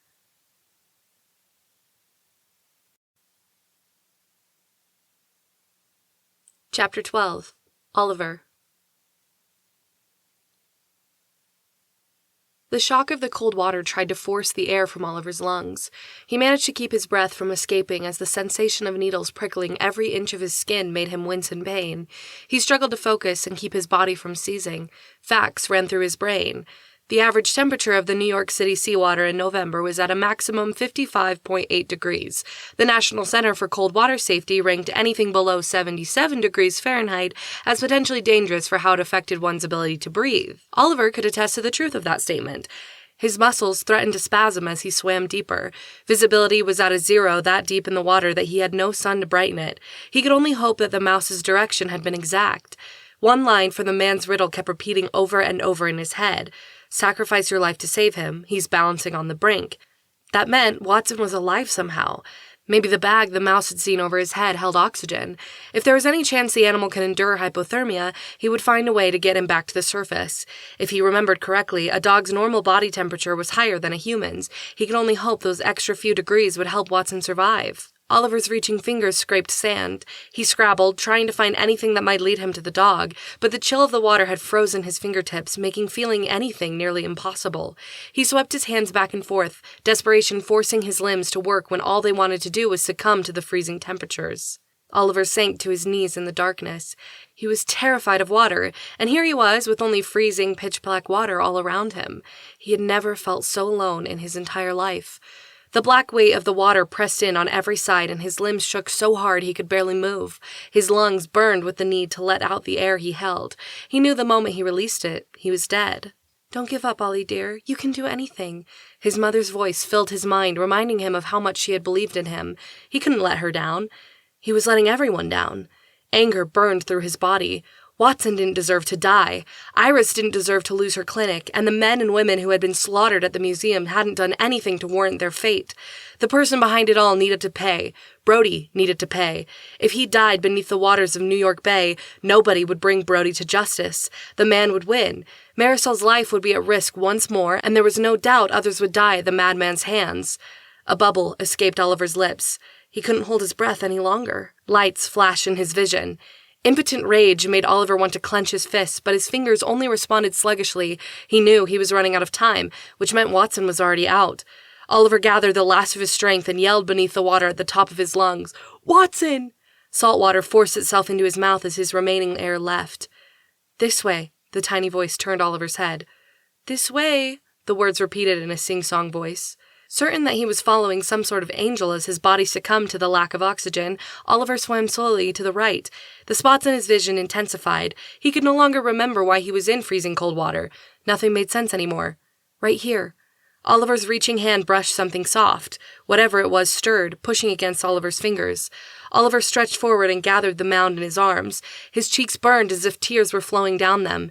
His hands felt like they were on fire. His only ability to grip came from his elbows. He used them to hold the softness against his chest. "Hurry! Swim! Hurry!" The tiny voices whirled around his head. Oliver obeyed because it was the only thing that made any sense. He pushed his feet against the sandy bottom and surged upwards. The bright spots in his head turned dark and midnight overtook any coherent thought. He refused to let go of the precious cargo he held pinned against his chest. His last thought was that it made sense he was so afraid of water. Pain. Why were knives stabbing into every inch of his skin? He couldn't move his arms and legs. Was he paralyzed? "One more time. Clear!" Agony exploded through Oliver's chest. His back tightened, arching against the center of the electricity that flooded his body. "I feel a pulse. Start the oxygen. Get him into the helicopter. He needs to go now. Everyone else will follow the police." "Oliver!" The voice was familiar. A hand slipped into his. The warmth of it hurt so badly a weak groan escaped him. "Hold on, Ollie. Don't you dare give up," the voice said. Oliver tried to hold on to her beautiful, soft tones. They were important, the most important thing he could ever remember. "They won't let me ride with you. I'll be there when you reach the hospital. I promise." Her hand fell away. The sound of a rotor pulsed against his ears. Oliver felt needles being shoved into his arms. He tried to open his eyes, but he couldn't get his eyelids to respond. He felt so very tired. "Stay with us," a voice told him. "We're here to help." His limbs started to shake. Hot pads were put along his body. He shook harder. "Shaking is your body trying to warm itself up. It's a good sign," the calm voice said. He held on to the voice as his teeth chattered so hard he worried they might break. "You did a good job. You saved your dog. Everyone is proud of you." Oliver grasped onto the words, "You saved your dog." That was all that mattered. If Watson had survived, he had done the right thing. The tenuous hold he had on consciousness began to slip away. "Hold on, Mr. Holmes. You're not done yet. I'm glad you survived. It'll make what comes next much more fun." Little alarms went off in Oliver's head. He tried to sit up, to open his eyes, to do anything to react to what that person was saying. The most he could do was flick the fingers of his right hand where they lay on his stomach. "You're going to have to do better than that," the female voice said. "Let me help." Something plunged into his chest. He gasped as fluid was injected through the needle. I borrowed some of your records from the hospital. It mentioned a possible heart irregularity. You should probably have that checked out. Currently, the adrenaline might help or hurt. I'm anxious to find out which." Oliver's heart began to race. He felt threads of energy running through his arms and down his legs. His eyes opened of their own accord and he turned his head. His vision swam in and out of focus and then centered on a woman in a mask and green scrubs staring down at him. She pulled down the mask and smiled. A flash of memory came to Oliver's mind. He saw the same woman in the hallway of the burning warehouse. Kai had just shot Voight to avoid having to share any part of the $4 million ransom with him. A woman, the woman who now looked down at Oliver, had been next to Voight. "Yes, you remember now, don't you, Mr. Holmes?" she said. Oliver pulled the oxygen mask off his face with a shaking hand. "Fina," he forced out. His voice was scratchy and as weak as he felt. "Good," she said. "You told Kai to shoot me. You said he should take all the money for himself." "Distraction," he said through chattering teeth. Yes, she said with a roll of her eyes. "It worked out so well for you. Kai's in jail, Voight's dead, and I get nothing. Unfortunately for you, somebody else also got nothing, and they are very unhappy about it." Oliver glanced around the helicopter, searching for anything he could use as a weapon. In his current state, grappling would only result in her laughing at his pathetic weakness. Brody, he said. "Very good. Brody is waiting for you. It wasn't put to take the hospital's chopper pilot out of commission and take over. Nobody questions a woman in uniform, do they, Ace?" "No, ma'am," the pilot called from the front seat. He glanced at Oliver. "Pleased to meet you. I've heard all the ways Brody is preparing to make you pay. You should have given up at his first threat. He worked so hard to make it rhyme and everything." Fina snorted a laugh. "He might be a genius, but he is no poet." "He's no genius," Oliver said in a raspy voice. Fina's eyes narrowed. "He caught you, didn't he?" "He couldn't just let me die." Oliver winced at the pain, returning to his numb toes and fingers. "Right," Fina replied. "Like you guessed it would come to this." Oliver kept silent. Fina glanced at Ace, then back at Oliver. "Like you'd go through all of that just to save your precious dog with the knowledge that we'd hijacked the helicopter." Oliver flexed his aching fingers. "It was here at the hospital." He sucked in a shuddering breath before saying, "I suppose this was easier for you. Less security." His voice sounded pathetic, but the adrenaline had at least given him the strength to string together complete sentences. Fina had done him a favor. Ace glanced over his shoulder. "I liked him better when he couldn't talk." "Right," Fina agreed. Oliver knew he had to stall to give his limbs a chance to warm up. "Why restart my heart if he's just going to kill me?" "It's more fun that way," Fina replied. Her eyes narrowed. "Besides, I bet it hurts." Oliver didn't admit that she was right. Every inch of his nerve endings felt singed, and his heart beat in a funny rhythm that made his chest ache. "Where is Brody?" he asked. "You'll see him soon enough," Fina replied, mocking him. Oliver moved his toes as he assessed his situation through an alarmingly foggy mind. He still wore his ice-cold pants from the river. His feet were bare, making him wonder when he had lost his shoes. His shirt was gone. He could still feel where the defibrillators had been placed. The voice in the back of his mind questioned whether they had left burns on his skin. He told the voice to shut up because there were more important things to worry about. His cell phone was no longer in his back pocket. He couldn't feel the imprint of it beneath him on the stretcher. He had jumped into the river without taking it out, and it hadn't required a stretch of imagination to picture it lying on the bottom of the bay. He wondered if Chief Madigan had figured out Fina's deception and was trying to call him. The thought of the fish who had helped him swimming around the ringing phone made him want to smile. It was a serious sign of just how badly his heart-stopping had impacted his brain. "You need to focus, sweetie," his mother chided in her patient, warm tones. She was right. What did he have to fight with? Oliver couldn't stop shaking. While Fina was right, and it was a good sign that his body was putting forth the effort to warm itself up, it would make any actions inconveniently clumsy. Given the slow response of his hands to close when he tried to tighten them into fists, whatever he chose to do would have to be more of blunt hammer work than acute actions. A gun would have been nice. Maybe he could get the students at the junior high to 3D print him a pocket-sized one for the next time he jumped in the bay. He shoved the sarcastic thoughts out of his mind. It was hard to concentrate given the fact that his teeth were chattering so hard they might just break. He needed to keep Fina off kilter. Whatever plan they were following had to have a hole in it. If he could provoke her into making a mistake, it might just go in his favor. Or get him killed. He really needed a weapon. "What have you been doing during your time off? Hanging out with your kids?" he asked between his chattering teeth. He crossed his arms over his blanketed chest as if he was trying to keep in the heat. She visibly stiffened. "How do you know about my children?" "The bracelet, remember? You wore it in the warehouse when Kai tried to shoot you." She pulled something from her pocket and then a knife pressed against his throat. Oliver fumbled at the bandage that kept the IV needle in his left arm. "You're the reason he tried to shoot me," she growled into his ear. Oliver was about to shake his head, but was aware of the knife blade cutting into his skin and said instead, "The kids were. He knew they wouldn't accept him, and he was right if he was so ready to shoot their mother." The knife pressed harder. Oliver managed to snag a corner of the bandage over the needle. "Lighten up, Fina. If you cut his head off, Brody's going to do the same to you," Ace called from the front seat. "You leave my kids out of this," Fina said with the pressure of the knife leaving no doubt of what she would do if he didn't listen. He chose not to listen. "You must miss them.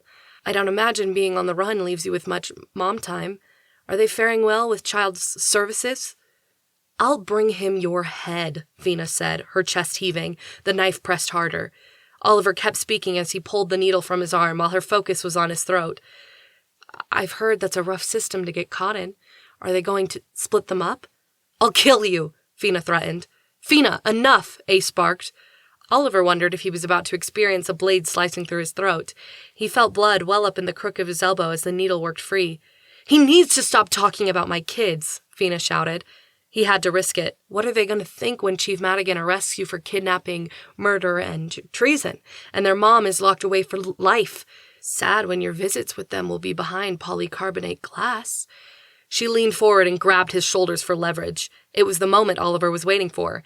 He slid his left hand across her forearms, pinning them to his chest and immobilizing the knife. In the same moment, he jabbed the needle into the side of her throat. Fina let out a surprised squeak, then froze. The knife fell from her fingers to the floor with a clatter. Oliver rallied his remaining energy and shouted, "Land the helicopter!" "What the—" Ace glanced back at them and his eyes widened. "Fina, what the heck?" "Land, or this needle slices through her throat." Oliver's heart thundered in his chest at an erratic rhythm. He felt hot, then cold in alternating waves. It took all of his strength to keep the needle steady where it impacted Fina's throat, just behind her trachea. "If I pull this forward, it will slice through her jugular vein, her carotid artery, and her trachea, and she will suffocate on her own blood." To be honest, while the action was possible in theory, he knew he didn't have the strength to do it.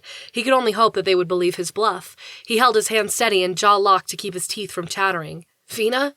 True fear sounded in Ace's voice. "Land," Fina ordered tightly. Ace checked the ground. Oliver hadn't been appraised of their destination, but a sideways look outside revealed long swatches of grass scattered by little rectangles that reflected the early morning sunlight as they descended quickly from the air. "Is it bad luck to land in a cemetery?" Ace asked. Oliver ignored the question. The left skid touched down, followed by the right, and the helicopter came to a shuddering halt. The pilot turned in his seat. "What now? Turn off the chopper and get out. Then open our door," Oliver told him. The bravado he forced must have worked because the sound of the rotors slowed and then the pilot removed his headset before opening the door. It took a moment for Oliver to realize his mistake when their door didn't immediately open. "He left you here to die." Tears trickled down the sides of Fina's face. Oliver wanted to feel bad for the pain he was causing her, but his entire body hurt as a result of the deception from Brody and Fina, so he didn't care nearly as much as he would have in different circumstances. He tried to be careful as he reached for the helicopter door, but Fina winced anyway.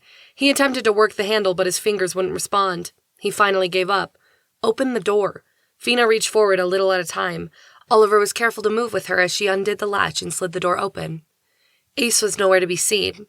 It took a bit of finagling, but Oliver and Fina reached the ground. He eyed her and then the long trek they had to make through the cemetery. The only shred of civilization he could see beyond the headstones was a gas station roughly half a mile away. It was time for negotiations. "I know this has to hurt," he said. "You've no idea," she replied, her cheeks wet with tears. He gave her a straight look. "I froze to death underwater, drowned, and had to be defibrillated back to life." She had the presence of mind to lower her eyes to the frosty grass. "That's fair." He let out a sharp breath. It fogged in the crispy air. "I will remove the needle on the condition that you tie yourself up."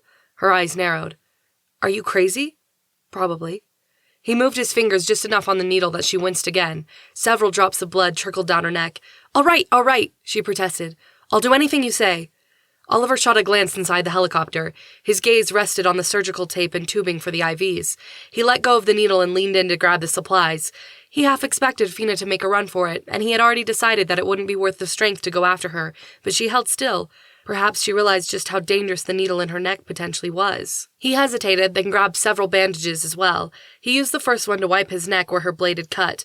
The wound stung but wasn't deep enough to be dangerous. When he was convinced it had finished bleeding, he tossed the used bandages back in the helicopter and turned to her. "Sit on the side of the helicopter," he instructed. He held out the tubing. "Tie this between your ankles. I don't trust you not to run the moment I take that thing out." Fina nodded and did as he directed with careful movements dictated by fear. When he was certain the length of tubing between her ankles would give her room to hobble and not run away, he drew closer and reached for the needle. His hand shook so badly he pulled back again. "Get it out," Fina said, her voice edged in panic. Oliver took a deep breath. He hoped speed would be good. The last thing he needed was for her to wince or his fingers to slip and turn a mild wound into something very serious. He needed to distract them both. "Fina?" "What?" she snapped.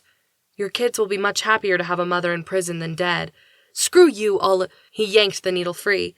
Fina yelped and grabbed the side of her neck. She pulled her fingers back and examined the blood on them. "It's just a trickle," he told her. "You'll survive." He pressed one of the remaining bandages to it.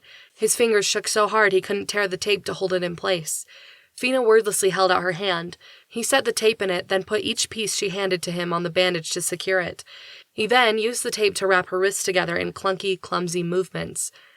"It's amazing you didn't kill me with that needle," Fina said in a voice laced with sarcasm. "Let's hope that was a once-in-a-lifetime experience," Oliver replied dryly. By the time he was done, Oliver's muscles were starting to cramp. He was pretty sure he should have been resting and warming up instead of standing in a cold cemetery after struggling for his life in the helicopter. He was starting to wonder how many more struggles for his life were worth it. Iris's face surfaced in his mind. "Let's get walking," he told his captive.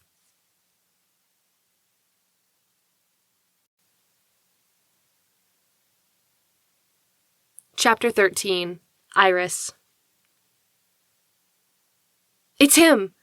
Iris leapt off her seat in the police station and flew to Chief Madigan's side. Other officers crowded around his desk, all intent on the phone call that had just been patched through. "Where?" the chief said. He looked up at the waiting group. "He's in Hillside, New Jersey. They landed in a cemetery." "Is he okay?" Iris asked, with her heart hammering in her chest so hard she thought it would burst out.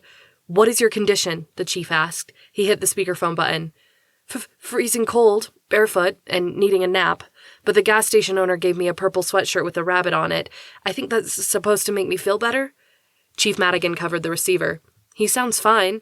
A cheer went up from the surrounding officers. "We're on our way," the chief said. "And Watson?" There was a hesitancy to Oliver's voice that ate at Iris's heart. She couldn't help speaking up to say, "We took him to my colleague's clinic. He's getting him warmed up and says Watson even licked his face." "Traitor," Oliver said, but there was no bite to the word, only relief. He coughed. Iris could hear the exhaustion in the sound. "He sounds horrible," Officer Ruisk said. Her dog Samson whined as if he agreed. Iris wondered how much the dog understood of what Oliver said. "Iris?" Her heart skipped a beat. She stepped closer. "Yes, Ollie?" His voice shook and cracked when it said in a voice just above a whisper, "You're the one I couldn't leave." Silence filled the police station. Someone's cell phone rang but was quickly silenced. It felt as if every person there experienced Oliver's words as if they were meant for them. "I'm so glad," Iris finally said in a voice that was so thick she was worried he wouldn't understand her. "Thank you," Oliver replied. There was so much emotion in his voice that she saw tears form in the eyes of several of the officers around her. She wasn't surprised to feel the dampness of her own cheeks. "Thank you for staying," Iris told him. There was a click when Oliver hung up the phone. Chief Madigan took one look at Iris and said, "I'm driving." An entire procession of officers took the trip to the gas station where Oliver waited.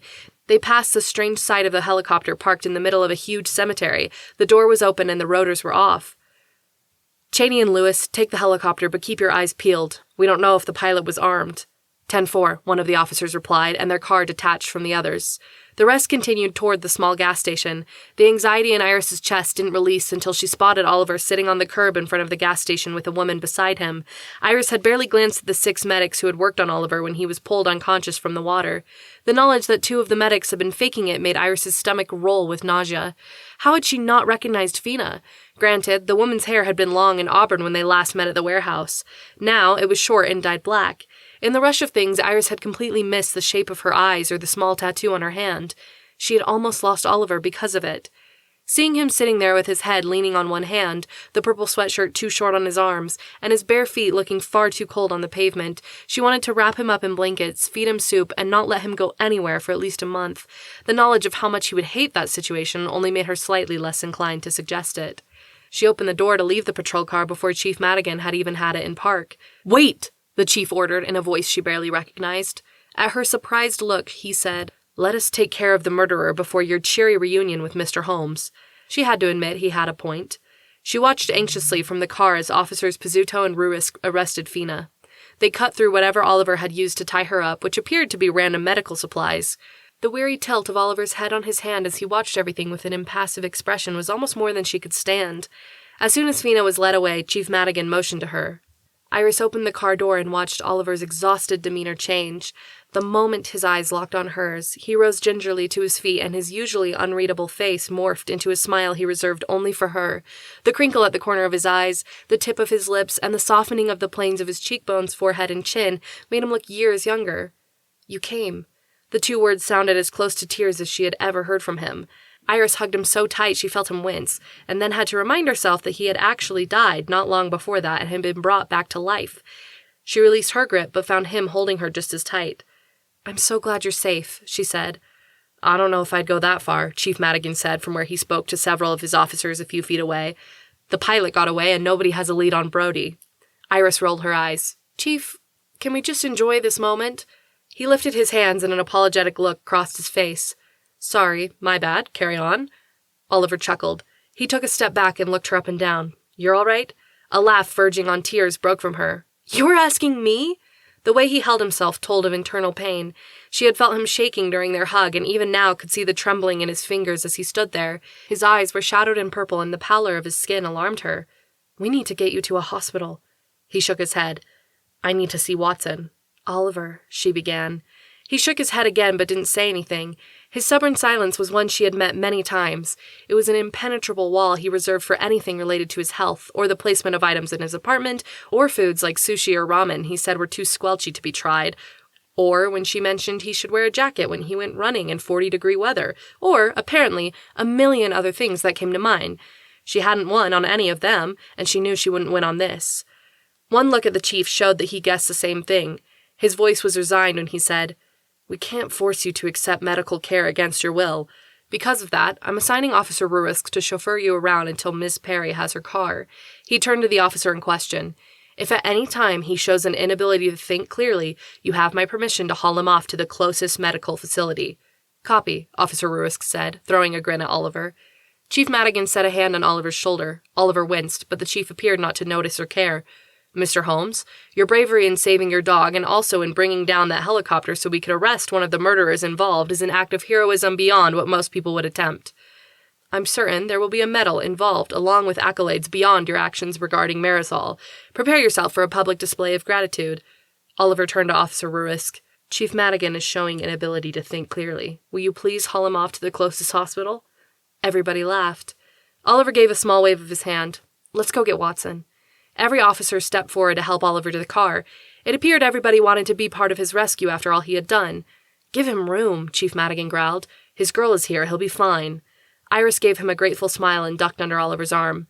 Oliver paused long enough to say, "Thanks, Chief," before he staggered on shaky steps beside her to the car. Officer Ruiz drove them back to New York City, following the directions Iris had given her. Her dog Samson seemed extremely pleased to give up his usual seat and take the passenger one instead. As soon as she and Oliver slid into the back seat, Oliver immediately leaned his head against the window and shut his eyes.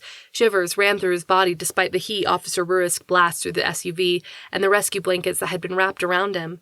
His head rocked forward and she realized he had fallen asleep about 2 minutes after the drive began. The motion of his head woke him up and he looked around blearily. "Here, lay down," she said. She moved one of the blankets to act as a pillow on her lap. Oliver gave her a look she thought meant he was going to argue, but he then went so far as to unclip his seatbelt, which was something he as a rule never did in a vehicle, and lay his head on her lap. His eyes closed again as if of their own accord. She moved the blankets that had slid down his back so that they rested snugly around his shoulders. "You don't have to fuss," he said in a voice that slurred with wariness. "I want to," she replied. To her amazement, his lips pulled back in a smile. She dared to do the one thing she had wanted to since she saw him on the curb. She softly pushed her fingers through his hair, combing the wavy brown locks out of his face. "Is this okay?" she asked in a whisper. "I know I'm pushing your limits here." He was quiet for a moment before he said, "My limits are shot. Do whatever you want." She felt him relax as she worked her way through his curls, gently easing out the worst of the snarls until his hair lay in soft brown waves. They reached Howard's clinic sooner than she expected. His shaking had ceased some time after they crossed the Hackensack River. The slow breathing that escaped him told of how deeply he slept. Iris knew Watson was recovering well thanks to Howard's texted updates. Oliver deserved to be doing the same, and he wouldn't recover if he didn't rest as much as he was able. "Maybe we should take a few more laps around the block," she whispered. Officer Ruisk met her gaze in the rearview mirror. The knowing smile that touched her eyes made Iris feel like they were co-conspirators. "Will do," the officer replied before she drove slowly past the clinic and continued down the road. Samson snored softly from the passenger seat as if he agreed with their decision. Iris resisted the urge to touch the smooth skin of Oliver's face. Asleep, his worry lines calmed and the cares of the world lifted from his features. She could see what he must have looked like as a child. She remembered what he had told her about losing his mother and how his father had gotten lost in a bottle and raged until he shot Oliver. She couldn't imagine anyone treating a boy that way. The world had betrayed him as a child, and here he was again, bruised and battered by men and women who saw him merely as a wall in their way to whatever it was they wanted. She couldn't figure out why Brody had his mind set on tormenting Oliver the way he did. Oliver had kept him from paying Marisol's ransom and being her rescuer, sure, but he could have just walked away. What was it that kept him torturing the man? It bothered her to the point that the question kept repeating in the back of her mind. Why would Brody kill all the people in the museum and then use them and the mark of the purple possum in order to send some elaborate warning for Oliver to leave him alone? It made absolutely no sense unless the man was insane. A shiver ran down Iris's spine at the thought. Nobody but a madman would continue this form of torture. Oliver's breath caught. His eyes opened and he stared up at Iris. She felt as if she could barely breathe as she looked down into the dark blue abyss of his gaze that threatened to sweep her away on a wave that she would happily ride forever. "Hi, handsome," she said softly. A tiny furrow formed between his eyebrows. "Hi, beautiful." He continued to watch her as though uncertain of anything beyond her presence. "Do you know where you are?" she asked. He closed his eyes, then opened them again after a long moment. "Back in the city, by the sound of the asphalt. It has a higher pitch to it than New Jersey thanks to the different acrylic-based color coding they use on their roads." "He's obviously fine," Officer Ruisk said from the driver's seat. Oliver pushed slowly up to his sitting position as they pulled into the parking lot of Howard's clinic called the Scales and Tails Infirmary. "Perfect timing," he said. Officer Ruisk and Iris exchanged a smile. "Absolutely," Iris replied. Iris pretended like his slow steps were normal as they made their way inside. She could tell by his heavy lean on the counter and the way he kept opening and closing his hands that he wasn't feeling great.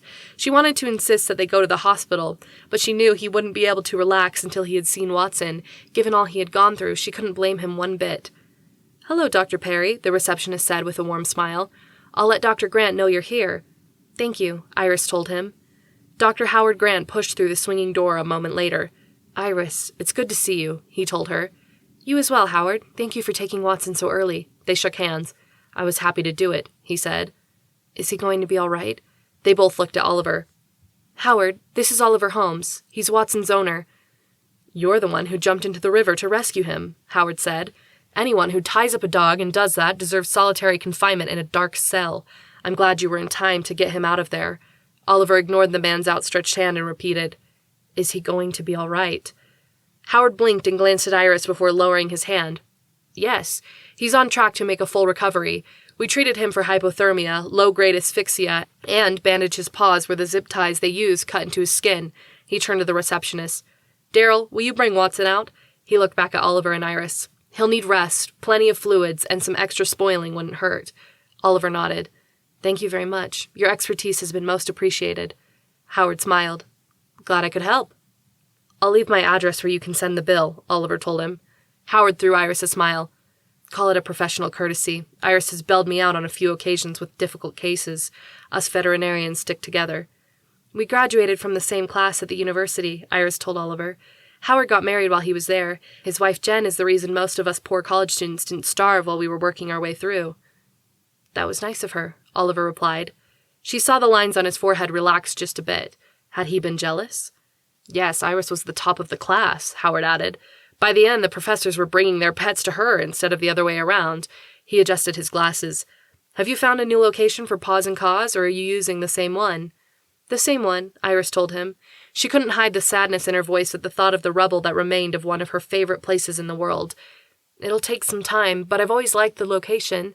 The insurance company is promising a quick turnaround with the police reports confirming that it was the target of terrorism.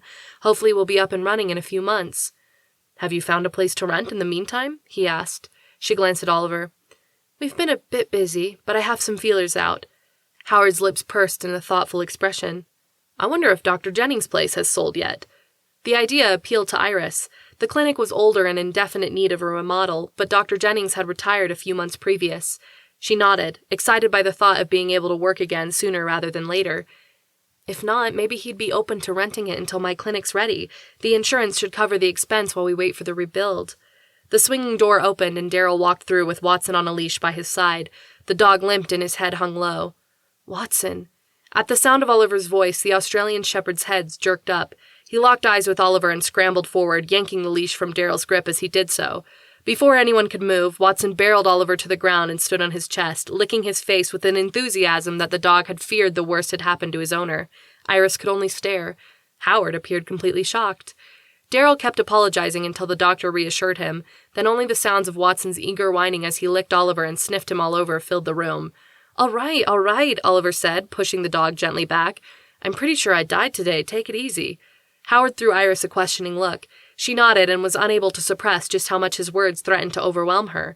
Howard squeezed her shoulder, and she was grateful he didn't ask questions she was sure she couldn't answer without breaking into tears. The last thing Oliver and Watson needed at that moment was for her to succumb to her emotions instead of taking care of them. Watson gave a whine Iris didn't need to interpret as he looked at his owner with worried eyes. "It was absolutely worth it," Oliver replied. "Never say that. I'd do it again in a heartbeat." Iris could feel Dr. Grant's look. "We held up our end of the bargain," Iris said. "Officer Ruisk is waiting. It's time to get you to a hospital." Oliver had pushed up to a sitting position against the wall. He shook his head without looking at her. He tightened one hand into a fist, then relaxed it and did the same for the other as if trying to work feeling back into them. "You know my motto about hospitals," he said quietly. Iris crossed her arms in front of her chest. "Nobody should have a motto about hospitals unless it's to go to them when you're hurt." A visible shiver ran through Oliver with such force his teeth clacked together. "I'm not hurt. I'm frozen. There's a difference." Watson leaned against him as if trying to share his warmth. Iris couldn't decide what to do. If Oliver insisted on going to his apartment, she wouldn't leave him alone, not in his condition. A thought struck her. "Will you settle for my parents' house?" Oliver's eyes tightened as if he was going to argue, then both his hands relaxed from their loosed fists and rested on his bent knees. "Actually, I could use some wassail and a night on your mom's couch." He tipped his head up, leaning it against the wall as he looked at her. "Think Watson will be welcome?" The thought of just how much her mother was going to love the dog made Iris smile. "Definitely." It took Howard and Iris to get Oliver back to his feet. She was grateful when Howard kept his grip on Oliver's arm and helped him outside. He paused at the side of the patrol vehicle. "Are you guys in trouble?" "No," Iris reassured him. "Oliver works with the police as a consulting detective. My car is still at the pier, so Officer Ruisk has been driving us around in case Oliver needs to go to the hospital." Howard helped her get Oliver into the back seat of the SUV. The veterinarian gave Oliver a serious look. "I think you should take her up on that hospital trip, bud. Looks like you've had a rough day." Oliver leaned back in the seat, looking for all the world like he was about to melt into it. He closed his eyes. "I'm fine. Thank you for your help with Watson, Doc." Howard gave Iris a doubtful look. She knew exactly how he felt. Watson jumped into the SUV and climbed into the seat beside Oliver. He and Samson sniffed noses from where the bigger dog sat on the front seat. Then Watson settled down and set his head on Oliver's lap. Oliver grunted and opened an eye to glance at the veterinarian. "You should replace your dog food. Watson thinks a mouse might have gotten into it. You should check for hantavirus pulmonary syndrome, leptospirosis, and lymphocytic choriomeningitis, among others, especially if anyone is in contact with mouse feces." "What?" Howard asked. Oliver opened his other eye, briefly meeting the man's gaze, and said, "I studied murine bacterial epidemiology for 2 semesters. He closed his eyes again and turned his head away. Howard gave Iris a surprised look. Iris shrugged. Oliver's usually right about these things. At the vet's baffled look, she smiled. "Thanks again for taking such good care of Watson. I hope you don't mind if I have Leone forward appointments to you until we find a place to rent." "No problem," Howard replied. He gave her a quick hug.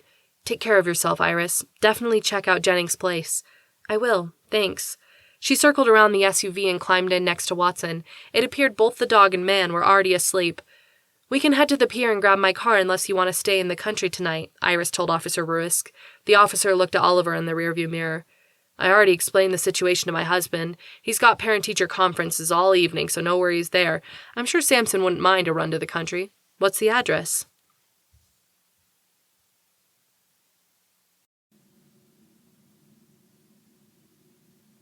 Chapter 14. Oliver. Oliver opened his eyes. Something warm was snuggled against his side. He thought it was Watson until the realization that it was smaller made him look down. A little white lamb slept soundly in the crook of his arm. He tried to recall the events that had happened when they had reached the Perry household the night before. It was all a blank beyond Mrs. Perry pouring him a mug of wassail and whiskey while Iris bundled him up in a thick robe and slippers. Despite their insistence that he stay in the guest room, he had told them that the couch was the place he craved for sleep. He recalled the sight of Watson curled up contentedly in front of the fire with Mrs. Perry and Iris fussing over him. The family had stoked the flames and spoken long into the night, keeping Watson company and Oliver's mug filled. He remembered something about a lamb. Had Mr. Perry told him about it before he passed out? He had slept deeper than he had ever remembered sleeping in his life. The warmth of the fire had finally chased away the last of the chill, and his shaking had subsided sometime during the night. His body ached and his head hurt, which he had to admit was probably an effect of the quantity of whiskey he had imbibed as much as the whole dying thing. He put a hand to his chest beneath the robe and traced the burn mark that had been left by the defibrillator paddles. "You really can speak to them, can't you?" Oliver looked up at the warm voice. Mr. Perry sat in the rocking chair in the corner. He wore cowboy boots and a worn baseball cap. There was a cup of coffee in his hand that smelled fresh enough Oliver wondered if he had just come in from tending to his animals to drink it. Worried about being called a liar, or worse, the word spreading that he really could talk to animals, Oliver feigned ignorance. "I don't know what you're talking about." "Sure you do," Mr. Perry said. "I had Lily there in the kitchen because she's one of our bummers, and she hasn't been drinking her milk. I know she's hungry because she cries all night with an empty stomach. Whenever I offer her a bottle, though, she gives up after a swallow." Mr. Perry sat up and set his coffee on the end table. "Then you go and say she wants the milk cold. I've never heard of a lamb that wants cold milk, but you insist that she told you the warm milk hurts her mouth. Well, I made her a cold bottle and she drank it, and another one. I've never seen a lamb drink so fast. Her tail was wagging like a puppy with every swallow." He paused, then said, "She's going to survive, because of you." A knot formed in Oliver's stomach as Iris's father spoke. The memory came back of the lamb crying about how hungry she was, but how much it hurt to drink. He couldn't deny her little voice asking if she could try the milk cold. The contented sigh that came from the little lamb next to him was answer enough that it had worked. "Iris said you met because of a guinea pig." The deep humor in the farmer's voice turned Oliver's head. "He was helping me solve a crime?" A deep chuckle escaped the man. "So she said." Oliver wasn't sure how to feel about the fact that Iris had told her father his secret. "Where is she?" "She and Rose took Watson on a walk to see the ducks at the river," Mr. Perry replied. "That's a good dog you got there." Something changed in the man's expression. "We lost our herding dog Minnie last year. I haven't had the heart to get a new one yet, even though Iris keeps encouraging it. Heaven knows she gets plenty coming through her clinic." Oliver slid his arm around the lamb. When it stirred, he tucked it in with a blanket. It gave another little sigh and settled deeper into the warmth where Oliver had lain. He rose at the same time Mr. Perry did. "Why don't you take your time getting ready? I'll put a fresh pot on and meet you in the kitchen. I could use your help with something." Oliver puzzled over what the farmer could need as he made his way to the bathroom.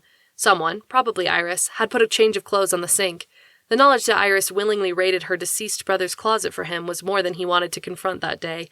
He pulled on the clothes, scrubbed a handful of water over his face, and attempted to tame his unruly hair with wet fingers. He finally gave it up as a losing battle and left the bathroom. "Iris said you like cream and sugar," Mr. Perry noted when he walked into the kitchen. "Hope you like it rich. This farm runs on good coffee." The feeling of the warm mug in his fingers loosened something in Oliver's chest. He took a deep inhale of the steam, held it, and then let it out again. "Very good, right?" "Very good," Oliver replied. He took a sip that was so hot it burned on the way down. Appreciation filled him at the way it warmed his stomach. He took another sip. Mr. Perry chuckled. "We'll make a farmer of you yet." Oliver glanced at him. "If every day starts with a cup this good, sign me up." The man grinned and motioned him toward the door. "Come on, let me show you something." Oliver set the mug on the table, but Mr. Perry shook his head. "Take it with you. You don't want it to get cold." Oliver followed the farmer past the first barn, then the chicken coop, and toward the other barn beyond. He had a feeling Mr. Perry usually walked faster, but kept his steps slow for Oliver's sake. They walked past pigs, grunting as they ate their slop. "Corn and greens, my favorite things," one of the pigs said as he munched. Oblivious to his pig's little song, Mr. Perry said in an amiable tone, "You've done something I wasn't sure was possible, Oliver." Oliver glanced at him, uncertain where the man was going with his train of thought. Mr. Perry was silent for a moment before he said, "When we lost James, we lost Iris too. She never came back after the funeral. I think this place was too hard for her. They had so many memories here. We all did. If I could have sold the farm and moved, I would have taken Rose far away from this place." He shook his head into the silence punctuated by a rooster crowing from the chicken coop. "But I helped my grandfather and my father build this place. If I left it, I would have been lost entirely." He took off his ball cap and squeezed it in his hands. His thinning gray hair was flattened around the edges where the hat usually sat. When he placed it back on his head, the hat was a bit more rumpled than before. He let out a little breath and said, "And then she shows up with you in tow, and it's like things never changed." He shook his head without looking at Oliver. His voice was thicker when he continued, "I have my little girl back. If there's ever anything you need in this world, Oliver Holmes, just ask. And no matter what happens, you always have a place here." Oliver felt the burn of tears in his eyes. Why did the offer touch him so much? He could always crash on Bunny or Brooke's couch, he knew that. So why did this man's words make his heart thump so hard it ached? He put his hand to it and willed his emotions to go back to a respectable silence where they belonged. He didn't know what to say in response, and so followed the farmer quietly to a fenced pasture. Mr. Perry cleared his throat, then pointed to the dark shape at the far end. "That's Diego. He's our prize Angus bull.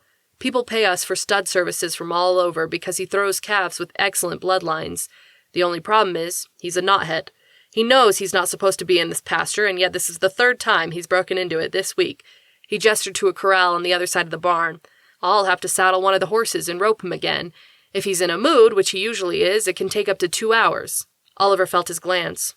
"I figured if you could talk to little Lily the way you did, maybe you could do the same to Diego and save me a heap of trouble and the waste of time it takes to get him back to his pen." The request sounded simple enough. Oliver ducked under the fence. Now, be careful, Oliver. He's pure testosterone with hoofs. He don't take kindly to people in his space unless you're high enough to be in charge, like on a horse." Oliver strode forward a few steps, then stopped. It was obvious the moment the bull spotted him, even from that distance, he could see the animal's nostrils flare. Diego gave a shake of his massive head, lowered his horns, and charged. "Oh, crap," Mr. Perry whispered from the fence. "Kill, kill, kill," the bull repeated with each beat of his hoofs. "Kill, kill, kill." It was nearly to Oliver when he asked, "Why?"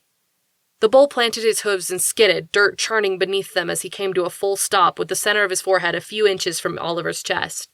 The bellowing fury of his lungs heaving as his nostrils sent little puffs of water vapor into the crisp morning air was the only sound, as if every creature on the farm held its breath to see what would happen next. "Why?" came the reply in another massive snort. "Why kill?" Oliver asked.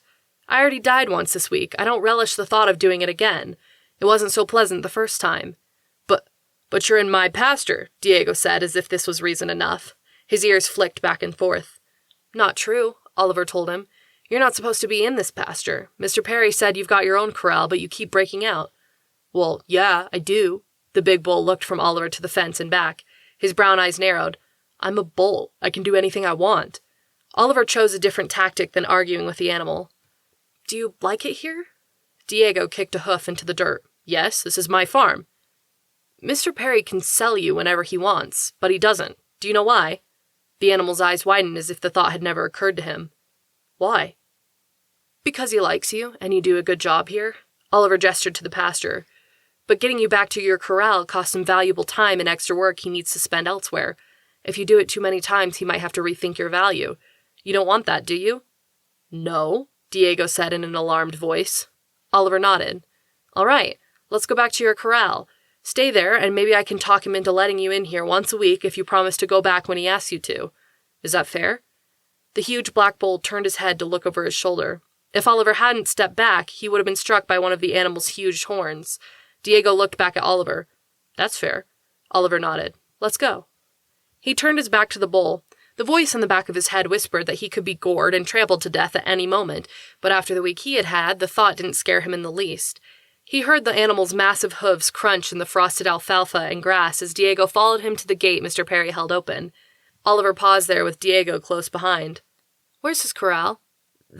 This way," Mr. Perry said. He hurried forward toward a thick pole enclosure that held a lean-to and a trough already full of hay.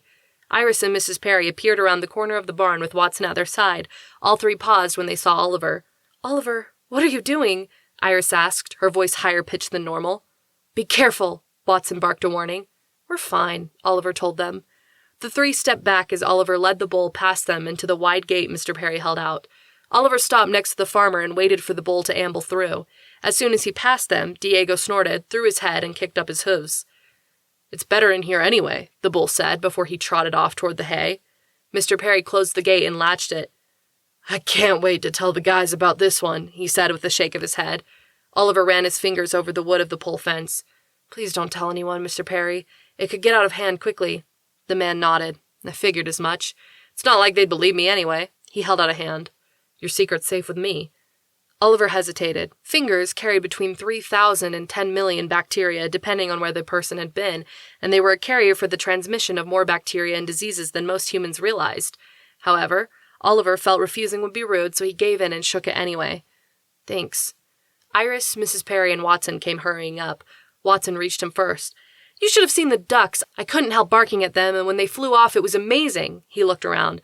"I feel like a part of me belongs on a farm. The smells, the wide open spaces, the animals. I had no idea all this time." Oliver smoothed a ruffled piece of fur on the dog's head. "I'm glad you're all right." Watson pushed his head against Oliver's thigh. "I'm glad you are too." Iris gave him a hug with such care it felt as if she thought she would break him. "I'm all right," he told her. "Are you sure?" she asked with her face buried in the crook of his neck. He realized her shoulders were shaking. A breath escaped him and he wrapped his arms securely around her, holding her to him. "I'm fine, Iris, really," he said into her hair. Mr. and Mrs. Perry exchanged a look and a smile. Mrs. Perry reached for Mr. Perry's hand. Oliver watched them link fingers and wander off to look at their pigs. It was a moment before Iris said in a small voice, "You died, Ollie." His heart stilled. "They pulled you up and you weren't moving. Your eyes were open but not looking at anything and your lips were so blue." She shook her head against him. "I never want to see anything like that ever again." "Trust me," he said quietly. "I never planned to do anything like that again." Her arms tightened around him. He closed his eyes and breathed, reminding himself of how much he had put her through. He memorized the feeling of her hands splayed across his back and the way her hair tickled the scruff of his chin. He took a deeper breath, identifying notes of patchouli, vanilla, and sugar in the perfume that she wore that defined her sweetness and femininity in a way that words failed. He felt her heartbeat slow against his chest until it matched the steady rhythm. "Let's go home," he whispered into her hair. "Yes, let's," she replied. She stepped back and he watched her shoulders rise as she took a breath of fresh farm air. When she let it out, the smile that filled her face chased away the darkness that had lingered in her gaze. "Let's go home," she repeated. Officer Rurisk and Sampson had been called into work earlier that day, so Mr. Perry drove them home. On the way, Iris checked her text and let out a little laugh. "Howard says you were right. A mouse had gotten into the dog food at their clinic. He wants to know how you knew that." Her eyes sparkled as if she waited for his answer. Oliver wasn't sure what to say. "If you're keeping it a secret, tell him you noticed the smell of it on Watson's breath," Mr. Perry suggested. Oliver and Iris looked at each other. "That's not a bad idea," Iris said. "See, you need your father around for his farm smarts," Mr. Perry replied with a grin. He touched the brim of his hat.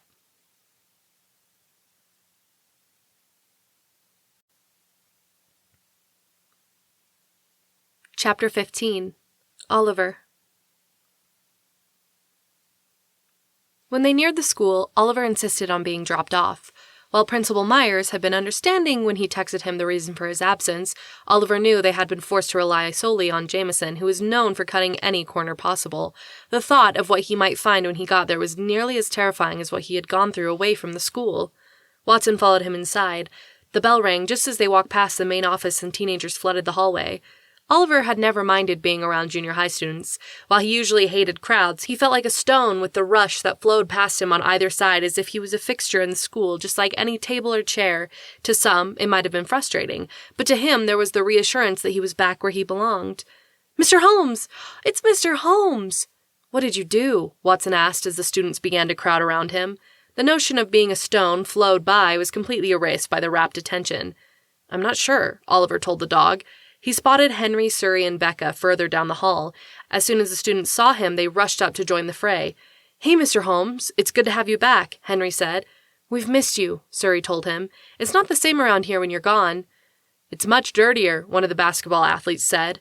"Hey," Jameson growled as he pushed a garbage can and broom past them. He winked at Oliver. "About time you got back. Hope you had a nice vacation. The away team bathroom needs a scrub." The janitor touched a hand to the ratty beanie he wore in a mocking salute as he continued down the hall. Oliver stifled a sigh. "How did you do it, Mr. Holmes?" a student asked. "How did I do what?" "Rescue Marisol," a girl said. "We saw it on the internet. Your speech went viral." "Yeah, someone even made it into a rap. It's pretty catchy," a boy told him. Two students near the locker began making beatbox sounds in their closed hands. Another student rapped, "When your skin is impacted, blood vessels beneath the skin burst, which gives it a pool of oxygen-rich blood. It takes time for the body to break down the blood by absorbing the oxygen." A group of students closer to the office took up the rap. "The body then breaks down the hemoglobin into biliverdin. The biliverdin turns into bilirubin, which is the yellow color that lasts a bit longer because it has a tendency to stick to the connective tissue." All of the students joined together to rap. "The bilirubin will eventually bind to the albumin protein and get excreted by the body." Oliver stared at them all, stunned. The expectant silence that filled the hall when the rapping stopped was broken by Principal Meyer's deep voice. "While I normally don't condone rapping in the halls, I'm grateful that they're learning such sound principles from our Henderson staff." He gave the students a pointed look. "The bell's going to ring in 2 minutes. There will be no excused tardies this period." "Bye, Mr. Holmes," Becca said. Henry and Surrey waved. Oliver waved back and watched the flood of students dissipate into the various classrooms. Murmurs of Marisol and his name drifted back at him in excited voices. Oliver heard refrains from the song Marisol had dedicated to him and Iris. "If love had a name, I would give it yours, your breath, your life, your heart. If hope was a star, it would light your skies, your day, your night, your mark," came from down the hall in a shrill falsetto. "You've caused quite the stir," the principal said. "It's nice to have you back. It sounds like you were busy on your impromptu vacation." The man paused, then said, "Can I see you in my office for a moment?" Oliver wished he could interpret Principal Meyer's tone. Instead, he was left to guess as he followed the man past the two secretaries. "Hello, Mr. Holmes," Mrs. Anderson said. "Welcome back, Mr. Holmes," Mrs. Baker said. Both women wore huge smiles that he could still feel aimed in his direction as he walked down the hall. When he turned out of sight in Mr. Meyer's office, he heard them giggling to each other. Principal Meyer slid into his chair with a sigh. His normally pressed gray suit was rumpled and his red tie hung loose as if he had tugged on it recently. The man was usually the picture of composure. Oliver couldn't say the last time he had seen him disheveled. Principal Myers leaned an elbow on the tidy desk. "Does that happen everywhere you go?" "Were they laughing at me?" Oliver asked. He stood behind one of the two chairs. He wanted to sit down, but was afraid he might fall asleep and never get back up. He was starting to think getting dropped off at the school was a bad idea. He probably should have taken Iris's suggestion that he rest for a few days. "The secretaries were flirting with you, Mr. Holmes," the principal said. Oliver glanced back toward the hall. "Why?" "I don't know," the man replied. He waved a hand vaguely in the air. "Maybe it was seeing you on stage with one of the biggest stars of our time. Perhaps it's the fact that she dedicated a song to you that's being played on every major radio station in the country. You stood there bleeding on stage and lecturing the audience about how bruises heal. My daughters keep watching the video. They already have the song memorized." He shook his head. "My own wife said you were hot." "Hot?" Oliver made a sound of disbelief. Principal Meyer stared at him. "You have no idea, do you?" "Of what?" Oliver was feeling more and more lost as the conversation drew on. The phone rang. Principal Myers pressed the speakerphone button. Mrs. Anderson's voice came over the speaker. "There's another one, Principal Myers." Oliver gave up standing. If he fell asleep waiting for the man to answer his phone calls, he couldn't be blamed. He slumped into the chair on the right and motioned for Watson to take the one on the left. "I don't know if pets are allowed on the furniture in a school," Watson said, hesitating. "You're my support dog. You're not a pet. You're a working animal," Oliver told him. "Working animals deserve a seat." Watson snorted at his logic but jumped onto the chair anyway. Principal Myers eyed the dog as he settled onto the cushion. "Tell her the same thing," the man said toward the phone. "He is an employee here. He doesn't take calls, and then requests that they lose this number." "Yes, Principal Myers," she said before hanging up. The principal sat back in his chair. 51 today, if I'm not mistaken." 51, huh? Oliver replied. "That's a lot of phone calls." "For you." Oliver waited for the principal's words to make sense. When they refused to settle in any comprehensible order, he said, "I'm sorry, what?" "They're calling for you, Mr. Holmes. Apparently your cell phone number is unlisted, so somebody tracked down where you work, and people have been trying to get a hold of you the past 2 days." "Who? Why?" Oliver felt completely flabbergasted. Mr. Myers shrugged. "Reporters, internet celebrities, single women, single men, and probably some married ones too. I wouldn't be surprised if they want to put you on the cover of one of those big magazines as the most influential person of the year." Oliver opened his mouth to speak, then closed it again when he realized he had no response. He shoved a hand through his hair. The silence didn't make it any better. I really don't know what to say. I know, the principal said. Trust me, I know. You've been here, 10 years? 11.5, Oliver replied. 5 more than me, Mr. Myers said. Maybe you should be running the place. Oliver quickly shook his head. Obviously, I'm doing great with my own life so far, can't you tell? Principal Myers laughed. For most people, all of this attention would go to their head, but you're the one man I could say who would prefer it to just disappear. Yes, immediately. Myers nodded. Well, we're taking care of the phone calls. Hopefully, after this thing calms down, they will too. Sensationalism like this tends to be swamped by the next big thing. You just need some patience. He tapped his fingers on the desk. If you want to come in during the evenings to work so you can avoid the students and any exuberant well-wishers, then you are welcome to. The principal's understanding filled Oliver with relief. Thank you. I didn't mean to cause any problems. The man nodded. You might want to be careful with where you live in case they found your address. Oliver thought of the flood of thank you gifts and letters he had already been receiving. His heart sank. It's probably too late. You haven't been home? Not since my girlfriend's clinic was blown up last Tuesday, and then there was the gala, and I've been trying to help solve a mass murder, but it's gotten complicated. I died yesterday. At the principal's look, he said, It's been a crazy few weeks. Since you rescued Marisol. He nodded. And you died. Oliver nodded again. Obviously, I was resuscitated. Obviously, the man said in an unreadable tone. Oliver leaned his elbow on the desk and set his head in his hand. Are you all right? He nodded. The man sat back in his chair. You have plenty of vacation time saved up. I can count on one hand the number of sick days you've taken in the past 6 years. Take whatever time you need. I'm worried about the state of the school if I leave it to Jameson. Principal Myers nodded. You and me both. But your mental and physical health are more important. Take whatever time you require. Come in when you want. Just keep me posted so I can make sure this place doesn't fall apart in the meantime. Will do, Oliver said. He pushed up to his feet. Thank you. Principal Myers rose as well. Good luck, Mr. Holmes. This'll blow over. Go get some sleep. You look like crap. Oliver gave a dry chuckle. I guess it was a little too soon to go back to work. More than a little, the principal told him. Next time you die, take a week or two. Noted. Oliver and Watson made their way down the hall towards the staff parking lot. As they passed each open door, excited chatter erupted inside. Oliver ducked his head and hurried faster. The quick click of Watson's claws sounded beside him. He opened the outside door and they both paused at the side of the empty spot at the end of the lot where he usually parked his motorcycle. Care for a walk? He asked Watson. I never say no to a walk, Watson replied. It's a dog's creed. They wandered through the city in amiable silence. After a few blocks, Watson looked up. Hey, Oliver. Yes? Oliver asked as he scanned the next street for traffic before they headed across the asphalt. Is the case over? Oliver contemplated the question.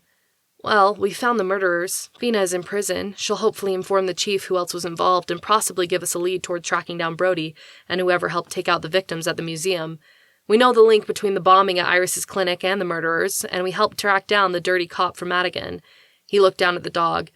I think we can officially say case closed on the mystery of the purple possum, though we'll probably have a few things to follow up on if they get any leads about Brody. Watson gave a soft snort. Good. Now maybe you can teach me to read. Oliver gave him a surprised look. You want to take me up on that offer? Definitely, the dog replied. I'd be much more helpful, and I feel it'd be a great way to pass the time when we're not working. Maybe we can get you a library card. Watson gave a huff of laughter at the thought. Oliver let his hand rest on the dog's head as they walked. The dog surprised him by licking his fingers. Gross, they both said at the same time. I don't know the last time I washed my hands, Oliver said. Yeah, I don't know why I did that. Dog moment. You definitely need to clean those. Well, now I do, Oliver replied, wiping his hand on his pants. They both started laughing. But seriously, Watson told him, wash your hands. They taste like you've been to a junior high. The walk was peppered by the quiet chuckles the pair exchanged as they made their way back home.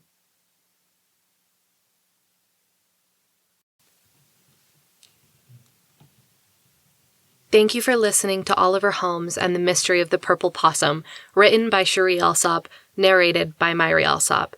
Keep an eye out for the third book, Oliver Holmes and the Secret of the Sassy Pigeon.